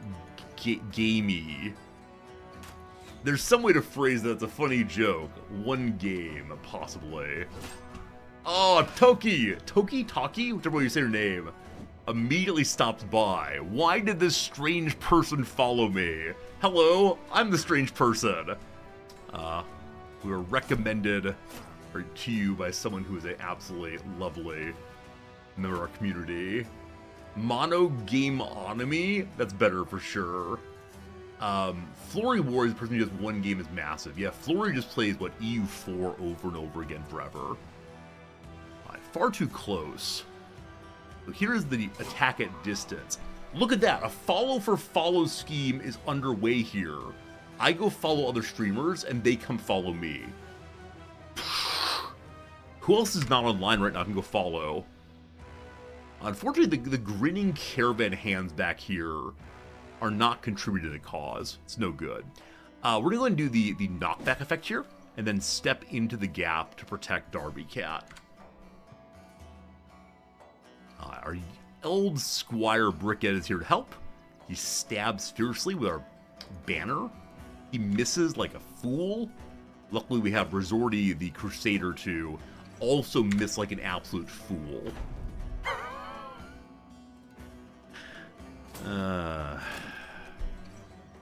Okay. Elmer, our starting fisherman, our starting detailer, can't remember which one, is just taking some serious damage. Broken nose, in fact. I'm going to try to use my archer to finish off this cutthroat so that Resorty can pivot down and help poor old Elmer there. So the big aim, 53%. The coin flips against us. The Caravanneers stay back. We're being paid for fighting. So we don't have a way of pushing either back. This one is more likely to be hit because no shield. Fantastic. It now has a pierced chest, so lower fatigue, I believe. I'm talking a big game as if that character in the south not going to die right now. We are nearly certain they die. There we go. Goodbye to your head. Did you need that? I don't think so. This is what Battle Brothers is, right? You fall in love with a character, you say, you'll be with me forever. You sing the Friends song. Is that right? I'll be there for you. Da-da-da-ba-ba-da. Sing the Friends song and hope for the best. Never quite works out, though.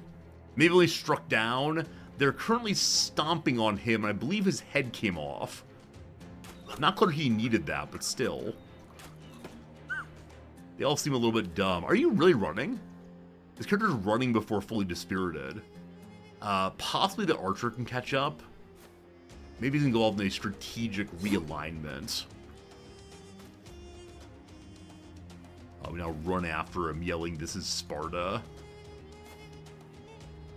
If we get the character is running away, we'll say the battle's over. We're not going to catch him. Elmer is truly defeated. Elmer was with us a brief time. Hopefully his armor wasn't damaged too much. Other than that, no one levels up, but 2 big kills on Brickhead the Old Man. We've seen a number of games and narratives this way, right? The old man sets aside his own life for the sake of raising the Utes. The Utes here are doing well. Hey, we got our armor back, which means the poor character was just struck directly in the head. The game was over nigh instantaneously for him. It's full health still. I'm sorry, I shouldn't laugh. I shouldn't laugh at our character with the head cut off. But, we need to hire someone new. Immediately someone needs to go into the grinder to help us out. So the trading caravan continues along. And we'll get here in a moment and hopefully be able to hire someone immediately to make up. I mean, we don't talk about the last person. Everyone keep it quiet. There was never another frontliner here. If you think there was, you're lying. You're trying to scare the new person. Hello, new people. Don't have much money. Karsten the Butcher. Karsten the Butcher wants 300 money. Always a strange boy.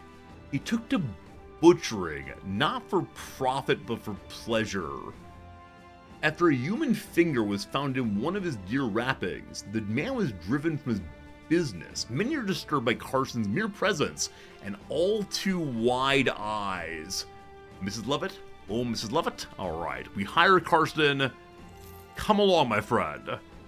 Now, if the armor he's wearing is covered with someone else's body, I'm not sure he'd mind too much. He is also lucky. This is our second lucky character. He has points in melee, in health, and in melee defense. This is the frontliner of our dreams. Now, with that said, do we let him keep his butcher's cleaver? For right now, yes. Should we spread out some? Does that look nicer?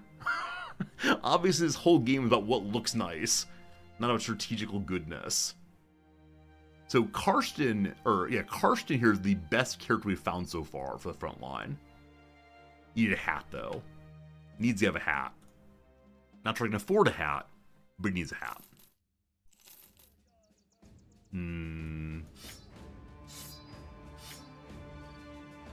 We'll sell a sword and one spear.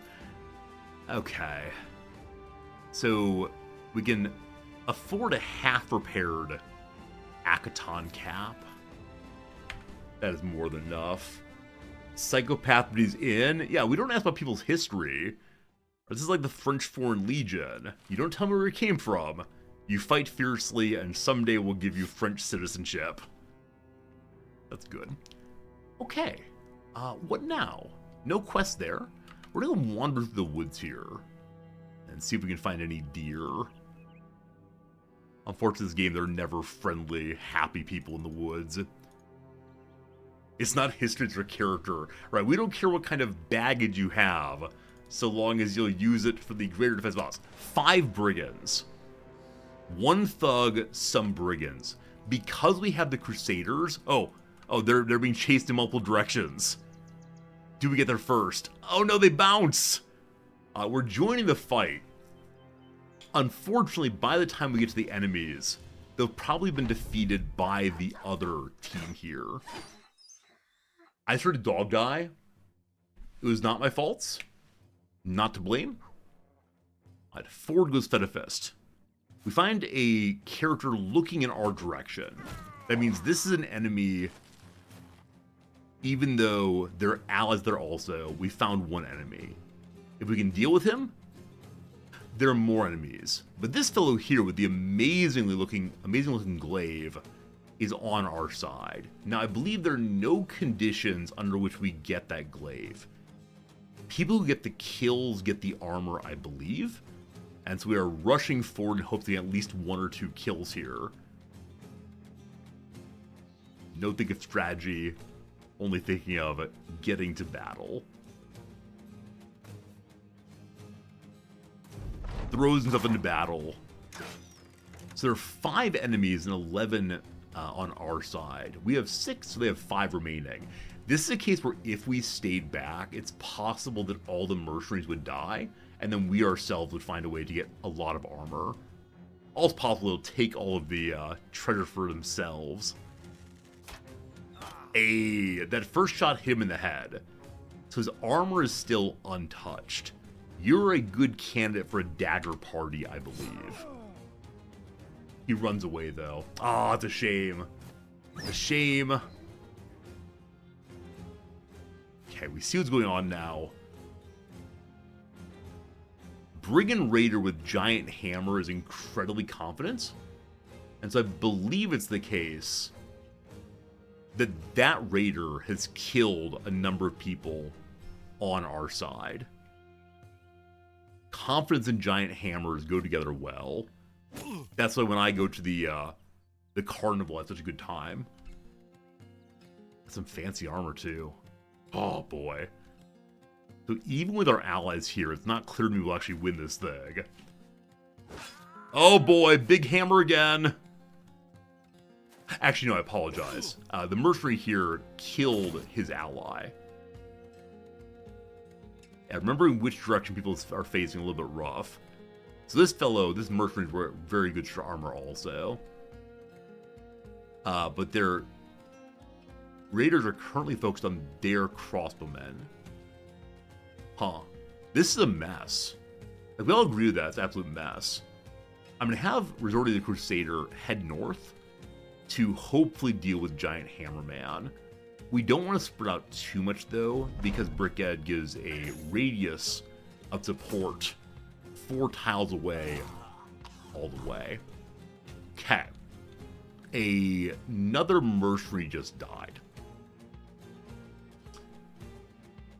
There are only 3 enemies, though. 1, 2, 3. So if we're going to do some damage, we need to hurry to do so. Man, they keep running back. Oh! Another dead raider. Or another dead mercenary, rather. So the mercenaries are 3. The enemy are 3 also. They're so inspired. I like that the word inspired also means to breathe. I wonder which one came first.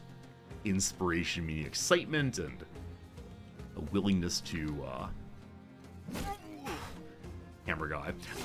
Inspiration meaning like a willingness to draw beautiful things and make beautiful things, or is that inspiration meaning to fill one's lungs? Someone get to work on that. Which is which? Okay, need to make sure I have good movement here.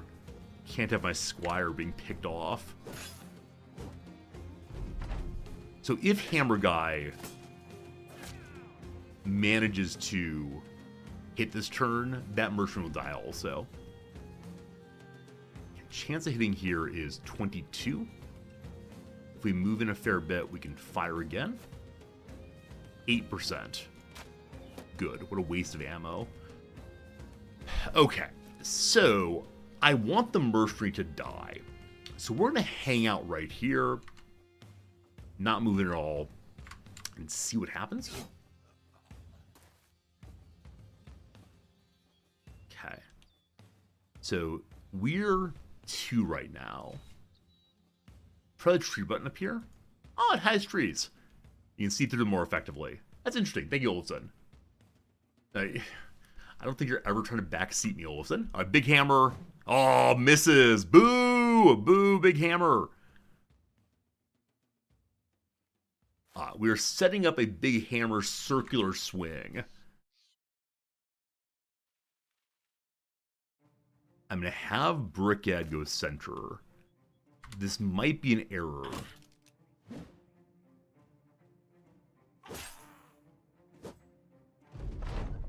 Okay. We're holding a turn again. So this fellow has his turn. Wow. Gotta say, I'm surprised that the crossbow mercenary is holding out pretty well. Does Brickhead confer his bonus to my allies? Well, that's a great question. I don't see it on them. So no, I don't think so. I think it's only us. Okay, you drop in here. 9% chance. Good job. Oh, no. Mercenary's too strong. Mercenary's far too strong.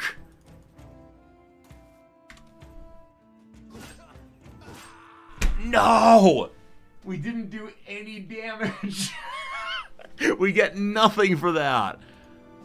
Oh, if I would have gone in more aggressively, I may only kill one of them.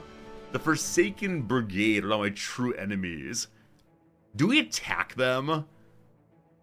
We could attack them. There are only 3 of them, but wow. Wow.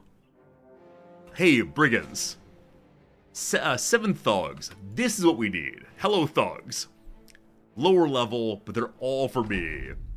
Hello again, everyone. All right, we're in the swamp. So, standing in certain places gives a big reduction to defense, because you're trying to get around in a way that leads to muck everywhere. We gotta do with Lumberjack immediately. Hit him hard. Pierced arm muscles, that's a reduction to damage done, I believe. That's all hurrying in. They have 2 shielded characters. You're gonna go spear up for now. Lumberjack comes in really close. Another clear archer shot then. Okay, looks like Carson's staying in the swamp. We'll need to move that soon.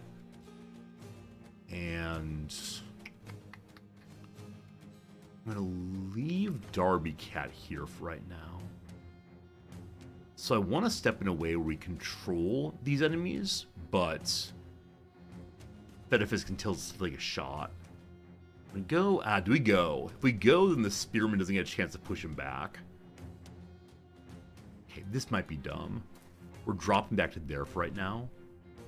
We need you to stand here to protect Darby Cat. Actually go to there and shield up. Okay. So, we want our Squire to stay with the Oathkeeper. Then you go here for right now. Cat. Kill. A Lumberjack down, no problems. We then have you back out one step. You can't move this turn. Next turn, no. Oh, okay. So no one went into the spear line quite yet. Perfect placement, though, for this. For that lovely miss right there. That's all I was set up for. All right, all right, all right. So, let's step in. Straight attack. We're going to go ahead and spear wall again. And see who heads in. You step forward too. Man, missing feels bad. This person's pretty wounded already. The decapitate skill does more damage depending on how wounded the character is. Half wounded, off with his head. Karsten the Butcher. Karsten the Butcher shows how it's done. And then we move in. No, we just shield up and stay there.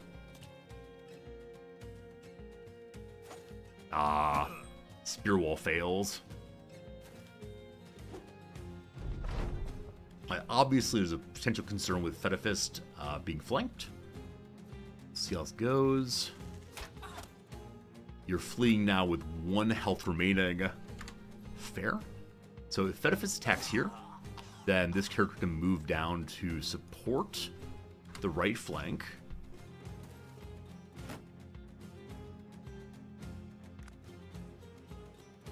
I didn't quite get there in time. That's all right, though. So straight attack, straight attack. Friends, it is 1 o'clock now. I do have an ad break coming in a second. That ad break will be a little bit more crossword time if you're looking forward to it. If you're not, look forward to suffer through it, certainly. I want to finish this battle real quick before the ad break is here, but it's not going to finish probably. Probably. Okay, we're going to hop forward now to shoot across the character and miss, unfortunately. I don't want to say we're probably all going to live, but I'm feeling pretty confident right now. Can I get done in time? Can I? I cannot, unfortunately. I'll pause the game there. Back to it in only 3 minutes or so. Thank you for hanging out, and hopefully enjoy the ads. Make sure to go eat some Taco Bell. It'll be your favorite for sure. Wednesday puzzle returns. Let's see him finished up now. Words sometimes used, or a word chanted to coax someone into addressing the room. How about speech, speech, speech? A sports coinage for an impressively catastrophic performance. Disaster something. What though for sports, I do not know. A cab or plane charge is a fare. Accident prone is clumsy. Angel's glowing headpiece is a halo. Is it disaster class? Oh, it's funny, like master class, disaster class. A spring flower associated with Netherlands is the tulip. Soccer spectators shout, they shout ole ole.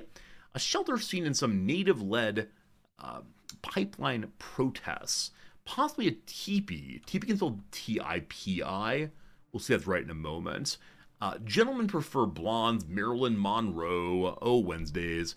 Reservations about something. That's a very long one, I have no idea. So this is the very awkwardly phrased leaf peeping. Do any of you use this phrase? I think it's used in the northeast of the US.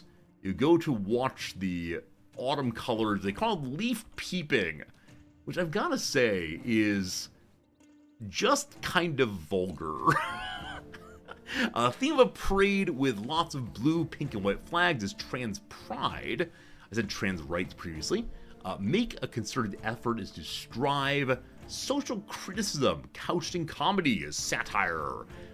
Barely burn is to singe. State of matter that's denser than liquid or glass, the solid, of course. A character played by Michael K. Williams on The Wire. Omar coming. Dance the Night Away singer Dua Lipa. Baseball Tonight channel is ESPN. What's gotten blank you? What's gotten into you? Wolf's Down is probably just to eat. Seems right. Reservations are misgivings. Seems that way is apparently. Versatility for an actor is their range. And lastly, slime is goo. I give you the Wednesday puzzle. Bingo, bango, etc. Lord Rogasm, I thank you for your kind compliment about crossword doing. It is the one thing in the world that I am halfway decent at.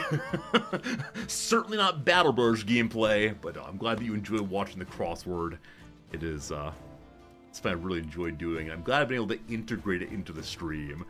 Before that, I would just play the game during the ad break and feel bad when the non-subscriber miss important things, so they're now going to miss the end of this fight, just so you know. But it's a very quick one. As long as we don't actually shoot a friend, we should win big. Person's running. Can't get into position to attack with you. We'll see if we can finish him with the butcher. Not quite. He is bleeding though, so that's the end of it. Very good. Hey, just about everyone levels up except for the poor butcher. We got ourselves some new hats and a giant axe. Oh, at this point in the game, is the giant axe a bit of a trap? I think it might in fact be. However, knowing it's a trap does not mean we don't use it anyway. So upgraded hats to our first row. Butcher's chopped liver. He is not chopped liver. He's a lucky person.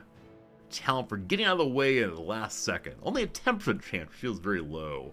There are probably far better perks than lucky, but things like guaranteed outcomes are probably best in the game here. So front rows wearing the same hats. Fedifist. I think Fedifist actually had a couple of good shots that past battle, so I will not insult your arching skills today. Let's do levels up. So Burke the Monk. I think you're just awkward front row guy. So give you the awkward front row guy special. A little more self-belief, a little more fatigue. Good. And then that's your first level up, so you become a student for more. Yeah, for more experience points. Resorty is just meant to be a front row brawler. More initiative, attack early. I don't know how that works. I don't know how to think about a character with high initiative. Means they get attack earlier. Oh! Wait. Initiative is reduced by current fatigue. So heavy armor people act after light armor. So if we give Resorty more and more initiative, despite having heavy armor, he can still get involved in the fight earlier. Interesting. I didn't know that. I should have known that, but I just didn't. Okay. What do you want to be when you grow up? mean, if you're just tanking, we make it so you don't get bopped in the head as often. We could give him Pathfinder, so less action cost for movement, and fatigue cost is halved. Crusader, you're going to move in aggressively. In the back row, hello, Darby Cat. Darby, you just need... Oh, you got a 1 in attacking. Maybe not right now, then. What do I even give you? All these 1 rolls. And 4 for health, fine. You get your 1 point, I guess. And then we'll give you the ability to do more damage against people with injuries. On the Debrickad. Next row here, Rally the Troops. Unlocks the Rally skill, which can rally fleeing allies and raise morale levels of all nearby allies to a steady level. The higher the resolve of the character using the skill, the higher chance to succeed. So, something that will help us to stop all running away. Anything else here involve morale? Looks like no. That said, we aren't all fleeing yet. Maybe I'll see that for later. For now, this is a weapon. So why don't we treat it like one? Wait, what's this? An iron will is not swayed from the true path easily. Resolve is up by 25%. That's what I want. That's what I want for right now. Excellent. So up to 92 resolve. Getting very close to 100. More. 97. Is allowed to go over 100 or 100 the cap on it. And Fetafist, if you miss, gotta hit eventually. 3 in range. 4 in range defense. A little more of that. There's no cap to it. Cap. And I don't know also that no cap means you're being serious. When you say no cap, I don't know if you're being serious or instead you mean that there is no cap to it. No. We in this channel don't talk in such youth speak. 292 money. Let's get enough to at least have our characters go on a slight boozer, I guess. I think the giant axe is not appropriate for our current step in the playthrough. We can buy amber shards here. We're all old heads here. I've never actually been called an old head. I know what it means, but yeah, it's one of those phrases not used. I do wonder at what point I'll start being referred to as old. Is this game bussin'? Is that current slang? I haven't heard my students say bussin' yet. But yes, this game is fat. This game is hip. I'm down with it. Ball with the ball, bang to bang. Good. Good. 65 armor there. That's less than my current one. Yeah, I gotta do some stream where I wear my hat back the entire time and speak only in the language of the youth. There's nothing I really want to buy here. I mean, we could get the full Acton instead for 50. It's very inexpensive because it's in bad shape right now. So someone get the full Acton for now. Which of you, Burke or Karsten? You're lower level, but you're finding a place in my heart. Karsten the Chopper. It's like Butcher Pete in that Fallout game. That's right, that Fallout game. As such a Darby Cat, you get a new hat also. Congratulations. Okay. I'd like to hire someone new. I see there's a quest here. So, hello, giant pile of people. The number of beggars had only 80 money. Meinholf the peddler, not that expensive. 300 a fisher person. 260 a fisher person. I don't know what the money means. Like, is it the cost of their clothing? Is it their possible perks? Should I hire the most expensive person I can find? A thief. A jester. There's a juggler. Reflexes and hand-eye coordination on a juggler. I mean, that could be fun. I gotta do some quests first to get there. Quick boozing. Hooray! Everyone's in really good shape now. Who's here? What's here? I used to be the Herbalist Grove. It used to be a prosperous place. Go free the Herbalist Grove. Very close by. No problems at all. We got there before the Forsaken Brigade did. Brigands! Alright, fine. We're fighting in a swamp. That's not the goal. Dogs. Lots of thugs. Sorry, lots of thugs here. Alright. Archer person. Low chance of hitting a dog. Higher chance of shooting one of their people. We'll pass for right now, attack later. As they come in closer, should be good. Alright, Darby Cat, do what you gotta do. Thank you for doing what you had to do. I'm sure there's some kind of mod that allows you to change the dogs to something that people are more okay with killing. Wow. Wow. A lot of missing there. So they're overloading the north.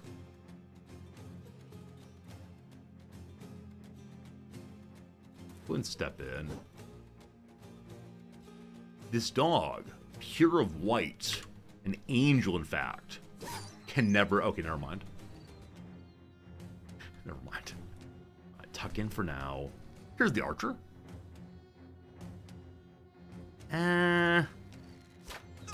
Good.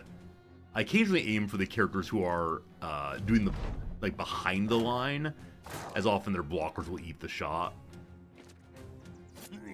Oh gosh, Burke. Burke is like a really hard dagger strike. That was the aim through armor attack. I don't know if there's a fancy knife up there. Okay, so we got some slight problems here. Burke, I'm coming to save you. It's just that dagger. The other ones have to fight through the armor. Alright, shields up, stab. Not great.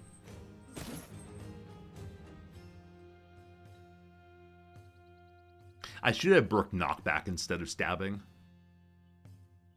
Okay. You're gonna riposte. I need you to kill this dog, please. 12% chance of hitting. 34 there. Good. Almost down, not quite. Okay. We need to get someone up here to support old Burke.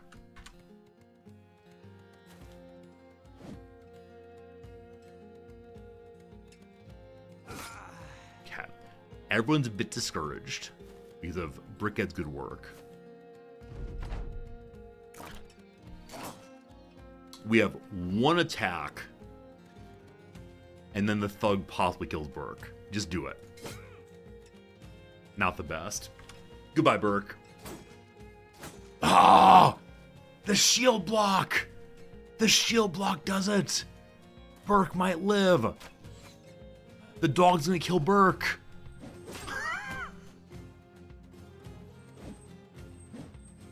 The priest now? We do have a priest. We took a priest. The priest is on the verge of dying. But the priest is doing well enough. We also have a squire. More Burke stream. Burke forever. Burke can't die. Burke might die now. Please. After all of that, if Burke dies... If we knock back, we won't have the action points to move and attack.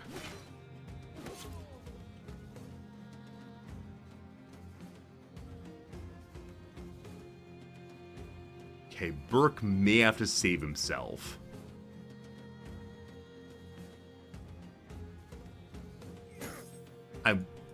I want to get my squire in there. I was trying to get him in just to make it possible to get more surround. Alright, more discouragement, good. Do we stab or do we shield? Or do we knock back? We have to shield. One more round, Burke. Just one more round. Oh! Burke, the absolute immortal. The Burke who is with us for all time. You thought the hero of the playthrough was the Crusader? No, it's Burke the Holy. Burke the reincarnation of the first Crusader. Ansem the boy. Burke, stay back, thank you. One remains. Can't get away. Run them down? Of course. Of course. This time he's ours. Hey, welcome back to you, Agnark. Battle Brothers all the way. I don't want to say this week's gonna be all Battle Brothers, but today is. Burke, you hero. Burke. Nothing. The shiny dagger will be going to Burke immediately. Bathed in his blood. The battle's over. So we're getting a team together. We possibly have lost our first battle, and then restarted with a Crusader and his squire, the Oath Guard people. Okay. Burke has a dagger. That's the wrong one. This is the one. Burke the Bloody. Poof. Okay, on the other side, Karsten, you can upgrade your knife. And I don't know. Feels awkward giving Resorty one, but sure. Okay, what else do we see that's nice? Sort of nothing. We see a level up, though. Karsten the Chopper. Looking beautiful. The perfect front row character, maybe. Student time, let's go. Okay. So, we go back home. We say we've done a good job. We then ride back and forth a little bit. Oh, it's cleared. Here come the workers. Workers leaving in the middle of the night. Don't you have a family? Maybe they're sleeping on the job. It's all done. No one dies. I guess in some cases it's possible to have characters killed in the or not character killed, the caravan attacked as it goes along. But we are now rich. Tools are very expensive here. Tools are far too pricey here.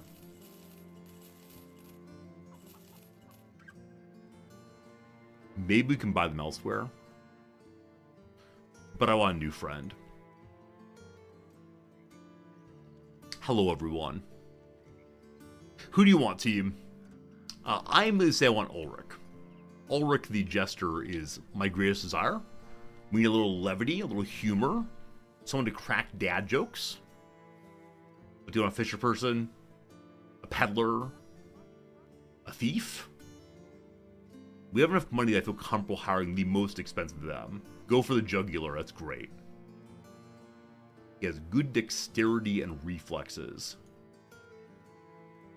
He didn't juggle just for the sake of it, but to earn the laughter and applause of an audience.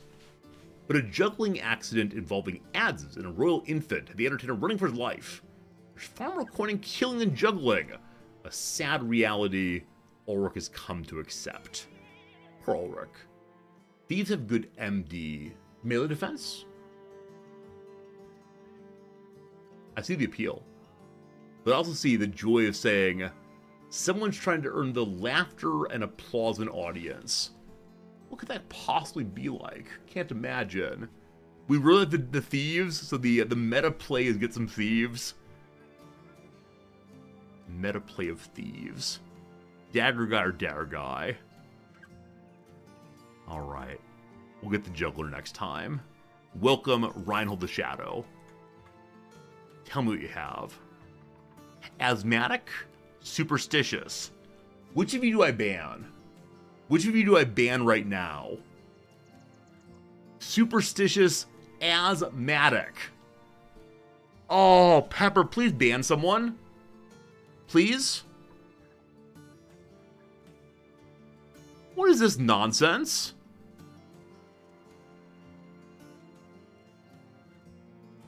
You said go for the Jester. Joy's important. Thank you. Yeah, definitely the joy of the, yeah, joy with a, Jester would have been better. Asthmatic is naked front line. Maybe. Maybe. But also, I'll let him fight for his place and see what happens.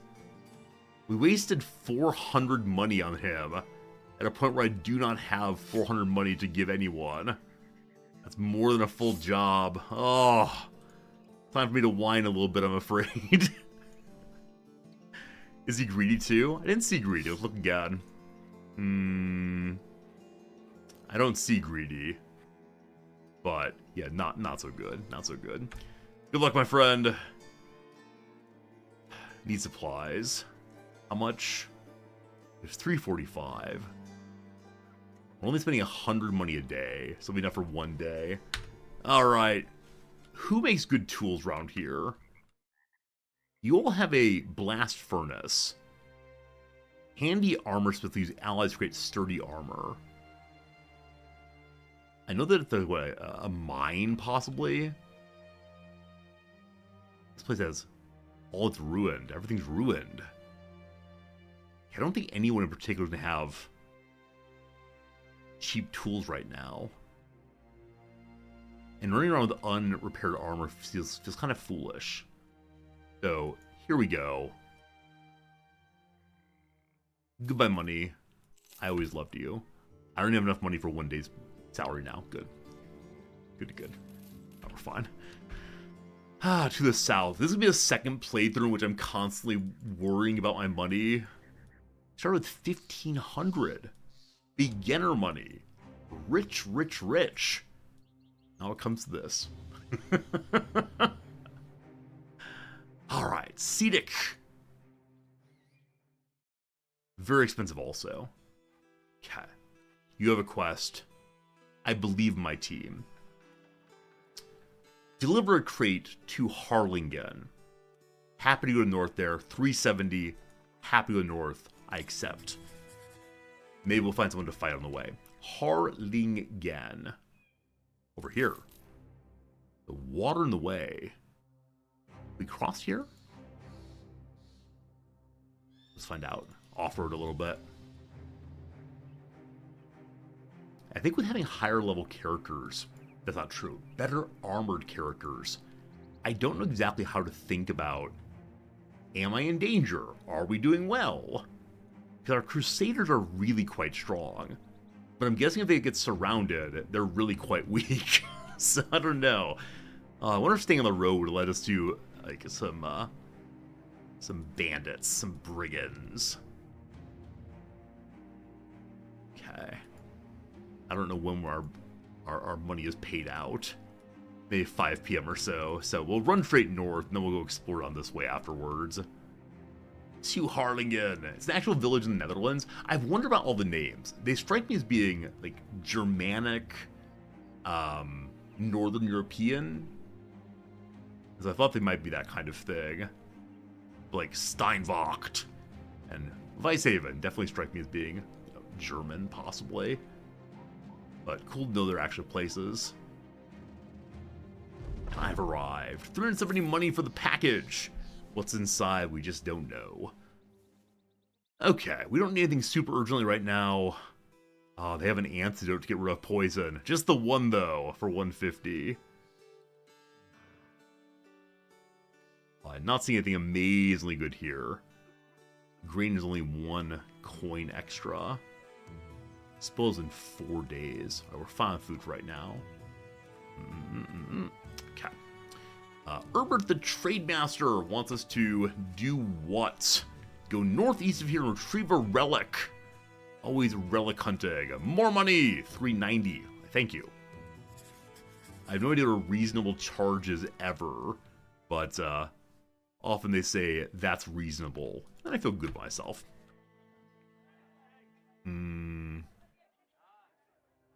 Northeast of Harlingen. There it is. Uh-oh.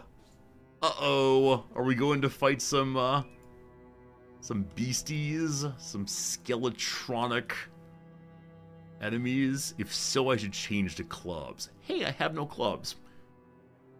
I'm sorry, Reinhold, I'll be borrowing your club at once. So I think a cleaver might be fine. Cut through bone. Club for Burke the Bloody. I think up this way. The cleaver says it cuts through bone. If it says bone, I'll accept bone. Here we go. An ocean of bones, the false king must die. Ancient auxiliaries. I believe it's a lower level of these, which early game makes sense. Only 4 of them.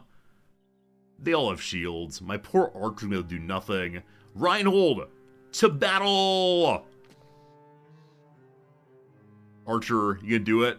27% chance of hitting him. I believe in you. Ah, I got the shield at least. Alright. We'll let Reinhold do what must be done. If he survives 2 rounds, then he gets to be totally part of us. His wheezing asthmatic self. Okay. He survived 1 round. He's gonna punch someone. Whammo. Double whammo. I wish it were possible to play a melee-only playthrough. I know they're possible, but very, very silly. So I think that's actually the kind of thing that one should not do. Well struck there, Karsten. Okay, we're just going to set up here. Hang out for a turn. Archer friend, good luck. Goodbye, our arrows. Forward. Now time for the pokening. I did it. Round 2.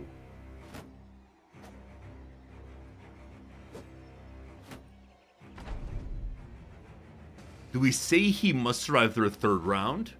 Wait, how many rounds for one's freedom? As a superstitious, asthmatic person.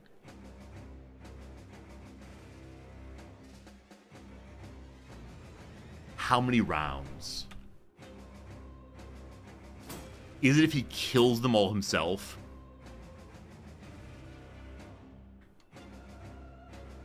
Yes. Karsten, if you kill them all yourself, then you may join us. I gave him a job. He doesn't like his job. Well, he had an offer.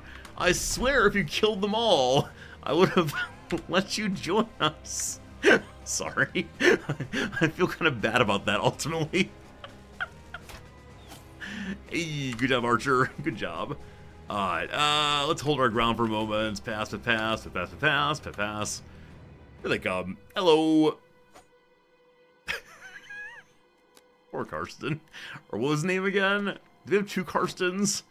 I've forgotten his name already. Alright, we slash 1 down. We've already forgotten the loss we had. Everyone's in good shape now. Who cares? Gold, what's his name? Something like that.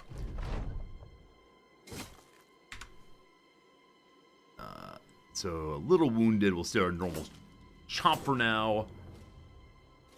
Have no axe, no shield breaking activity.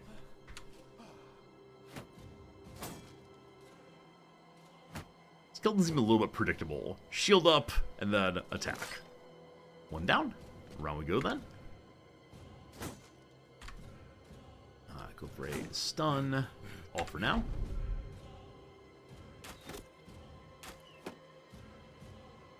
Forward a step. Poke. I'm glad this is a relatively small number of enemies. I know that these locations, we have a ton of them. Oh, poor Reinhold the Shadow. Oh, poor guy, what happened? Hey, money! Hey, a hat! Ancient hat that lowers visions. I think I remember from last time I played that basically all skeleton loot should just be sent away. So it's 95 armor. That's quite a bit. But 8 fatigue loss. That's quite a bit.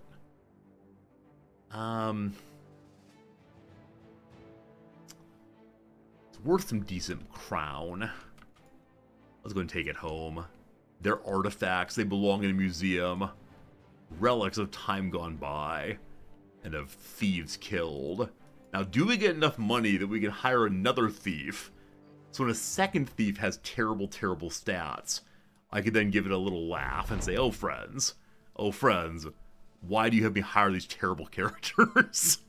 That's right, I'm just looking for someone to blame here. I hope you understand that by now. Can't take responsibility. That's why you're here, chat. You make it safe for me to play the game and never take responsibility for anything. It's worth 207, yeah, they're not going to give me anywhere near that. Value is meant only to mock me. Yeah, 38. That full repair by maybe like 40 or 50. So, nothing much. But here you go, team. You want a thief. You get... the thieves are all gone, unfortunately. So, a miller, a detailer, a farmer, or a beggar. Oh, man. Let's take the miller. Hello, Ingmar. He is a survivor. That's his bonus. 90% chance to survive if struck down and not killed by fatality. Alright, Ingmar. That's it's better than some, I suppose. Then we can save our money past that. So we should probably get him, I don't know, at least a shield. 93. Ugh. Expensive. Some armor also. I think I'm spending too much money outfitting my characters. But, looks good, brother. To the front line! Hey, Octave, how's it going? Good morning to you also. Oh, wait a second. I didn't look to see his stats, actually. Range defense, melee skill, initiative. That's not good. It's not good at all. I'm going to explore a bit to the west, I think. Let's head out here and see what we find. We're on the left edge of the map, I believe. What lies beyond? Almost out of food.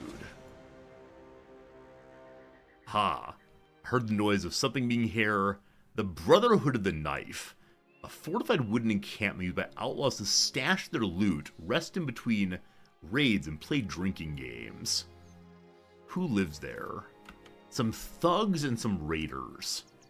So nobody who's ranged.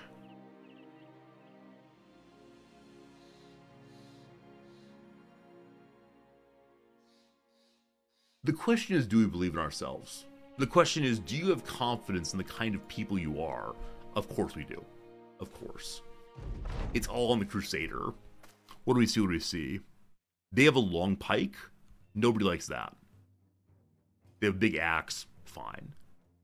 I want their armor. We must believe in the company. Yeah, because of that, we never ever believe that we're going to lose any battle, even if we're definitely going to lose a battle. So not everyone's rushing out. Daggerman concerns me a little bit. Ingmar's brand new to the fight, or the team.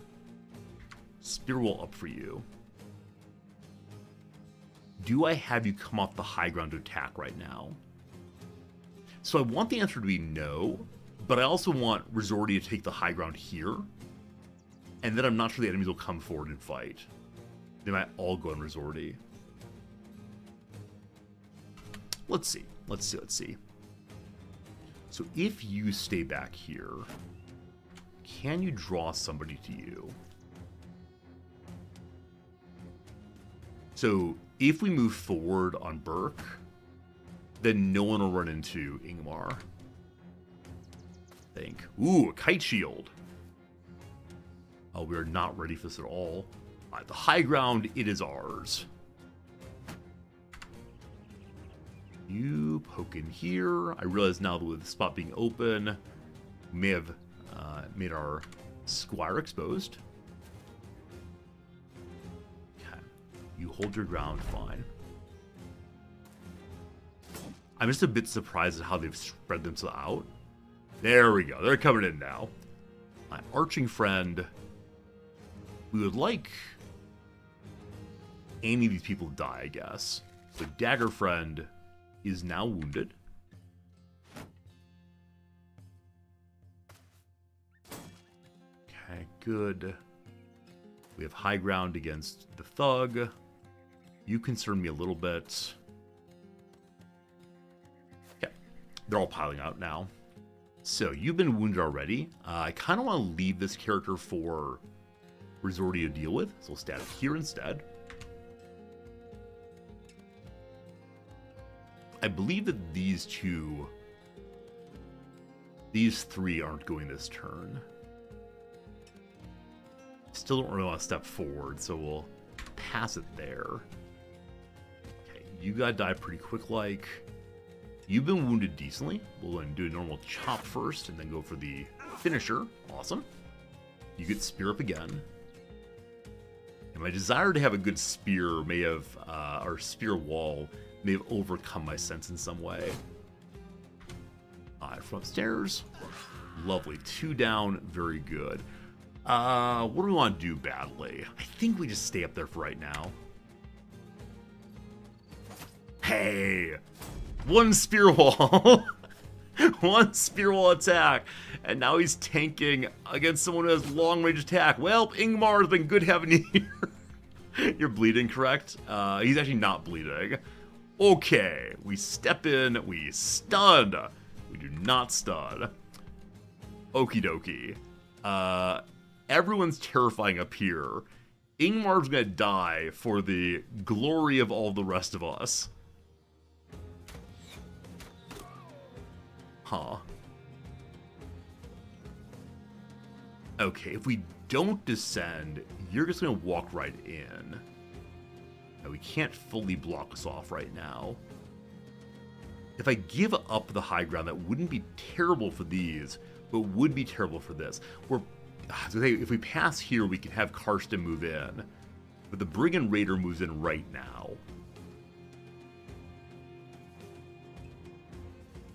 I don't know if he can get onto the high ground right now. I just don't know how movement works, unfortunately. But he can certainly come in. Well, trust on the high ground. Here he comes. He throws things instead. Perfect.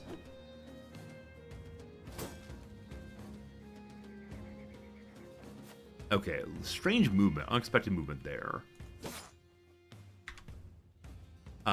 We go to the low ground now. Yeah, there goes Ingmar.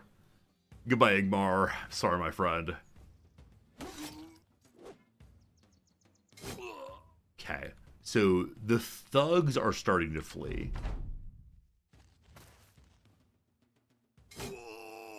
Oh boy.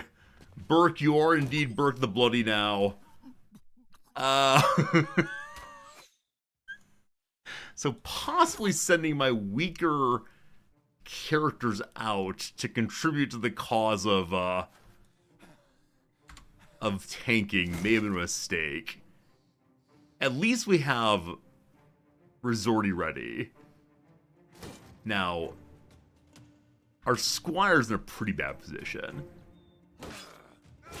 At least that fellow's down. They have the high ground. You're all fleeing, so you step in. I need to knock Buddy off the high ground. Good. Okay, we're gonna get speared from the back. That's not good. 55 or 35. Go across the guy's body. He's fleeing good. His armor's in good shape still? It is. Very close to death. Okay, pike or pitchfork man, no good. Okay. Did you just break your shield? Wait, didn't you have a heater shield? How on earth did an axe strike destroy a heater shield? Wow. Okay, I don't want to be here. That works too. High ground. Good. Okay. So this is a concern. Ideally, I want to have Resorti get to here. That's not going to happen, though. So we want to move out of range. He has to move at least once in. If he moves in, he can stab either of us. If we move forward, we can shoot at least once and miss. Good. So now dual wielding, or dual handing, so doing big damage. Fantastic. That's exactly what we want. Don't die. Good. Stab but not dead. Awesome. Okay. Move in. Not a great stab. People are trying to run. That's fine. Riz engage here. Stepping down is dumb. There's an actual wound to his hand, though. And then Archer can't shoot this turn, but can next turn. Okay, that hit would have been huge. Cannot believe this. The shield was destroyed. I'm still really quite struck by that. One strike and then you die. Hey! We're getting some really good hits now. That's huge. What does confidence give? It does give more melee skill. That's great. The battle is over. Goodbye. Goodbye. Huh. It didn't pop with the battle's over yet, so I can't say let's retreat, certainly. Maybe it will this next time. There we go. It's over. Now, we lost 2. Burke is no more. Ingmar has brain damage. Less experience, less initiative, but will fight well. Ingmar is still with us. And we got 1 fancy armor. And quite a few very attractive weapons. Brain damage is great. Olafson, I'll be quoting that anytime. Brain damage is great. I guess of the possible permanent injuries, it's the best. Because the negatives are surmountable. Yeah, moves slower, but doesn't run away. It's too dumb to know how bad it is. In celebration of your good work, here, have a piece of armor. And then it's time for a kite shield for old Resorti, I believe. Too dumb to run indeed. Important story about our characters. Alright, so your skill is 51, yours is 57. I want to keep you with the Butcher's Cleaver, but I also want to give you this amazing looking flail. You get that, I suppose. We can also give Resorti the flail at 67 melee skill. Right guy's shield broke? No, it's still round. Everyone's in good shape shield-wise. Hello, Darby Cat. It's now time to wound other people. Wound them, yes. Okay. Some more attacking. More everything. Good. That's good. That's good. We need to do armor? Nah, the armor will repair itself as time goes by. It doesn't ever fully break. And thank goodness for that. Straight front row excitement for you. Time for you to become a Colossus. More HP. Lovely. And we're going to steal your flail and give it to my Crusader instead. Crusader with no sword. Times change, I suppose. Guess we can move the leather armor to someone in the back row. What do you have here? Adorned mail shirt. Trophies and holy symbols. So good. A Darby Cat, you get this now. And everybody's got a dagger? Almost. Give one to the back row also. Someday we'll use them. I think that's that. We can mark these to repair. Whoops. Oh gosh, what have I done? We can mark these to repair. To sell them for a bit more, perhaps. Though, we should probably keep the axe. Try to keep all these things. I always struggle with what to keep and what to give back. But I think we're in the mood to hire someone new. Here we are. Our Resorti can level up. I missed that, thank you. It's also strange calling my character Resorti, because, like, Resorti, that's me! I'm Resorti! You have Pathfinder. I think not getting hit in the head's important. That said, fatigue and initiative penalty from wearing armor and helmet's reduced. Cool. 47 fatigue now. And then, the boop. And, let's do health. No Colossus yet. Who's here? Know what I want right now. More quests. Cargo to Fuchsburg. Opportunity to keep on moving around. Seems good. We can sell some stuff possibly. We'll keep some things for the future, but the giant axe we're not going to use probably. Okay, cool. 367 for furs. Over 1,000 money. We're rich. What do we do with all this money? I mean, we're playing on the beginner economy this time instead of the veteran one. What a tremendous difference a level makes. Oh, those brigands ran right past us. I want to fight them. Hire a jester, but the jester has left us. There is no jester anymore. Oh, more brigands, please? See, we loathe this. We loathe seeing the enemies running around but not be able to fight them. I realize the job is to keep the trading caravan safe, but wouldn't it be more fun to fight? We stop the trade caravan and attack somebody along the road. While camping beside the road, a colorful wagon trundles on up while sort of clanking, jingling music modestly. You didn't think of a big cart, but 15 men and women inexplicably pour out of the back. Painted faces, musical instruments, juggling balls, long swords for swallowing, wine jugs for fire breathing. The troupe of entertainers fan out and demonstrate a mini talent show, as they'd already paid for their service. When they finish, they clomp, they stamp, and they freeze before you, hands out, smiles across their face. A white-faced mime ironically speaks. What say you, travelers, catered for a show? A mere 240 crowns to entertain you all evening. We'll pay for a show, give us your valuables, or we're good, thanks. No. That's a lot of money. And they're gonna steal our money, aren't they? I asked them to do with our money, should we do it?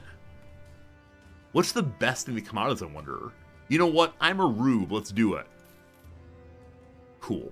You pay for a show which the troupe puts on quite well. The jesters crack out jokes, the jugglers juggle, which is sort of old hat, but whatever. Singers sing, swords get swallowed, fire breathed, and the mime, well, he's god-awful and you hope he dies. With all said and done, you do feel like you got your money's worth, and men are happy. I do not feel like I got our money's worth. That said, positive spirits on everybody, keeping spirit high is good, and a way of doing it without boozing. No boozing, yes, good fun. Now, I want to go back and catch those accursed bands if possible. Who's here? Arnulf the Liar. He says he's a miner. So currently, the mine is caved in. This place has been raided. They're trying to rebuild it, but they're well supplied. A weaponsmith. Questionable weapon selection. Nothing much going on right there. But we could hire a miner. Too much money. Alright, miner. You're a liar. But we hire. You are disloyal. I put myself first. This character rather disloyal will be fast to leave you ever on a food or provisions.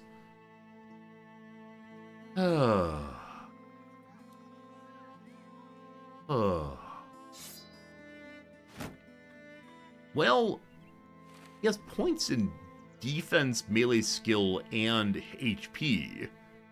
That's all quite good, actually.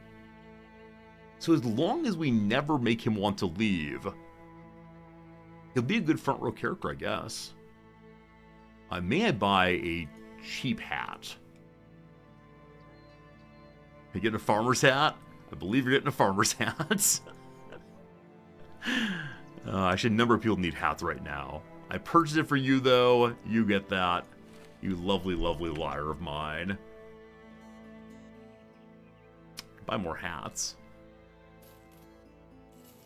Gotta protect our heads somehow. And I bought an extra hat. That's okay.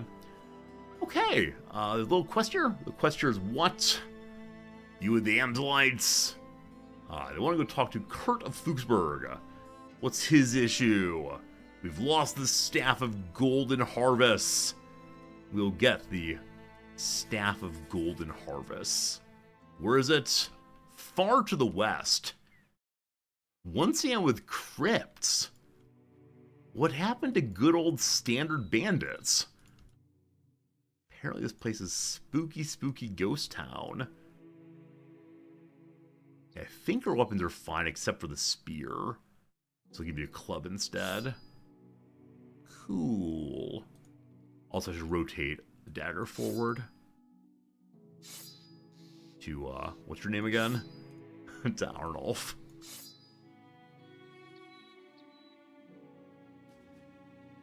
So, the bandits that one sees when you're in the trading caravan, do they actually exist in the world? Like, will the player be able to find them in the future? Or do they exist only to run past your cart and to make the player feel a little bit saucy and sad that they've lost the opportunity to fight against the bandits? So I do want to go back and hunt them, but not if they don't actually exist. Like, maybe there's opportunities when some characters would attack the cart, but they do exist? Okay. I'll have to go find them. I realize the word exists is a strange one in that context, but you know what I mean. You know. Alright. Don't know who they are, but they appear to be skeletons once more. It's nighttime. Spooky, spooky. I'm going to pass first round. I'll send good old Resortian some. Sees nothing, unfortunately. Give his best friend. There we go. There are 4 of them. All ancient auxiliaries. I thought that one was one of the, like, Death Knights. Haven't seen them in a long time. Here they come, shambling forward. Only 4 of them. You have no shield, so you might be a bit of a trouble here. Yes, straw hats. Yes. Oh, the back row has better hats than the front row. I completely missed they have good hats on. Good.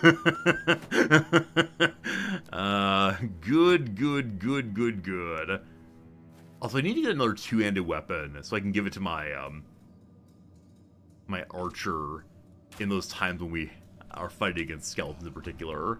They earn those hats. I don't know if I believe in hat redistribution. It's like something like a communist plot. Hat redistribution. Archers, you know, good luck. Now, hit a shield. Fine. Good armor knockoff there. More the same. Wouldn't mind getting that helm, so hit the body.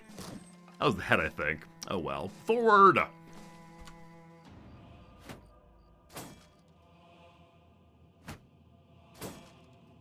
need my heater shield back. I'm really kind of bummed about no heater shield right now.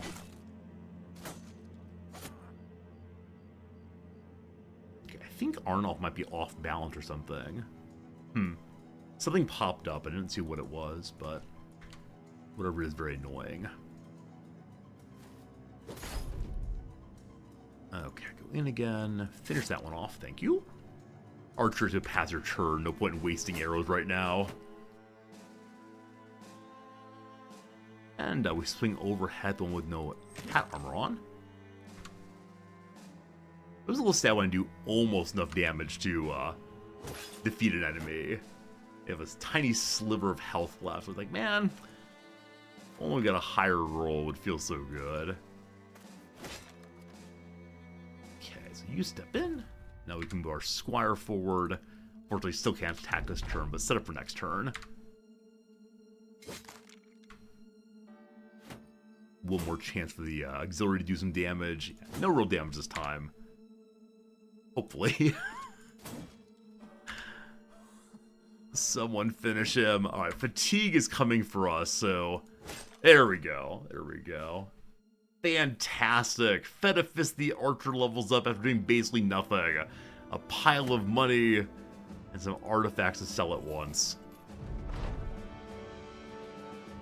The enemies were pointing me out. Why am I special? I'm nobody special.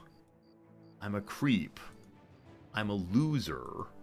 etc. We leveled up, didn't we? Sorry, I got stuck in a song. Alright, Fettifist. How about some high rolls in archery? We got a 3. More fatigue, more loyalty. And in-ray perks. So we already took the fast adaptation. Let's now take anticipation. That's range defense. No. I want bullseye. Better chance of hitting. Excellent. It's 157, friends. I believe that's gotta be that, unfortunately. We return home. Everyone has high spirits. People want to do business with me. Cheap, cheap tools. Cheap, cheap food. Hey. Hello, Phala. Nice face mask again, as long as yours. 6 days, my friends. 6 days until we're free from the tyranny of the beard. Oh, it's so soon. I can almost taste it. Oh, it's gonna be great. Alright, so I want this this war fork.